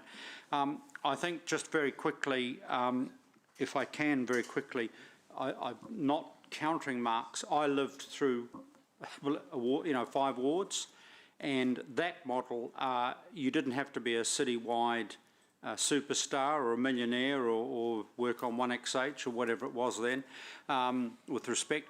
You had to be, the people that came up were active in the Fairfield board, wonderful community people, Jeannie Vicarage, Shirley Mackay, Nolly Nuttall, who did a heap of work in the Melville for the Melville Library, and I'm honouring them as examples of the kind of community women and men that came through, because they eventually got citywide profile once they arrived here, but they were elected because they were incredible fighters for their particular neighbourhood. And with respect, Melville is somewhat different to Rototuna or Flagstaff.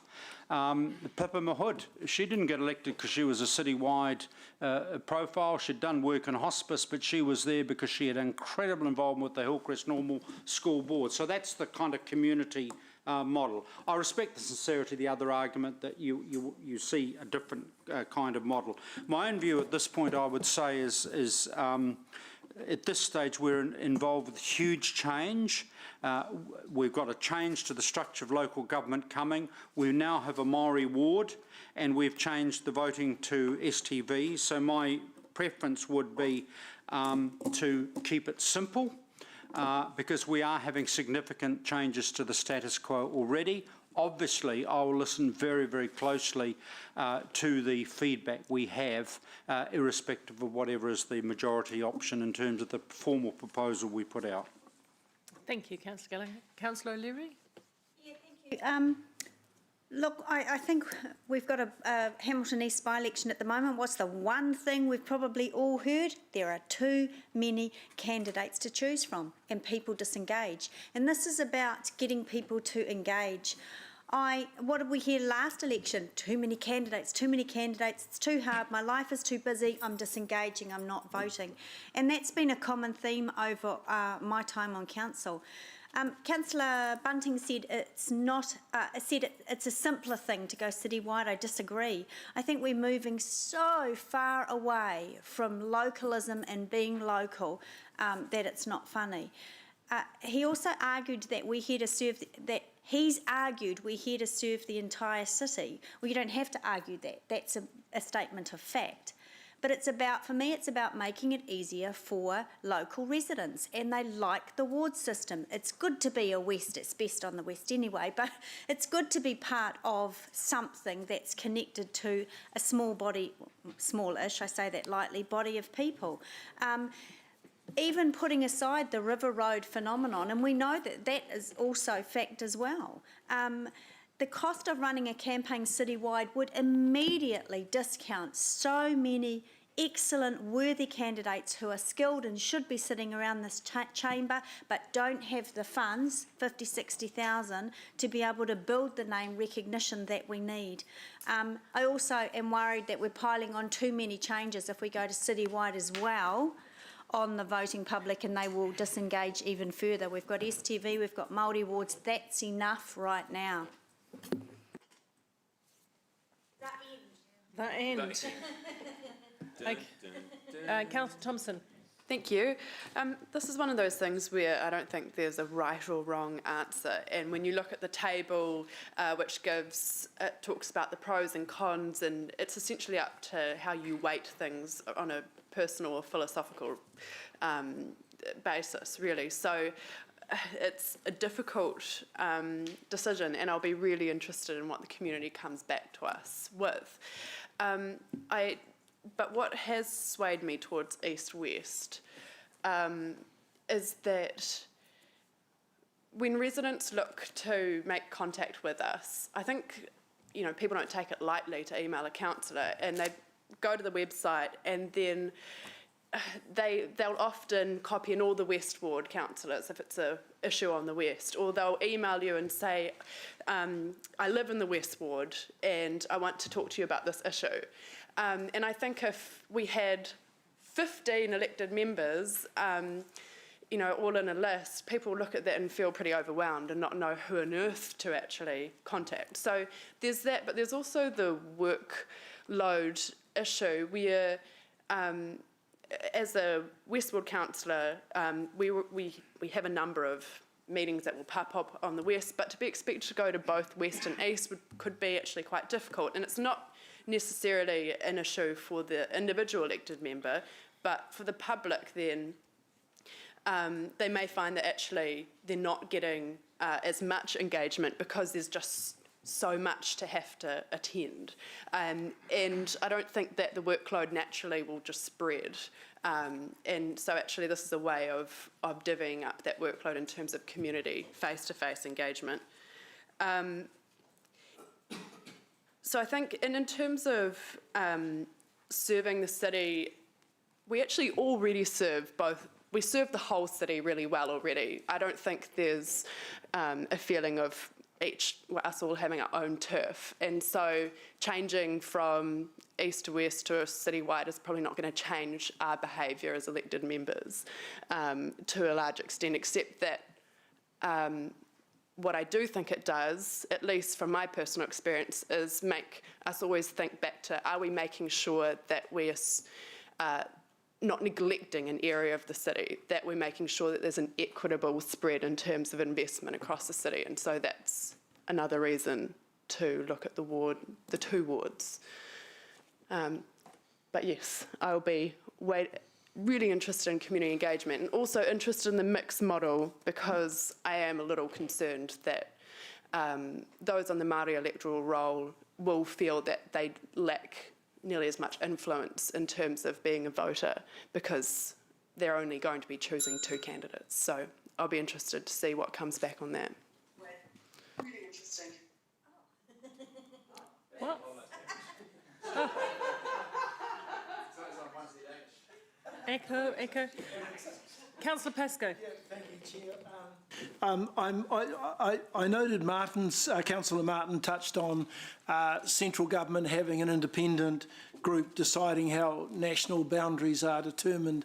And I think today's discussion, and I know we've had this in my recent past around council, we spend a lot of time on the electoral issues about what we think. You know, and I think at times we may not be the most qualified group to be deciding how our residents should vote and how the structure should be determined. I also think that we may be conflicted in a decision that we make in terms of believing what we do is best suited for what they want. So look, I'm really looking forward, and Councillor Sarah touched on this, to finding out what our residents think by way of feedback. And I think as a bit of a teaser, I think the ideal opportunity now, given the other changes that we have, is that we should throw option 2 out as our preferred option, if only to engender that discussion and have them think about whether or not a citywide option is better. If they don't think that, I think they're going to tell us very, very quickly that they'd like us to go back to the ward system. So that's my view, and I'll be voting for the amendment, yeah. For the motion. Oh dear. I'll go back to sleep. Thanks. Auf Wiedersehen. Thanks, Ian. I find it confusing, wait till it gets out to the public, and that's why I look forward to a really clear consultation process that can put out some good messaging in a really engaging and exciting way that brings people into the discussion and the debate. Democracy is critically important in our city. It's the way that people can make things change and to have a voice. And that's really important to me also. But democracy is nothing if it isn't a lot of participation around it. And growing participation is something that I've been really keen to help to support. I was encouraged to see Mayor Paula's remit to LGNZ earlier this year, or just last month in fact, and that it was taken up enthusiastically at the conference at the AGM. So look forward to how civics education might be introduced to encourage that participation. What does worry me is that a new Māori ward that we establish doesn't get the uptake from Māori to be taking up the opportunity to enrol on the Māori roll so that they can exercise their voice in that way. And what might stop them is the perceived view that they'll have less councillors to be able to influence electing to this table. And so I was really in two minds about what we should do about that. I think that iwi have been really clear about what their aspirations are through the engagement process, the pre-engagement process that and the hui that we took the debate to them around, and they've made it really clear in their letter about having a mixed ward along with a East-Western Māori ward or a citywide ward. I think though that's their conversation to bring back to us, and that the two options that are presented today are the things that we have to choose from, and I don't wish to change that at this stage. However, I, in the interests of choosing one, I'll support Councillor Sarah's views around the workload, around the public being able to access a smaller number of people to engage with, and so therefore we'll be supporting the amendment rather than the motion. Thank you. Thank you. Deputy Mayor Taylor. Thank you, Mayor Southgate. I'll be supporting the motion. Just a word about the mixed model that's been sort of suggested. I won't be entertaining that. I think that the lack of ability for Māori to influence the majority of councillors in the general ward was always one of the faults of what we agreed, and I pointed that out at the time. So you're actually restricting Māori's ability to take part in the wider council. That was always a fault of that system, and I think possibly the penny's just dropping now. So look, I support the at-large system. It's something I've come to over time. I think to a degree the ward structure was designed almost for different times. Technology, accessibility to get around the city has changed, and I think we're grown up enough to warrant a larger system. I get a lot of frustration and confusion about the ward structure, people feeling a little disenfranchised because they can't vote for people on the other side. And I think community stuff and business is so interwoven across this river now that it feels a little bit arbitrary to me, to be honest. I mean, I've lived in Hillcrest, Hamilton East, Claudelands, Chartwell, Flagstaff, Glenview, Melville, Grandview Heights. I know the city well, and I really challenge you to suggest that there's one community of interest on the east or the west. I mean, Councillor Gallagher mentioned how Melville is different from Flagstaff. Well, it's also very different from Grandview Heights or Western Heights, as is Norton. On the east, Enderley and Fairfield are very different from parts of Hillcrest or Rototuna or Flagstaff. I don't see a single community of interest there, and to me it feels like an arbitrary boundary now. In terms of the argument about there's already enough change going on, I would argue that this is actually the only intuitive change of the three. You've got the Māori wards, which is an artificial construct and done for good reasons, that's fine. And then you've got STV, well that's a significant change. voting for everybody on the council, to me, is actually the only intuitive decision that is there to be made. So, look, I'm supportive of this at this stage. I think, I really do think we've come to this point where a lot of people I talk to see councillors across the whole board, and they're surprised to hear that they can't vote for such and such and such and such. So I'd like to see this, have a go at this, and so I'm supporting the motion. Thank you. Thank you. No one else to speak, therefore I'll say something. Sorry, Your Worship. Oh, you are? Okay. Councillor Wilson. Yeah. Popped up at the last minute. Go. Yeah, thanks, Mayor Paula. There's been a lot of narrative and suggestion about the River Road elite and the Millionaires Road, and some have even stooped to the word of superstars and sports stars. It always entertains me that these arguments are rolled out as a justification for why we should limit the voting boundaries to east-west. Let's be honest, if there's not one amazing prime example of someone who's been able to scrape back in this chamber for nearly 6 or 7 seasons and spend on average less than $3,000, it's sitting right here to my left, right? Okay, Councillor McPherson is the example of how you can get elected With the yellow sign. simply by innovation, a little bit of mongrel in the most constructive sense. Oh, incoming ahead of Councillor. Sorry. Absolutely, and good on you.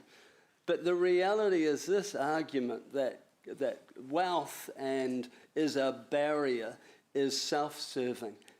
Councillor McPherson is an example that, in fact, you just have to be innovative, you have to work hard, and he does work hard, and he does do things that grabs attentions.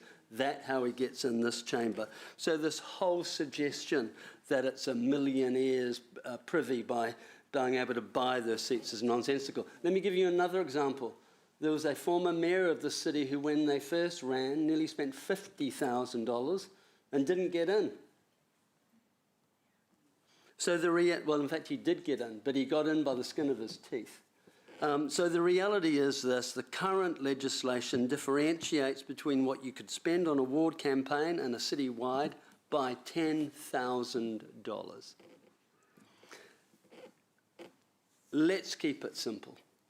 If you ask the average person regarding voting in local government, they don't vote, they're not interested. So let's talk about the 40% who want to participate. The 40% just want it simple. They want to be able to vote for people they recognise, they know, they trust, or they've read about. And they then expect you to work across the city. And so my view is make it city as large. If you're interested in winning a seat, it comes with a couple of challenges. First is you've got to work hard. You've got to be willing to knock on the doors. And as clear proof, if you're willing to spend $3,000 to $5,000, you're up for a good chance, as long as you work hard. Move an extension? No. Not required. Thank you. So I support the motion, if there's any doubt. Councillor McPherson, and your time starts now. Thank you. I was glad Councillor Wilson said what he was supporting, because I couldn't work it out during his speech. But look, I was interested to hear Jeff say it's just an arbitrary ward boundary. I'd never heard the Waikato River be called arbitrary before. I think it's a very clear boundary. As a young kid going to school in Hamilton, you know you're from the east or the west. It's very clear where the boundaries are. This is perhaps one of the only places in the country where it is that clear. And not just for us, other political entities, central government, have taken that as the boundary too. So anyone that is motivated to vote in any elections is quite used to voting east or west in Hamilton. And that comes to the next point, because Bunty's a little confused. He's saying we're all representing one ward. When you're elected, you serve the whole city. How you're elected is a different question, and how people in Hamilton have traditionally been elected for 50 years or so is on that sort of using the river as a dividing line. There's been some other subdivisions as well, but the river's always been one of them. Look, we're already, as has been pointed out, changing to STV, completely different voting system this time, and we're introducing Māori wards, both of which in their time have been contentious. Let's bed them in before we make further changes, and certainly citywide is a change. Very, very few people in Hamilton were around when we had citywide last time, and ended up on one of the occasions which caused the change with what's called the River Road syndrome, where all bar one elected member we actually had River Road addresses. That's a metaphor for the types of communities that they represented. That's what happened. Now, if you look on page 223, and don't have to go to it now, but what it does show is the great advantage, it demonstrates factually the great advantage you have if you're a media star, if you have things like great big dish antenna that say bunting in the morning on the main roads, then you'll see why you get twice as many votes as dollars you've spent.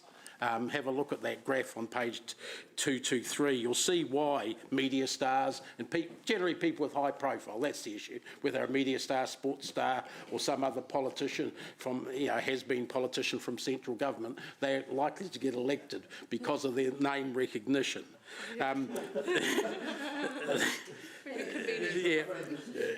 Angela raised a really important point though. Look at the complaints you get when you have large numbers of people standing. We will have, in a citywide election for council, for 12 seats, 50 to 60 candidates standing. When you look at the amounts that stood for the separate wards last time, that's what you're going to have. If you want to add to confusion, go citywide, and then you'll hear the complaints. Thank you. Okay, thank you. Is anyone else? No? Bunting in the morning. This is fascinating because we've sat through 2 long workshops and landed on a majority position, which is option in the paper after much debate of the nuances, and we've just redebated the whole lot and ended up with 2 completely, well, one the same and a different view. I've always ran for the whole city. Let me just start by saying that. I have, when I was at regional council, when I ran twice for the mayor. And also what I've noticed is that councillors may be somewhere when they're voted on. They may move. You've gone east, Sarah, west to east. Margaret went east to west. Others of you have moved from, I think, Martin, you've gone from west to east. I've gone to west because now I live just over the river here. So it's kind of fascinating how artificial that movement is in some respects. Having said that, we're a very big city and it's really hard as we get bigger and bigger to make personal connections. And having run citywide elections, several of us in this room know what it's like. It's pretty hard work to get all around the city, to every candidate meeting, to every community centre, let alone door knocking. It's unrelenting.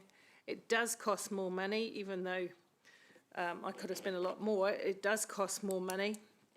And I'm mindful of the fact that that's a barrier to other people putting their hand up in the first place to give it a go, because you've got to come with some money. We've already, I'm all about what you said, Maxine, let's keep the barriers to a minimum to the public to engage or to stand. And it's interesting to me what's happened with the 24 candidates for the by-election, and it will be very interesting to see how those all pan out. I will probably vote for the one that we went through in the workshop because we had a lot of debate over several hours to reach that conclusion, but mindful of the fact that the public will be aware of the debate and they can raise other issues. I think it would be, let me just come back to the cost. Cost is a significant barrier to running a campaign, and then there are other things like the intrusion into your private life and your ability to juggle other responsibilities, family and all sorts, and other businesses that you have. But cost is the big one. And I've always I've said time and again, and I'll keep saying till we can do something about it, I think the thresholds for spending are ridiculous and anti-democratic. They set them so high that people just have to keep, it's like keeping up with the Joneses. They're spending more, they've got more signs, I better get more signs, I've got their car signed, I'll get my car signed. And up the money goes, up and up and up and up and up to keep up with that. That means that people who haven't got their money have got an unfair disadvantage. The only other thing I want to say in terms of just wrap up why I'm just a bit cautious about going whole of city is that we already have a split in which the east side residents are significantly better at voting than the west. I don't want to disadvantage the west. So I like the fact that the west is able to see who they can vote for. So I'm going to stick with what we proposed in the workshop, but I'll be interested in the feedback. Thanks. So which way you vote? With Angela and Martin. With the amendment? Yeah, with Gallagher and O'Leary and I. Okay. Yeah, righto. Okay, Councillor Bunting. Thank you. Yes, with the amendment. Yep. Thank you. Look, I think it's important actually, in all seriousness, to look at what we're actually voting on here. We're not voting on what system we're going for, we're voting on what system we are putting out to the public for consideration as our number one choice. And that's quite a differential. And I think Rob made the point of the day, and that is if you put out this system and they don't like it, they'll tell you. And if they don't like it and they tell us, I'll vote for the old system as well. Okay? But what we're asking for today is a vote to put out this, what I consider a more fair system for consideration. And that is, we're not making the final decision just yet. Just speaking to a couple of the points, Councillor Martin said that asking councillors to set boundaries is a bit of a hard ask, and yet we've asked councillors to change the entire electoral system to STV, and we asked councillors to vote on Māori wards or to make that decision as well. So that does lose a little bit of water for me. Dave, Councillor McPherson rather said that I was confused, but in fact he was falling into the cavernous trap I set for him. And that was, and when he said, when you're elected, you serve the whole city, but you're elected, how you're elected is different. Now that in itself points at the entire flaw of the west-east situation. You're only elected, you only serve half the people who voted you in, or you're only voted in by half the city. It just doesn't make sense. We serve the whole city, let's get voted in by the whole city. Now, with the greatest respect to those wonderful councillors, and they were wonderful, the Jeannie Vicarages and those wonderful councillors who served so well before us and did beat the streets and did have those town hall meetings, times have changed. The times have changed. The Deputy Mayor is right, local has moved, local is different. Communities have got more mobile. There are very few people, I would imagine, who spend their entire time in the east and spend their entire time in the west. Local is Hamilton. There are no local radio stations anymore. There's no local TV news anymore. Local is Hamilton. We've got used to a global world, and I would contest that I get equally abused from people on various Facebook pages on both sides of the river. Councillor Angela said they like the ward system. I would debate that, because our last survey, or the last survey we were presented with in our working group, was that the most favoured system was the single ward system. Point of order, that's not correct. It was the highest favoured one, but it wasn't a majority. A majority, when you add it together, were two different sorts of wards. I think it's a point of debate rather than a point of fact. Okay, so Okay, all right, let me rephrase that. If the facts are incorrect. Well, there's The a most point of order favoured. on. Yeah. Sorry, I'll rephrase it if it makes sense. The most favoured, clearly, was the single ward. Then there are all the others. The double ward. Dave, Right. it's his turn for debate. I too am looking forward to the feedback, but I am concerned with the way we do this, and that is going out with one option so clearly in favour, because I don't actually think that generates as much debate. But if we do want debate, then let's put out this option as a single ward as the preferred option, and we will get more discussion. We will get more engagement. Seriously, if you want to represent a community of interest, you've got two choices. You can either have many wards for all the communities of interest, or you can have one. The two-ward system doesn't cut it. The end? Thank you. Okay, let's The go to end. let's go to the vote. We're voting on the amendment first, of course. Oh, did the mover want to write a reply? Didn't do that. Oh, he got it, he had it. He had it, yeah, that's right. Right, amendment.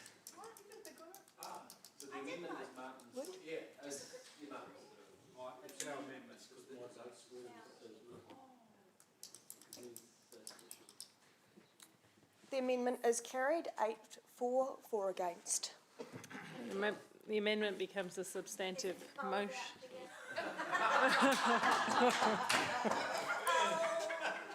Good call, Anne. Just making a note to make sure I get that back to you. Let's vote for the substantive motion, which of course is the amendment that went through. I'm sure you'll remember that, Ewan.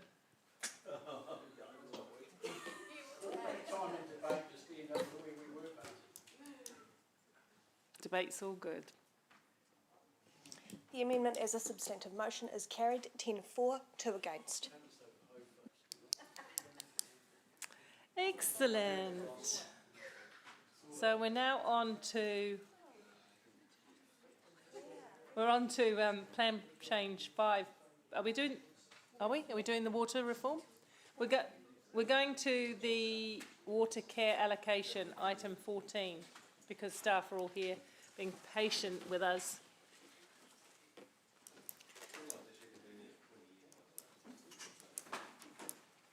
There's something in the water, definitely, because you've seen how we're moving today. Okie doke, in your hands. We will take a break after this item, councillors, for stretch legs. By the way, my flight has been cancelled. We can try and go quick and move the two through if you wish.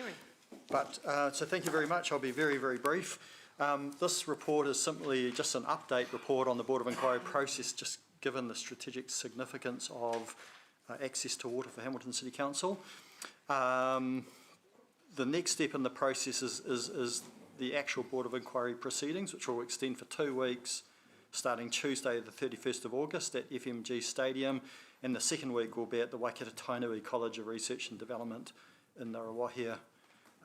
So I might just hand over to Lachlan to see if there's anything extra he'd add from a legal perspective, and then happy to take questions. No, the only thing I would add is that the Hamilton City Council case is going to be scheduled for the second week. So in terms of the process, the board will hear from Watercare first, which will take up most of the first week, and then they'll move into submitters. And the way the schedule is working has Hamilton City Council coming late in the second week. So the Hamilton City Council's case will be presented while the board is sitting out at Hopu Hopu. I'll move the staff recommendation, which is just to receive the report. I think Dave's got something to bring to the table. No, you haven't? Oh, right, good.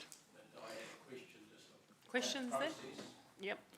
Lachlan, at what stage do we signal our change, potentially signal our change from opposition to conditional support, basically? Do we hope that they've, when they give their evidence, they've taken that on board, give enough for us to, when we're giving evidence, to say, okay, we're now going to support it? Or do you have to come back to us afterwards? How does it work from here? Well, we've got the resolution that currently stands, which is that there is a mandate for us to move to conditional support. I think I said at the last update that Watercare hasn't presented anything to Hamilton City Council which looks like a major concession in terms of what they're after that might change your position. So at the moment, I mean, I suppose if I think about the body of the evidence that you've lodged, it really is conditional support already, because, I mean, in terms of the excerpt that you see in the report from Andrew's evidence, one of the first thing he says in his evidence is that Hamilton City Council does not wish to, it's not an outcome where that council is seeking for Watercare's application to be declined. So that's already in the evidence. But what we're saying is that we want certain conditions to be in place which will protect the city's interests. Now, up until now, Watercare hasn't said, hey, those things will be fine, we're happy to concede them. they're going to have to be matters that we put in front of the board and hopefully have the board accept. So I suppose what I would say is that I feel as if anyone reading the evidence that's been lodged would take it to be conditional support. Okay. Yeah. But we're hoping that, we have to hope then on a third party. The board. Yeah. Exactly, yeah. But I think in terms of the political element, if you like, I think if Watercare or Auckland City, for example, were reading the body of evidence that were presented on behalf of Hamilton City, they would say, okay, yeah, that looks like conditional support. It's saying, yes, you can have your water, but these are the kind of conditions we'd like to see imposed. And have we got support, more or less, from other parties like Regional Council, for instance? They haven't signalled support. I mean, the Regional Council has taken what I would say is a slightly sort of curious approach. They've said, well, we're a bystander in this. The board is now the regulator that's regulating the regional plan and going to make the decision on the application. So the region is simply assisting the board, but hasn't taken any kind of... They're not really an environmental guardian in that sense. No, I mean, that might be something that you want to raise with them in your own way, but the reality is they have not taken a firm position, yes or no, in terms of the application. They're very much neutral and just assisting the board to make a decision. Okay. Yep, thanks. Thank you. Councillor Pascoe?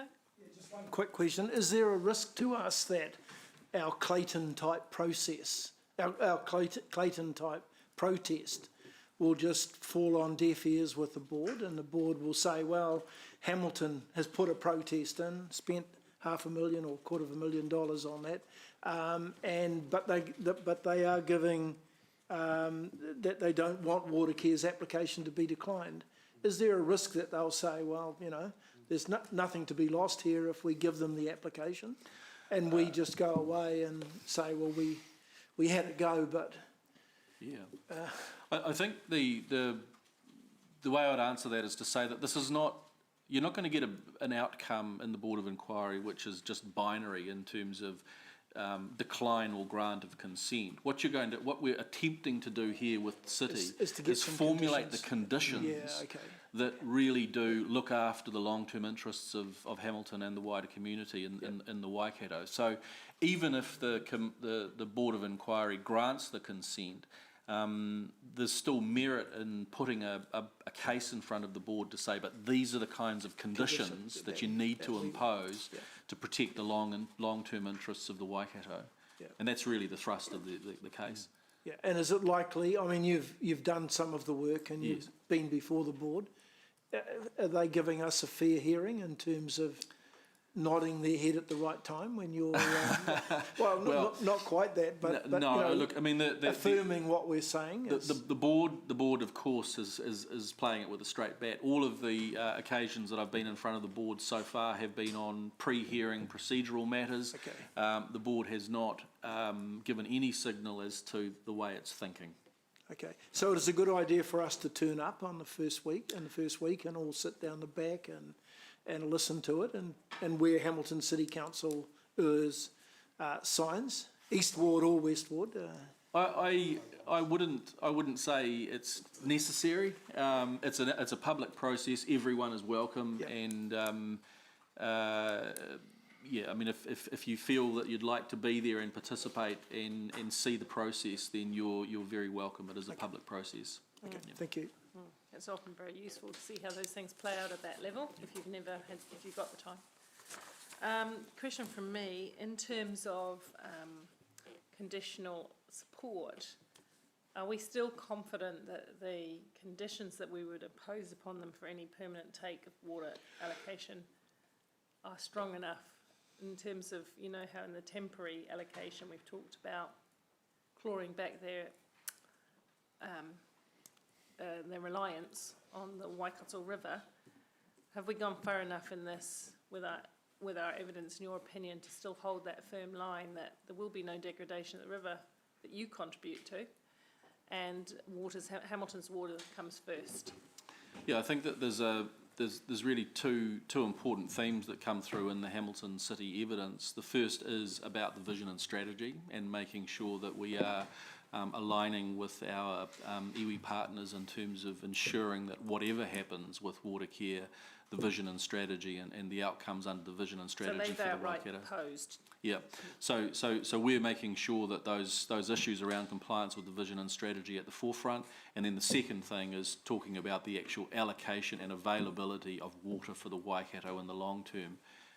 So we've got both of those bases covered in the evidence. So as Hamilton's needs grow, we can claw back water from Auckland if we need to. I know we can in the short term. In the long term, That's the kind of conditions that we are seeking. The board that and if the the board board imposed. don't look favourably on those conditions, what's our next step?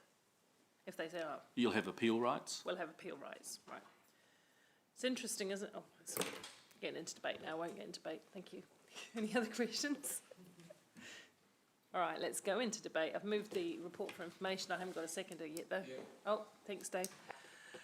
All right, we'll go into discussion. I do want to just say very quickly in debate, super quickly, that it's really important to me that Auckland understands their impact on water as it pertains to the Central North Island and Hamilton's proposition. My primary interest is to protect the economic, social and environmental well-being of Hamilton, Waikato, not Auckland. Having said that, we do understand the important economic triangle we live in with Auckland, Tauranga and Hamilton, and we do have to play a part in New Zealand Inc. My concern is just keeping the detail of how are they seriously looking at this, reducing their reliance on the Waikato River. How are they doing that? And I'll be looking at the detail of that quite closely. How are they contributing to the vision and strategy, the restoration, improvement and restoration of the Waikato River? How are they doing that? Because we can't just keep getting bigger and bigger and sucking water from the same pipe, from the same bucket. And that's what we're doing. Taupo is the bucket, Waikato is the awa, the river, the pipe. And we just keep perforating with more and more holes, sucking more and more water off across its length.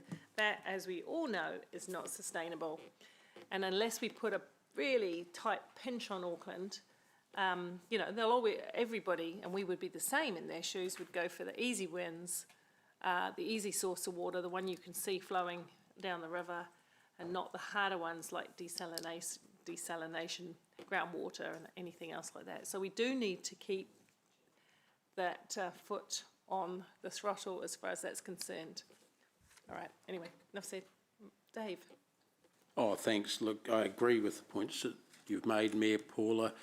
I would say I treat this Board of Inquiry issue, the issue that's going before them, as part of the Golden Triangle H2A corridor discussion, how we relate to another part of this major economic powerhouse and to the north of us.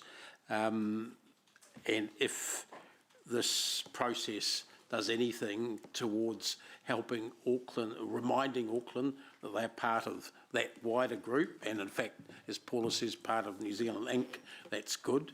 I'm not convinced yet that they've realised there is anything south of the Bombays except for the Waikato River, but I'm hoping our representatives can continue to remind them of that, and one day they might get it.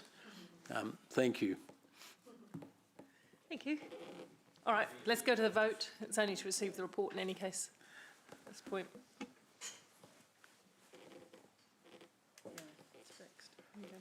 The motion was carried unanimously. Okay, so we're going into the water care temporary assignment now, is that, yep, item 15. So I dare say this doesn't need a lot of talking to, but the salient points. So I'll be very, very brief. So this relates to the temporary assignment of water to water care based on a request they made back in May 2020 and an assignment agreement that Hamilton City Council entered into with Watercare through the Infrastructure Operations Committee on the 30th of June 2020. That agreement provided for this temporary assignment of water to Auckland on 3 separate occasions, 3 years, 1 + 1 + 1. The first assignment period's been completed quite successfully, no problems and no risk to HCC. More recently, though, Watercare has formally requested their second assignment period in accordance with that agreement, and under that agreement, HCC is required to advise Watercare of its decision around them taking that second assignment period by 1 September this year. And given that there's no risks to HCC associated with assignment, staff are simply recommending that Council approves Watercare's request. Again, Lachlan, I'm not sure if there's anything else you wish to add to that. No, only that we have referred to the temporary assignment in the evidence in the Board of Inquiry, and quite simply the arrangements around the temporary assignment we point to as demonstrating good neighbourly relations and a responsible attitude to water and the demands that Auckland has. So if the temporary assignment is rolled over for another year, then that certainly gives us the ability in the Board of Inquiry to again point to those ongoing relationships. So I think that's all I'd add to that report. Thank you. Yep. Yeah, so we haven't got a motion yet, so I'm happy to put the motion if there's a seconder, and then yours will come as an amendment. Well, I recognise that you'd flagged it first, so it's up to you. You decide it's motion, either I'll put the amendment or... Look, it doesn't matter. Okay, so I'll put the motion. Do I have a seconder for the staff motion? Pardon? Yeah, thanks, Maxine. All right, so it just gets it. And now, Dave, you talk to what you're trying to achieve. Well, part of it will be speaking to the... just explain it at the moment, and then we'll get debate. It's a bit hard to with that. I think, without speaking to the motion, that simply says, it doesn't change what staff are proposing, but it adds a thing that we think that I'm saying they should go and talk about with the Watercare and Auckland Council representatives. Okay, so has anybody got any questions of Dave on that, so they understand the intent, because we can debate it? Well, I'd like the opportunity to explain it at some point too. Yeah, you will in full debate, because you'll get to move it. Do I take it, Councillor McPherson, the discussion would be in the context of the broader mutual relationship we have between the Waikato and Auckland? Well, it's certainly in that context, but the opportunity is the Watercare temporary water allocation. So can I ask you a question to try and help to understand where you're driving? The reason for attaching this red part to the recommendation is for what? Well, okay, the first reason is that in 2018, when we first met with Auckland Council to talk about water, it might have been 2019, sorry, we raised a number of issues that they want to talk to us about getting some of our water, and we said, yep, that's fine, happy to talk with you, and here's a couple of other things on our shopping list. This was one of them, that we want to talk to them about access, them supporting access into Auckland with our rail service, and so that's one. Second thing is our relationship with Auckland should not just happen when they want some of our water. It should be more holistic than that, which we were talking about a little bit in the last debate as well. So I'm suggesting not that we don't approve the request, that we use the opportunity of those discussions to raise again, for probably at least the fourth time I'm aware of, the fact that we don't have very good access, and then there are some roadblocks in the path put in by another of Auckland Council's agencies. And the Auckland Council is the owner of both Watercare and that agency, AT. Yeah. So not to stop the allocation, but say we're also going to talk to you about this issue. That's an improvement on the, that's an improvement. I'm just Well, wondering. that's what it just says notes, Paula, right from the start. I said notes Yeah. and left in the approves. It just seems, yeah, it just seems, thank you, yeah, I appreciate that. We'll ask staff to make any comment on that. We're going to have debate on it. I'm just not, I support the intent of what you're trying to achieve here, Dale. I'm just trying to figure out if it sits within this recommendation, which is essentially about water, or it sits somewhere else. Can somebody help me with that? Well, it sits at the heart of cooperation between the two local government authorities. It's about relationship. And was part of the original agreement. And I make the point that Lachlan said in our evidence to the Board of Inquiry, where this is talked about, and I quote him, it's part of good neighbourly relations, the water aspect. But you're not expecting them to talk to it at the Board of, the No. assignment? No, but I'm using the same phrase because that it really is what it's part of. Question, Andrew? This is workable. The only comment I'd make is the second to last word, the proposed, should read approved. Because C and D are not. Yeah. With that amendment, this is entirely workable. We can take that matter up directly with Auckland Council. Would you be happy with that? Yeah. We want the issue raised. Yeah, I know. It's going to take more than just one raising to settle it. Yeah, I absolutely understand that. I was just not trying to confuse apples with pears within the whole scheme of things, but Or trains I'm with happy water. to remove my motion and Maxine, now that the staff find comfort and no ill fit with these two.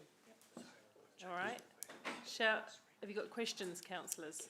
So I've got questions from Councillor Pascoe. Yes, I have got a couple of questions. If we renew this agreement, if we renew this agreement, is this effectively allowing Auckland to take some water which is part of Hamilton's current consent? That's right. It's the ongoing arrangement. So why is it necessary now that the Tuakau plant has been fully upgraded and Auckland or Watercare can now take their full allocation out of the Waikato River, which of course they couldn't do when they asked for the water initially? They can now take their full consent out. They don't have the necessary consents in place to abstract the full amount that the physical infrastructure can abstract. So they've got from memory, they've got a consent to take water 24/7, summer through winter. Yep. And then they've got another consent to take even more water again when the river's above median flow. Yep. It's not above median flow in summer. Okay. The issue is summer. So what they're proposing, and what we agreed last time, is they would use 25 million litres a day of Hamilton's consented allocation as a temporary assignment to abstract that through their Tuakau plant. So they've got the physical infrastructure in place. They don't have all the consents in place. That's what's before the Board of Inquiry. This is just a temporary arrangement that was entered into last year. Okay. So just fast forward then to Hamilton. Can we expect in Hamilton this summer coming, when Auckland's taking some of our allocation, that we will go back to water restrictions again? We have every year that I've been on council. So I'll pass to Mairi. So I guess it's really important to understand what drives some of our water restrictions. So we have an obligation under our resource consent to use water in a sustainable way. Yep. And so at alert level 1 and 2, basically that's guidance on how the community can use water sustainably, particularly outside, which is where we see the majority of water being used in summer. So alert level 3 is when we're starting to get near resource constraints or capacity constraints. I would not envisage that we will need to go to alert level 3 unless there was a really significant dry summer again and water use exceeded or got close to our capacity constraints. And if that does happen under the agreement, we are able to say, sorry, Watercare, we can't give you that water, we need it first. So Hamilton has always put in first place in terms of using that allocation. Okay, if that event actually occurred, we could just say to Auckland, you can't have the water. This agreement, we've got the first right this of agreement refusal. puts Hamilton first, so there's no risk to Hamilton. The other comment I'd make, and this happened last period, is the agreement obligates the Auckland community to put in place equal or more stringent water restrictions than Hamilton chooses to put in place here. So when we had restrictions, Auckland had to do the same or better, and they did under this agreement. Okay. For the periods where they take this water. And that will happen again this year? Correct. If we go into 1 and 2, yes. Auckland will also have to follow us? Correct, yes. Yeah, okay, thank you, that answers my questions. Thank you. Councillor Van Oosten. My question relates back to the previous item as well, in terms of the Board of Inquiry and the second period, October 22 to April 23. And the timing of that Board of Inquiry outcome, would we then not need to apply that second period? Yeah, that's a astute point. I mean, there could come a moment where if the Board of Inquiry outcome was the allocation of additional water to Auckland, they don't need to rely on this 25 megalitres from Hamilton City. And so that could be one of the factors that we weave into the negotiations to say that if that Board of Inquiry outcome takes care of it, that can bring an early end to the allocation. Okay, thank you. That's all.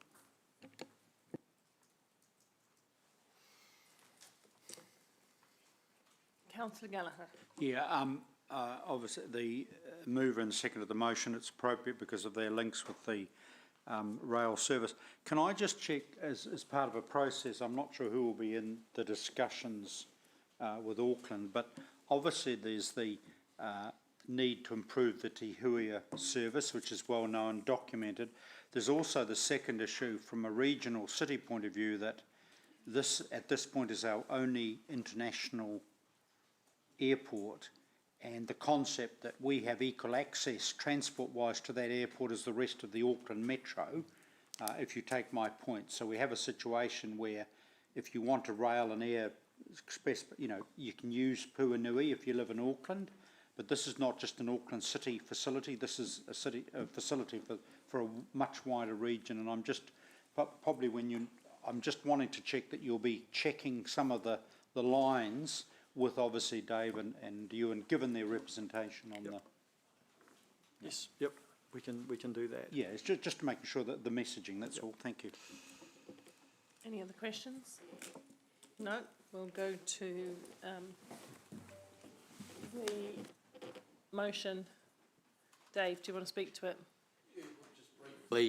I do think we need to support Auckland, just like in the Board of Inquiry situation as far as the water allocation goes, but I think we have to, as I said in the last speech, we have to continue to remind them they're actually part of something wider than just the bit between Bombay and Warkworth. And part of that reminder is to ensure that there's good links, good transport links between the rest of the country and them for everyone's benefit. And this is just one element that has been a sticking point for a little while. It's gradually improving, but it's not going to hurt in a soft way to put our hand up and say, "Taiho a minute, let's also talk about this while we're at it." And if Watercare says, but we're only here to talk about water, we say, well, bring in your owners who are there to talk about everything. And we need to make sure that our discussions with them are as holistic as possible and not just siloed. When it's siloed, we can get picked off issue by issue. When it's holistic, it's easier to raise related points that may benefit us but not them, and vice versa. Thanks. Thank you. Councillor Gallagher? This is about a mutual interconnectivity, and obviously we are well intended and well motivated to talk with Auckland to assist them with regard to their water issues. That's one mutual, but mutuality obviously goes both ways in the sense that our region short-term and long-term, has a critical interest in, viable rail services and how they connect. And dare I say it, Puanui should service Auckland Airport, as I just said before. It's a regional airport. It's servicing the central North Island. So whether or not you live in Takapuna or you live in Tuakau, Pokeno, Hamilton, etc., long-term, you should have equal sort of access and reasonable access. That is a vital resource for the wider region. And obviously, dare I say it, Auckland has got to, and Phil Goff is a great man, he will understand this, that an Auckland boundary just doesn't stop at some notional boundary just north of Tuakau.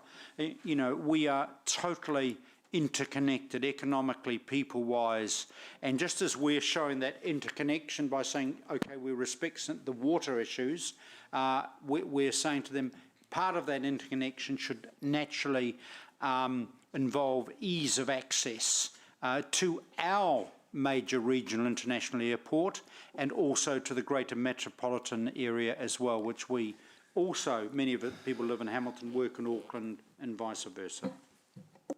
Councillor Pascoe. Just very briefly, Mayor Paula, I did attend the opening of the Tuakau plant upgrade on your behalf, and I certainly got a sense at that opening that Auckland had pretty much sorted out their water problem, because they were very open and beaming from ear to ear that they would now have plenty of water for the city. So I'm a little bit surprised that they've come back to ask for more. Mayor Goff, and I don't want to detract from the wonderful comments that Councillor Martin made about Mayor Goff, but he made no reference to Hamilton in terms of the interim contribution we had made to their water. He was somewhat glibly in a comment that he made that they were taking water out of the river that was soon to go out to sea, so he didn't kind of see it as being a wonderful take of an asset.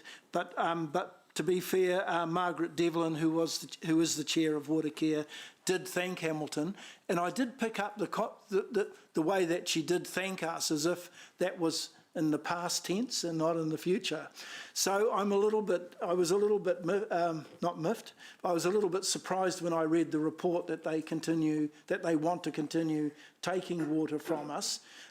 So it may be that in terms of staff discussions with Watercare might be to find out and have a good reason as to why that water is being taken and whether it would be needed again next year, which is part of that initial agreement. But I will be supporting the motion today. Councillor Bunting. Yeah, look, I'll support this.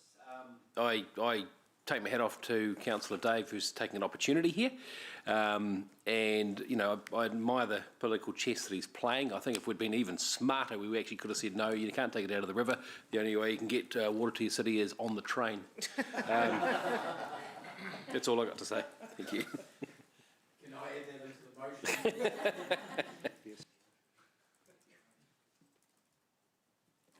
Is that it? I thought you had more to say, but okay. Yeah, Councillor Wilson. Yeah, thanks, Mayor Paula. Look, I wasn't going to speak, but I think I do want to add a few words. I had the opportunity of recently meeting with the Auckland City Council and the Mayor in question. Very, very lovely chap, wonderful view from his mayoral wing. The reality was he also reflected very strongly his stance while reflecting and representing AT. And there was a moment where I was sitting there thinking to myself, as a Hamilton City Council, we chose to embrace Auckland's request on the basis that it was good for Auckland and New Zealand Inc., and that we in local government have co-responsibility for positive outcomes of our citizens. I find it quite interesting in light of the fact that we as a city were saying to Auckland, hey, this train service is really important to our ratepayers. This train service is important to this city, and in fact to New Zealand Inc. New Zealand Inc. has spent approximately $100 million, or will spend $100 million in this provision of rail. And you would have imagined if there was one city in the country that would have said, yes, we're the largest city in New Zealand and we accept our responsibility to ensure safe, reliable, inter-regional passenger rail, that they would be saying, Hamilton, how can we help you achieve this? After all, you're only asking for 2 services in the morning, in the afternoon. How complicated could that be? And in light of your cooperation with providing us water, we would like to roll out all the scones and cream and welcome you. But that wasn't the narrative at all. It was all about protecting Auckland Inc. It was all about protecting Auckland Post CRL. There was no indication of a desire to share cooperation across the rest of the country. So I think Councillor Macpherson has been very kind in the way that he's worded this. I would have been a lot stronger. And I know some would have said that it was inappropriate, that we're mixing things together. But in fact, I think respectfully, they would be wrong. Because at the heart of what we're suggesting here is cooperation within the country. And what's good for Auckland should be good for us. And what we're saying to Auckland, we need your help. There was a reluctance. I would say, Your Worship, that it will be really important that we control the comms on this issue, that we go out and we explain why we've added this, why this is important to us, why we want to help the people of Auckland, while expecting them to do the same for the people of Waikato and the greater good of New Zealand. Councillor O'Leary. I wasn't going to say anything, but I did have a quick look at the 1st of October 2020 agenda under Strategic Growth Committee, and of course in that was the Memorandum of Understanding with Hamilton City and Auckland that said we would be able to raise issues like this, and there's a whole list of issues, and of course one of them under urban growth matters is the commuter rail service. So this isn't at all inappropriate, and actually I think Councillor Macpherson's reminded us that we may have dropped the ball a little bit here. This is not just an opportunity to help out Auckland, as Councillor Wilson has so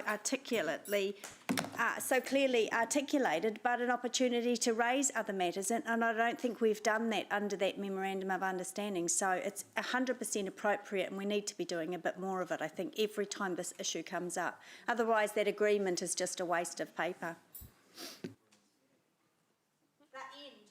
Yeah, I get that. I'm just still writing what I wanted to say. Thank you. Thank you. A few comments for myself. Well, this item became a runaway train, but I am on board. Get that one? I am on board, right, with the sentiment. I thought it was quite good. When you start doing the funny stuff, she'll start doing your stuff. I just found my sense of humour again, Bunty. You should be pleased. But look, I'm on board with the water. I'm on board with the sentiments, and picking up what Angela says, we've discussed ways to strengthen our barriers with our conversation around our barriers with Auckland. We do go up. We have these. Ryan came with me. We went up. We had a good meeting. It was all legitimately seeming like we were pulling the same way. But of course, it's easy once you've left that place for them to forget what it is, action to what we're going to do. So we're going to talk about that after this meeting, about how we get more oomph behind that, because you're absolutely right. We need to call them to account with the things that we discussed there. I'm sure that Ryan and I can achieve that. But with the water, back to the water. Yeah, there was water. There again, just want to reassert this point. We are being helpful, but we don't want to be seen as a soft touch for ad infinitum for water, to be honest, for Auckland. And they've had the first period, and we know their dam has got up part way, and it still needs a little bit more in the dam to be resilient to potential summer dry events or whatever. So we understand that, and we want to play a part in, while we're not needing it, in helping. Having said that, I just haven't seen any details yet from Auckland as to how they're even planning, considering, researching elements that don't, options that don't include the Waikato River. So the next time that this comes to a paper to council, what I would like to know, through you, Mr. Chief Executive, is what actual steps are they taking to reduce the reliance on the Waikato River that was through and to. I don't want you to do it today necessarily, but I need to understand whether that comes to a workshop or whatever else. Because otherwise I think we'll, it'll be Groundhog Day in another year, we'll be saying, yes, you can have this water, but let's get some clarity over this as we go forward. All right, two finished. Councillor McPherson, right to reply. Thanks for the good discussion about things other than water as well, that too. And Angela made some really good points about, remind us of that agreement, which everyone sort of promptly forgot, especially Auckland, and they think, should I hope Hamilton doesn't bring that stuff up every meeting after that, so let's do that. I think Ewan made a good point. We actually, and I want to check with the Chief Executive that he's organising for comms for us to independently report what we're going to give them this water. The situation of the Board of Inquiry coming up. We're going to give them the water in the meantime. We're going to raise, as is our right under the agreement, this other issue that they can help us with, and we expect, in the spirit of cooperation, they will be helpful. Interestingly, going back to water, Maxine's just shown me some of Watercare's website information, which probably goes to the point Rob said, being surprised that they were asking for us. They're only at 62% storage across all their dams at the moment. It's straight at the end of winter, so that's low when the historical average at the moment is about 85%. And one of the neat little ironical points was that they have a dam called Upper Huia, which was only at 42%, which is about where Te Huia is at the moment as well. So I thought that was quite appropriate to comment. Thank you. Thank you. We're going to the vote now, please. On it was a quick one, eh, Paula? yeah. The motion is carried unanimously. We're going to take a 10-minute comfort stop. Sorry to all the staff that are waiting on the district plan. Just a quick stretch and grab yourself a cup of tea, etc. No, my flight got cancelled. It broke down. Oh, you must be flying Air New Zealand. Yeah. Yeah. So. Pity there wasn't competition.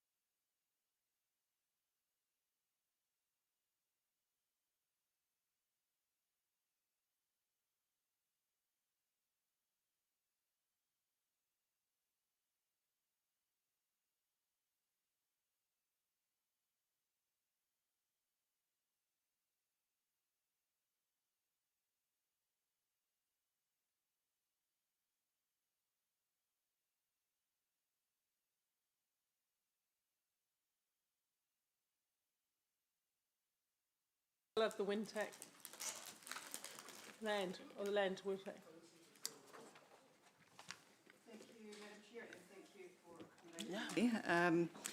This report is just an information exercise for councillors. We've released PX minutes on the sale of Windtech with a lot of Lagoima things. Timing is everything, and it's simply the sale has been completed. We talked to Stark Properties and also Windtech about the request that we had, and they had no issues with it being released. So we have done so. If there are any questions, Madam Chair.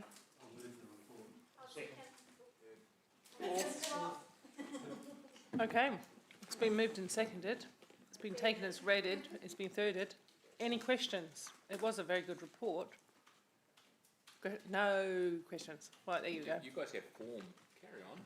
All in favour, please raise your hands. Opposed? Carried. So from not in the room was Dave and Sarah. Yes, you know. So, I understand we're now about to deal with item 18. Yeah. Sorry, I'm choking. Oh, please don't. I noticed at the I said at the beginning of the meeting I was conflicted in 2 items. Clearly, I'm conflicted in 3. So I'm now withdrawing from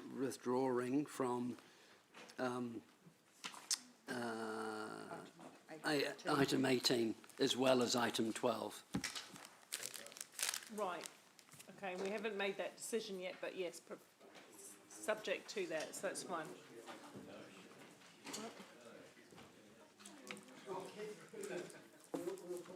Because of the public exclusion. We'll get to that. He's made the right decision is all I will say, and we'll get to that in public excluded. Yeah, so we've done that now. We're on to the district plan. And in a very short period of time, within about half an hour, I'll be making a call on whether we're going later than 6, and therefore, what has to happen then? Right? I have to go at 6. Fair enough. Let's see what we can get through. District plan change, which will be a really short item, I'm sure. Not. I know.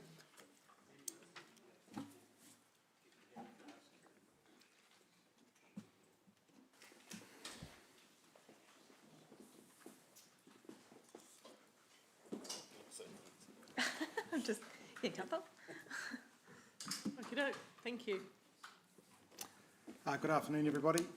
My name is Craig McKibben. I'm the Comms and Engagement Lead for the Plan Change Program. Simone Benesbeck, Comms and Engagement Manager for the Growth Team.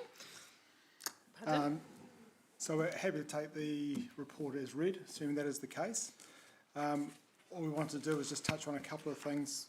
First of all, we had the District Plan Committee meeting last week, and we received some really valuable feedback from the councillors involved, particularly around some of the wording and getting, I guess, a bit more of a, if you like, a hard line into our comms in terms of making it very clear that likes of the NPSUD are going to have some significant impacts on our city, both positive and negative, but being a lot more sharper in our messaging in that regard. So we've certainly taken that on board and do appreciate that feedback, because it helps us to, I guess, having someone outside of the actual team giving us that feedback is most beneficial. So thank you very much for that. It's a question from me on behalf of those ones that were there anyway. So when will we see, we looked at some potential marketing material, and then as a base for starting the conversation, we made some, when will we see it again in its improved form? Because it's not attached, so. No, so we took that feedback on board, particularly on the key messaging, and we've made those updates. So we're just got hot off the press, got the revised version back today, so we can share that with the team after the meeting. Okay, is everybody happy to, I haven't seen it. So we're noting the communication plan, we're noting the planned engagement. I think it would be really worthwhile putting the final look through the people that you put it through before. And so subject to Angela, Ewan, myself and Ryan, thank you. Subject to us having a look at it and being satisfied, I'll move this recommendation of staff. Okay, Councillor Bunting. Thanks. I just had a very quick question, and it's a little bit down to the weeds, but I was interested in the citizen panel. How does that look? How does that work? And how do you choose them? And can you tell me how that works? Yes, certainly. So the rationale behind using the citizens panel is that we've got the 4 area plan locations that we'll be going public on within the next week. What we want to do is make sure that we get a genuine cross-section of that community's perspective about what's important to their community, what they want to see retained, what they don't like about their community, what things they'd like to see improved, and also what are their concerns or what are their opportunities around intensification occurring in their location. We know that if we just go and have a stock standard open day, we're going to get the same views every time. And by using a citizens panel, we have the opportunity to make sure we actually get a cross-section of the community. So what we're doing is we're using census data to get a better understanding of ethnicity makeup. We're also looking at age groups. And then what we're going to do with the community development team is actually go out and do some recruitment to form up these panels for each of the area plan locations. What we'll do then is the actual citizens panel, the way it works is we have an independent facilitator. So whilst council have organised it, we very much take a back step at it. Right. And the independent facilitator will actually work with the community group through those various questions. We'll be there to provide technical support, so if they have any technical questions, we can answer them. But we very much, like as I said, take a back step and allow them to have that conversation as a group. So it's like a focus group type thing. And those communities you're talking about, how big are they? Like, for example, if you're, I'd imagine a high-rise in Claudeland somewhere would have a locale one, but the 5 Crossroads one I'm thinking of, for example, it's easy to ask the businesses there, but asking the people that drive through there, if you understand, how wide are you reaching with those communities? Yeah, a fair question. So it's very much focused on the communities that are living in those locations. Right. And the reason being that with the intensification, it's going to be people living there who are going to be arguably most affected by it in terms of what they want to see for these communities. So we are being quite targeted in that regard of actually focusing on those communities that live in those locations. And that's the census data we're using. However, the information that we gather from those citizen panels will then be used to inform a wider community engagement piece where anyone can have a opportunity to have their say. Yeah, and to that point, we're also very conscious that if we're going to get people to be part of the citizens panel, we don't want them to feel the pressure of they are the voice of their community either. So it's really important we give them that level of comfort to speak, but also we then go and test it with the wider community, which we can do through a survey. Give them pizza. Thank you. That's really good. That looks really interesting. Thank you. No further questions? Okay, we'll go to the discussion. If anybody wants to say anything on that, I just will say a little something.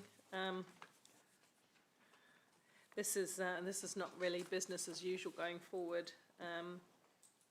Like other cities around New Zealand, of course, we have a serious housing issue, and we certainly don't have enough houses, and certainly not in the affordable end. And it continues to concern me that people are not well housed, and so we need to intensify.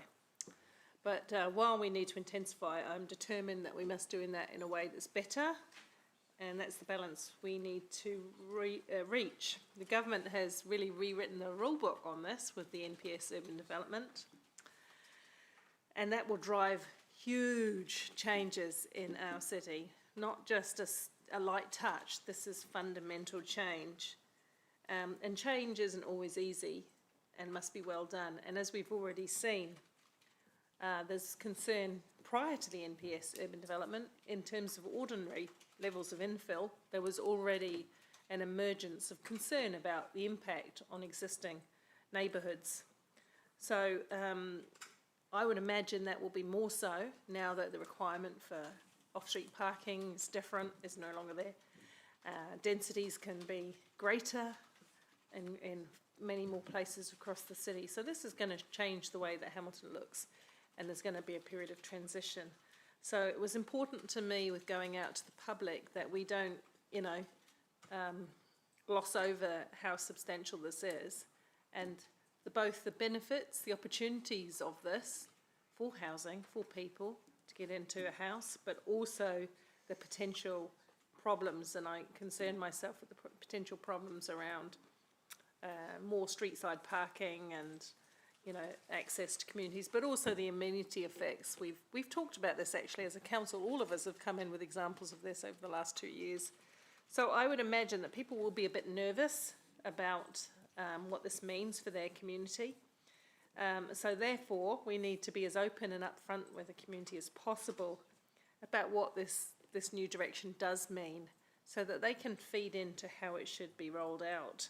So actually, I expect there'll be some pretty robust debate in the community, because it's quite a highly emotive issue out there for a lot of citizens. That's all I wanted to say, Councillor Bunting. I just want to express my excitement about the citizen panel idea, actually. It strikes me as a really good research, and it's more of a pure focus group, and I expect to get some really clear results. Often we confuse focus groups with smaller cell jobs, and some of the more recent engagement we've had, where we've had a small group and councillors have been there and everyone's been there trying to sell an idea.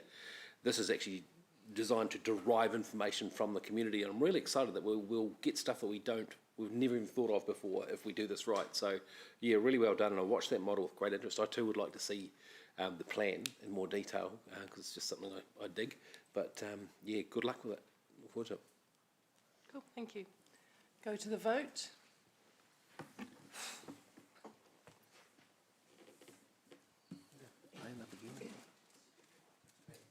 You don't know if you voted or not, eh? The motion is carried unanimously.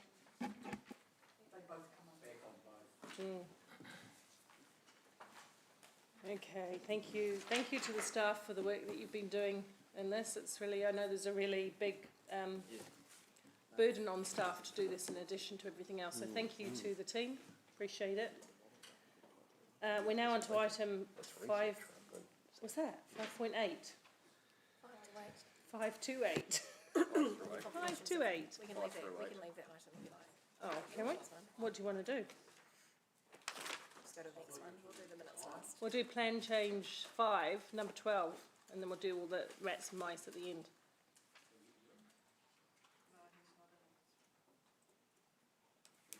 Is he not in the plan change one? Pick up. Oh. So you're out for this one too?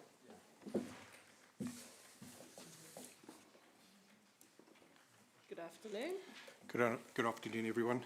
My name is Mark Robertson. I'm responsible for the Peacocks plan change, and it's Jamie Searle who's been assisting me with the plan change. So I don't know if you want to take the report as read. I do have a short presentation if you want me to go through that. Why not? Together we all see it.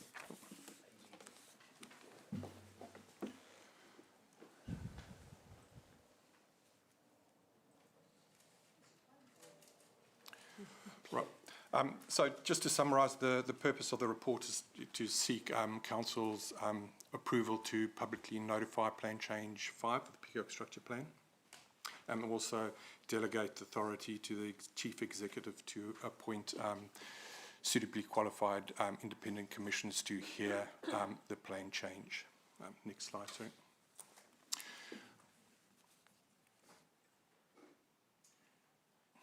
In terms of the background, this is a project that's been going on for the last 2.5 years. We've had involved consultation with the community, and it's a project that has been, I suppose, been developed in conjunction with the community as well.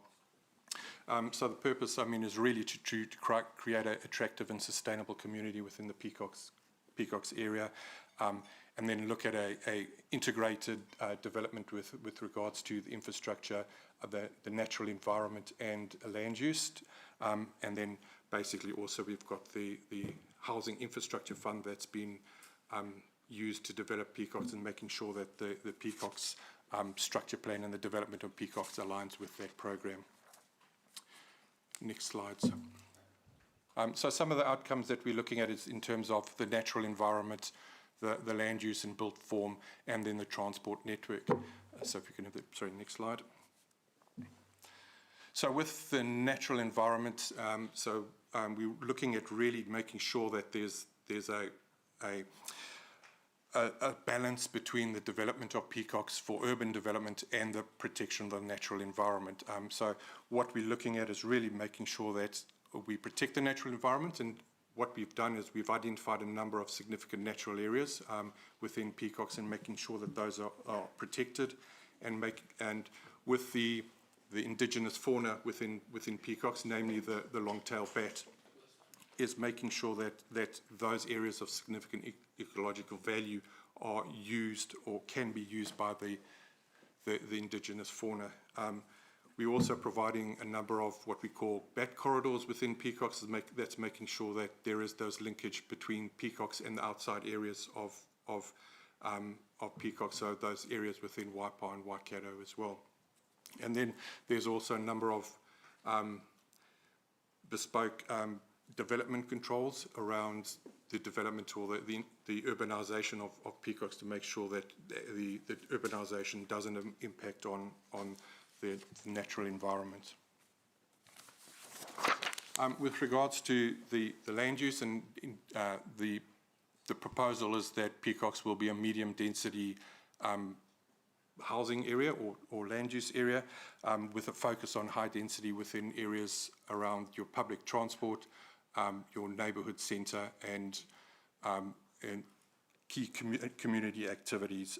We'll have strong design controls around how that high density or the density actually is developed within peacocks, and then also supported by well-connected open space network and a business hierarchy to provide services to those areas.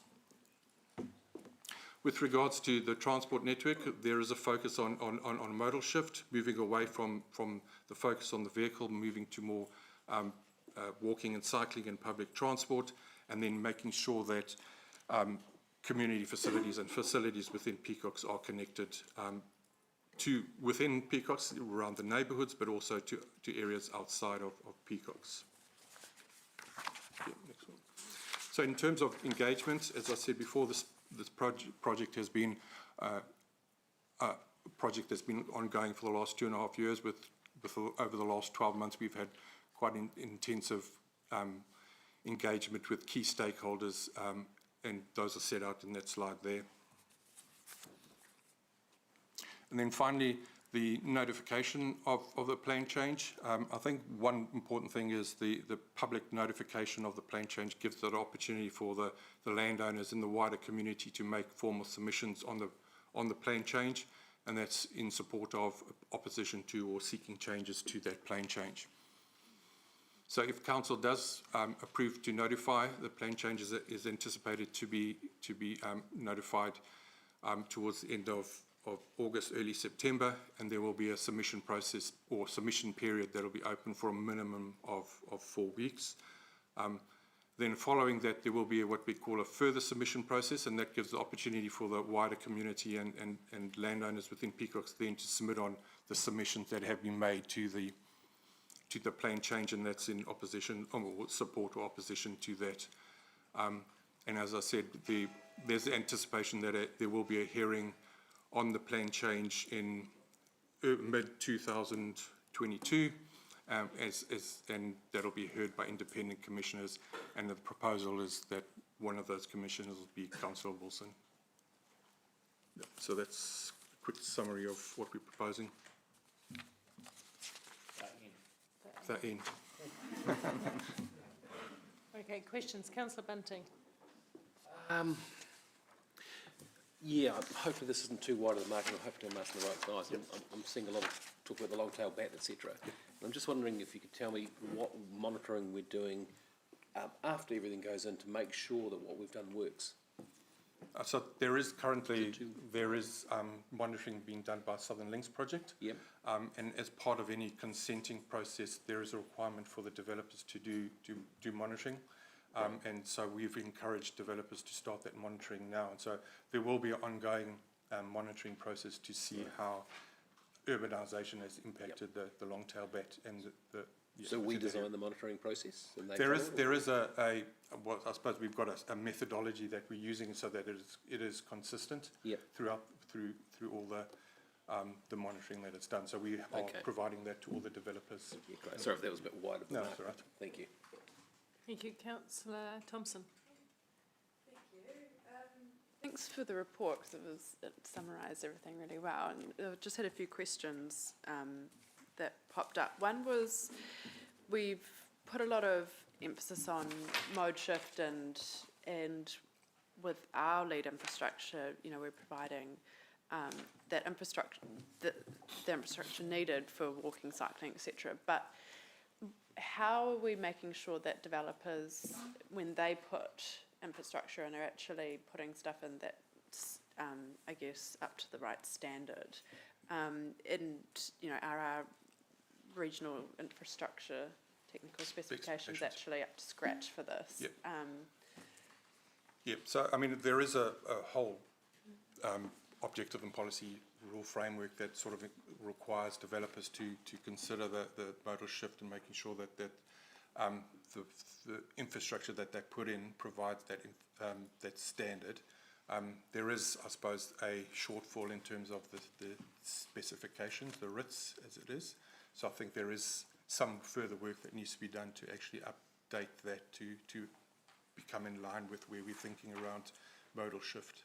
And is that the place that we kind of have a weak point at the moment in terms of getting good outcomes? Is there anywhere else that... I think it is, in terms of that's the I suppose, a set of provision or set of specifications that developers fall back on in terms of how development is provided. Okay. Yeah. Okay, so if... all right, thank you. So just in terms of actually addressing, being confident that we've addressed that, I guess, gap, particularly given we've got a new suburb that we're wanting to get these outcomes. Maybe is it appropriate to have a staff action to come back to us on this, or what would be the best? Look, yeah. I think it's probably best for us to go away and chat to understand exactly where that sits. It might be an infrastructure ops matter as opposed to a district plan or structure plan matter. Yeah. But yeah, as staff, we can come back to councils. Cool. Thank you. And another question was, Amberfield, are they likely to change the density of their development post-structure plan? Yep. And plan So change? we've had quite a number of discussions with Amberfield, and they are looking at re-looking at the densities of their subdivision. Yep. Okay, well, that's good. It says future community facilities that we're not sure what those are going to be, so they're not kind of, I guess, provided for in terms of the structure plan at the moment. What's the process for looking into that? Like, if we need to purchase land for a community facility, then we'd better to do it sooner than later, so... Ultimately, it's your LTP process, right, in terms of funding, or identifying the need for something and then funding it. Right. So in terms of the plan change and plan provisions, those things are plan enabled in the right places. Okay. And thank you. The last thing was just the name Peacock. We've never really had a discussion around the name of the place. It seems we've kind of just picked it up and carried it along. Are we looking at actually having a conversation potentially around, say, a dual name to recognise mana whenua, or some options there? It's not something that's come up as part of this process. We, in theory, could look at dual naming of the growth area, of the structure plan itself. Just have to be careful around any implications around kind of postal addresses and census areas and all of those things that may sit behind how that area is known, but it can be something that we could explore. The area is already identified as Peacock, Yeah. so there's an aspect of establishment. We can follow that up though and find out what the options are. Well, I think we can draw this offline, and we have already got work underway in street naming and other relevant policy. Let's pick it up at that point, if that's okay. Let's just write a note that will be an action. If that would Okay, be thank you. Yeah, I would like to follow it up, so thank you. Okie doke. Councillor Gallagher.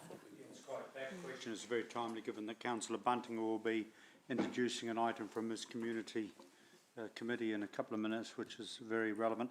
Just a general question, obviously, panel of three, a heap of work, and I respect you have expertise which you've identified. I'm not sure who can answer this question. The panel of three is standard. I mean, this seems to be a heap of work on this particular hearing. I mean, this is a major. Very grateful for the three people who are going to do this. Yep. And I think, if you look at the district plan review, there was a panel of three commissioners that did that as well. I think it's the standard that they use. You don't want it to get too big.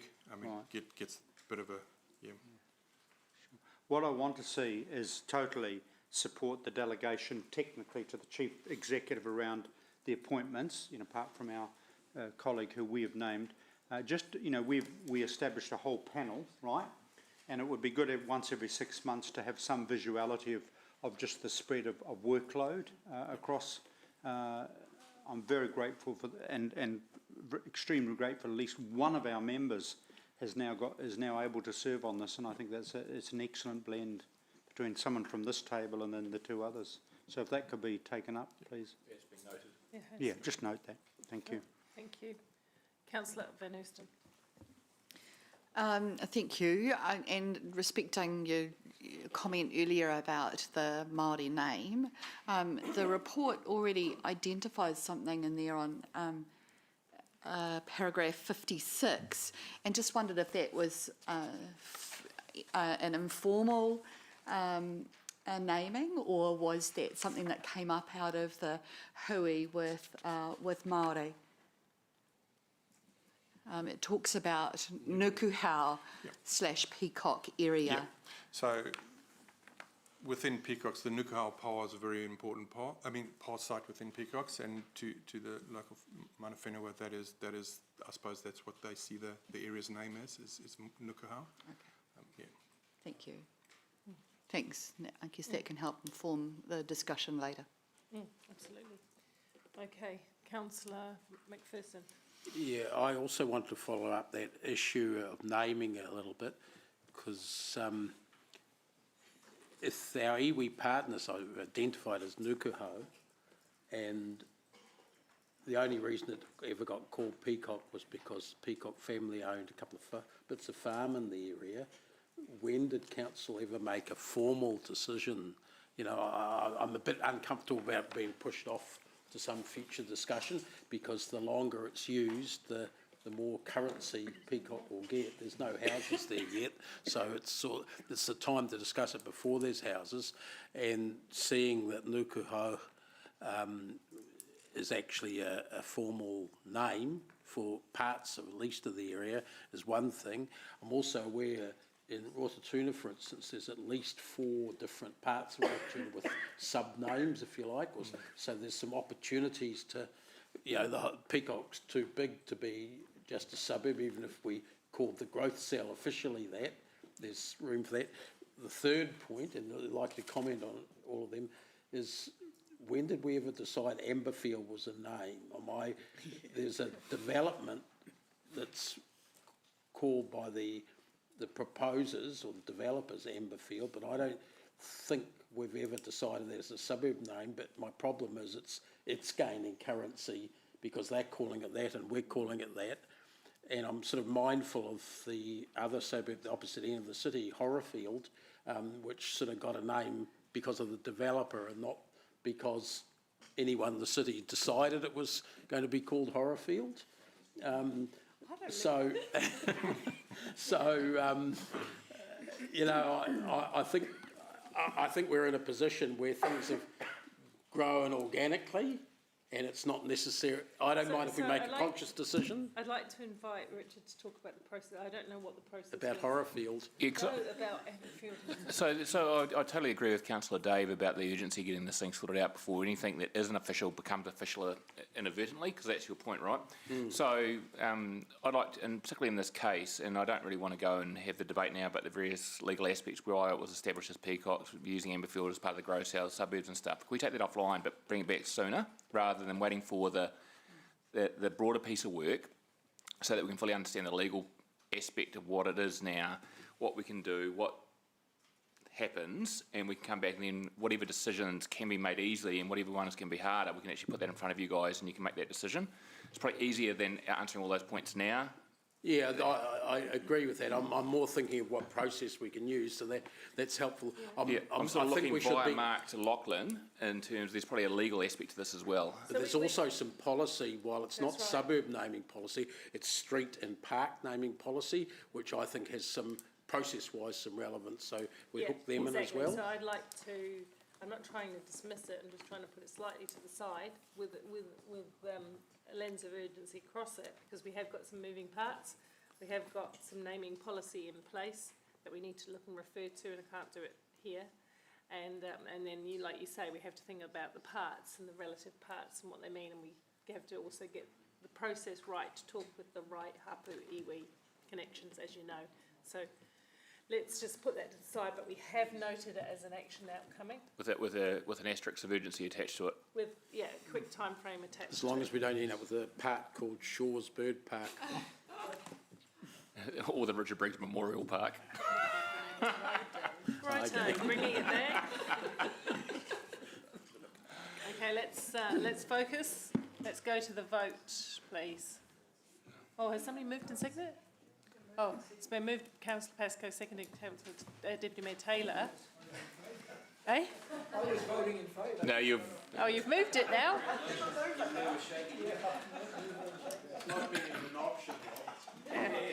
You just bought yourself a park. Yeah. You got Okay. deep pockets. All right. It's been moved, it's been seconded. Let's please go to the vote. Oh, no, sorry. Does just- anybody really feel urgent to debate? We've got all the points. Yes. I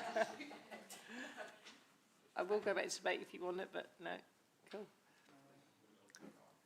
Sorry. Yeah. I've voted. The motion is carried unanimously. And look, a huge thank you to staff for the amount of work. We know that it's been, Blair, if you don't mind. It's getting in the way of me saying thank you to staff here. So thanks. Yeah. So thank you to the team that are dealing with all of it, and thank you to, thank you very much. We appreciate the work that's going into it. Keep it up. Yeah. And we'll find you some more if you need any work, that is, no? And I would like to say that debate on that item was the best so far today.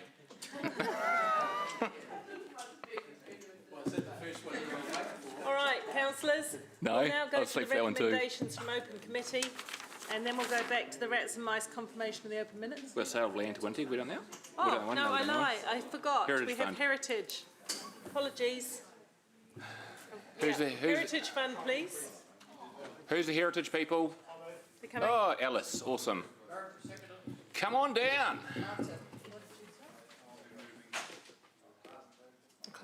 Are you sure, Martin?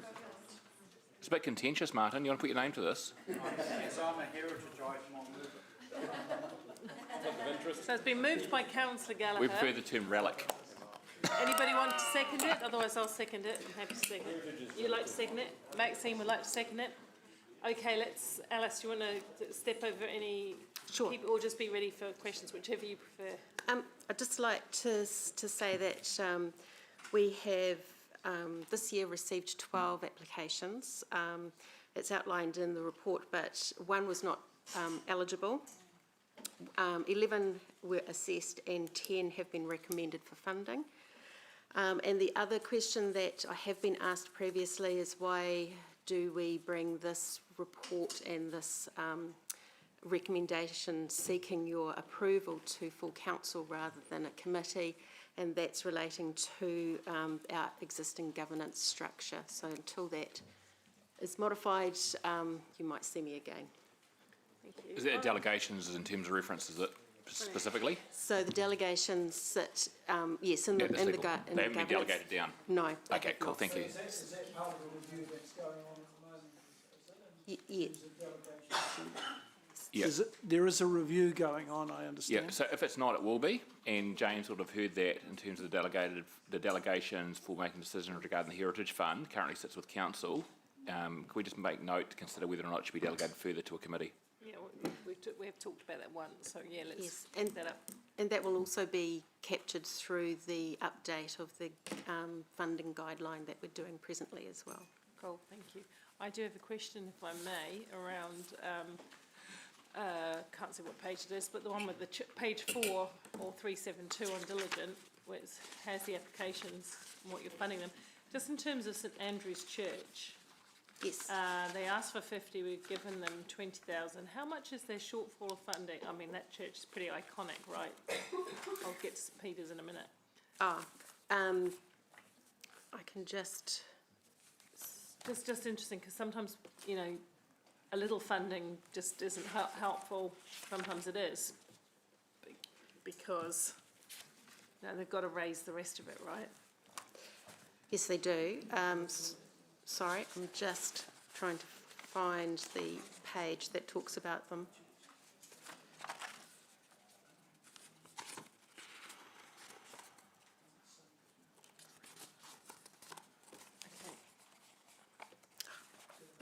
Well, maybe you can talk. So, I mean, in terms of all of them, here it is. Here. So on page 359, and sorry, Rob, specifically the following page, they actually sought 50. And they have themselves brought in or are putting towards 113,000. Does that get the job done, or are they short now? So they possibly are slightly short. We have that matter of supporting with only 80,000 to spread, but they. In terms of the 20,000, that does go a long way in terms of what they're having to do. But yes, it's sort of in their factoring. They had sought 50. Okay, thank you. And the same with St Peter's. We're giving them a bigger portion of what they asked for, but I imagine that leaves them still with a considerable shortfall to find. Yes, I mean, one thing that we're in dialogue with these owners, and we are continuing to support them every time the fund has been available, and what they have been doing through understanding the overall bigger picture of their projects is giving us bite-sized pieces that can be done within the 9-month period. So the money, if they can't do this the project aspect that they have proposed to do within the 9-month period, they won't be able to receive the money in any case. So what we have previously spoken to all of our potential potential applicants for the fund is look for a project that you can do within that 12 or 9 month. It actually works out to 9 months within the financial year, and then next funding round, apply again, and then we will look at being able to recommend funding so that that project is completed, because a number of these large projects do take a number of years to be done as well. Okay. Thank you. That makes sense. I'll come to the overall quantum, and I don't, the what's it called, Frankton Junction Supply Store, we're only giving them a little bit of what they asked for. How much does, you know, in terms of painting, that's significant? It's only we've only given them such a little bit. Does that mean that the people are leasing the shop below or living in the apartment above, or whatever's going on above? I don't know what's going on above. Do they have to find the rest, or does it just not get done? So the Frankton Junction, that is the body corporate that has applied, so it is the overall building. Some of the aspects of work that they were seeking funds were for parts of the building that are not identified as being the heritage component of that building. and the wall, when talking to them, the exterior wall facing the railway was of most concern. So again, it's being able to achieve something within the 9-month period. Thank you. Just a more global question then, given the pressure that comes on this and that we aren't able to fund everything that everybody wants, do you feel the quantum of the Heritage Fund is appropriate for the situation of our heritage artefacts in New Zealand at the moment, in Hamilton at the moment? Is it, or are we seeing a slow, I'm not trying to be loaded, or are we managing to hold our own across those heritage assets, or are we seeing a slow degradation of a number of them because we're only kind of chipping away at the edges of them, if that makes sense? Well, I think that the fund is, it's always better to be bigger, but you know, as we've got to slice the apple quite a number of ways. The fund would previously, because of the size of some of the projects, they haven't been able to take up all the money that's been allocated to them within the 12 months. So, I mean, one aspect would be to allow the fund to roll so that you would be able to generate, you know, a little bit more every year if someone couldn't actually achieve what they had been proposing to do. The fund at 100,000 gave us a little bit more flex. The Urban Design Panel and Mark Roberts and myself, we had to. That's why people have sort of got a little bit less than they would have normally, because we were having to sort of tighten the belt to be able to provide some support and ensure that we actually have that ongoing support. So out of the 10 that we are supporting, recommending to support, 9 are repeat because they're bigger projects, and 1 is just starting the journey, so that's Amar Street. Cool. I'm just trying to keep an eye on the overall asset pool of heritage, that's all. Councillor Hamilton. Wesley Chambers, you've noted the ownership is private. We understand the leasehold to be the Methodist Trust. Who's the building owner? Are you able to disclose? It's a hotel chain. So that's who's applied. Is it VR? Yep, VR, yeah. Okay, thank you. Right, cool. Councillor Gallagher. Yeah, just a quick question, sorry, on the railway one, it doesn't meet criteria. Is that education? What's the criteria that it didn't meet? Sorry. You're meaning the station house the at the university? Yeah, staff. Unfortunately, the university is a tertiary education, and that in government and local and regional council properties are not eligible as per the funding guideline. So it's not the fact that it's the station I have personally used to get a rail car. Seriously, I did. No. But it's not the fact that it was moved or anything like that. It's just it happens to end up sitting. Can I suggest, obviously with our midterm review, presumably if we delegate this to a committee, possibly the community committee, the issue, just a bit of a look over of the funding criteria and the quantum with the review at the AP, you know, given what happened with Beale Cottage, we had to, you know, do some jiggling. Would it be realistic for you, perhaps, once we say, yep, we're delegating it to community committee, for you to bring back a bit of just a general review report, so we can just have a broad look at the criteria in the budget? If it's helpful, there's a couple of things that would lend into the annual plan. So I could talk with Alice offline and see if we can merge that into that report. So all I'm saying through the chair, once we've got this midterm review, I think, I might be wrong, logically, you know, would be in your committee, Bunty, and it would be good at some stage on the agenda to have a bit of just a squiz over the heritage and for just a bit of a review of it. That'd be good. Okay, no more questions. I'm happy to. Do you want to? You did want to move? Yeah, you are the mover. I'm not sure if I'll exercise my right of reply. Got a seconder, yeah. Look, just a real shout out to Alice Morris and her heritage team, and obviously a shout out, obviously, as I understand the interaction with the design panel. So I'm really grateful because this is not a massive fund, and it's not easier just to take small quantities of money. But it seems to me that the quantums have been allocated with innovation and with diligence and in a really good way. And I also want to do a huge shout out for former Deputy Mayor Gordon Chesterman. This is one of his many legacies, if I can say, because he, as we know, was an incredibly strong supporter and initiator of this fund. And hopefully over time we can grow this. And I would be really interested to have a look at the criteria. But I want to thank the staff team. Thank you, seriously, because it's a heap of work. And the other thing which is great, it's detached. You don't have a political involvement. I think it's been done in a detached, professional, scientific, appropriate way. So I praise you for that.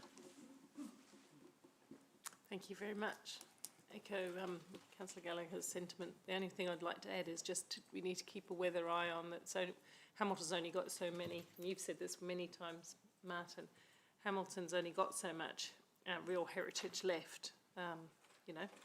We're a modern growing city, so as we grow up and around that, we have to take care. I think it's a moral imperative to take care of the heritage that we have remaining in whatever ways we can. So I hope that if the fund gets to the point where it's heavily oversubscribed all the time and that our buildings are the heritage items are slowly going backwards, then we probably haven't got enough in that budget, and that would be interesting to understand before the annual plan or at any time when staff feel that tipping point has been made and we're only just putting gloss over things rather than really taking care. I'd be concerned. Councillor Bunting. Good to hear your concerns, councillors, and your worship, because it was, and there's certainly no criticism of the intent when we reduced it quite easily last time from 100 to 80, so we could do Beale Cottage, which was a sensible move. But I hope the enthusiasm remains during the annual plan, because it's probably the time to have this discussion. Yep. Great. It's on notice. Good stuff. All right, thank you. Let's go to the vote.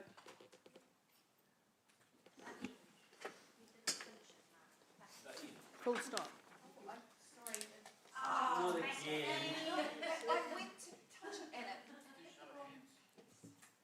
We'll reset.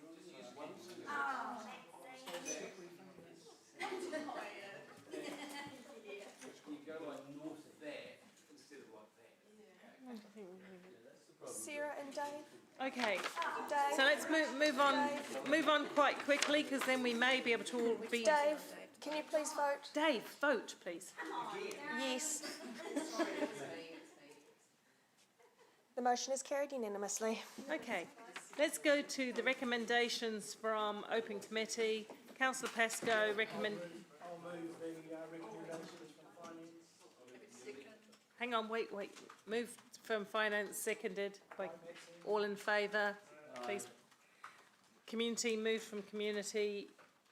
Oh, we've jumped one, but anyway, that's seconded by Cash. All in favour? Anyone else? No. Recommendation from Strategic Risk. I'll move. All in favour? Raise your hand. Aye. Anyone opposed? No. You're just going to have to sing out if you're opposed. Recommendation from the Economic Development Committee. Councillor Hamilton? Yep, moved, seconded. All in favour? Yep. Amy, did you manage to catch all that?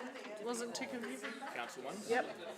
Now we're going to items 5 to 8, which totally confused me in the beginning. Confirmation of the council open minutes, and I'll move them all as a suite because you've had them in the paper and I didn't see anything. Pardon? Seconded. Thank you. I was going to second it. Is there any question? Are there any questions on that? There being none, we'll put them as a suite to the vote. All in favour? Against? Okay, we're moving into public excluded. I'll move that public be. Any public that's still here at this time of day. I'm soon to be a member of the public. Can I leave? Moved into public. No. Moved, seconded. All in favour? Opposed, carried.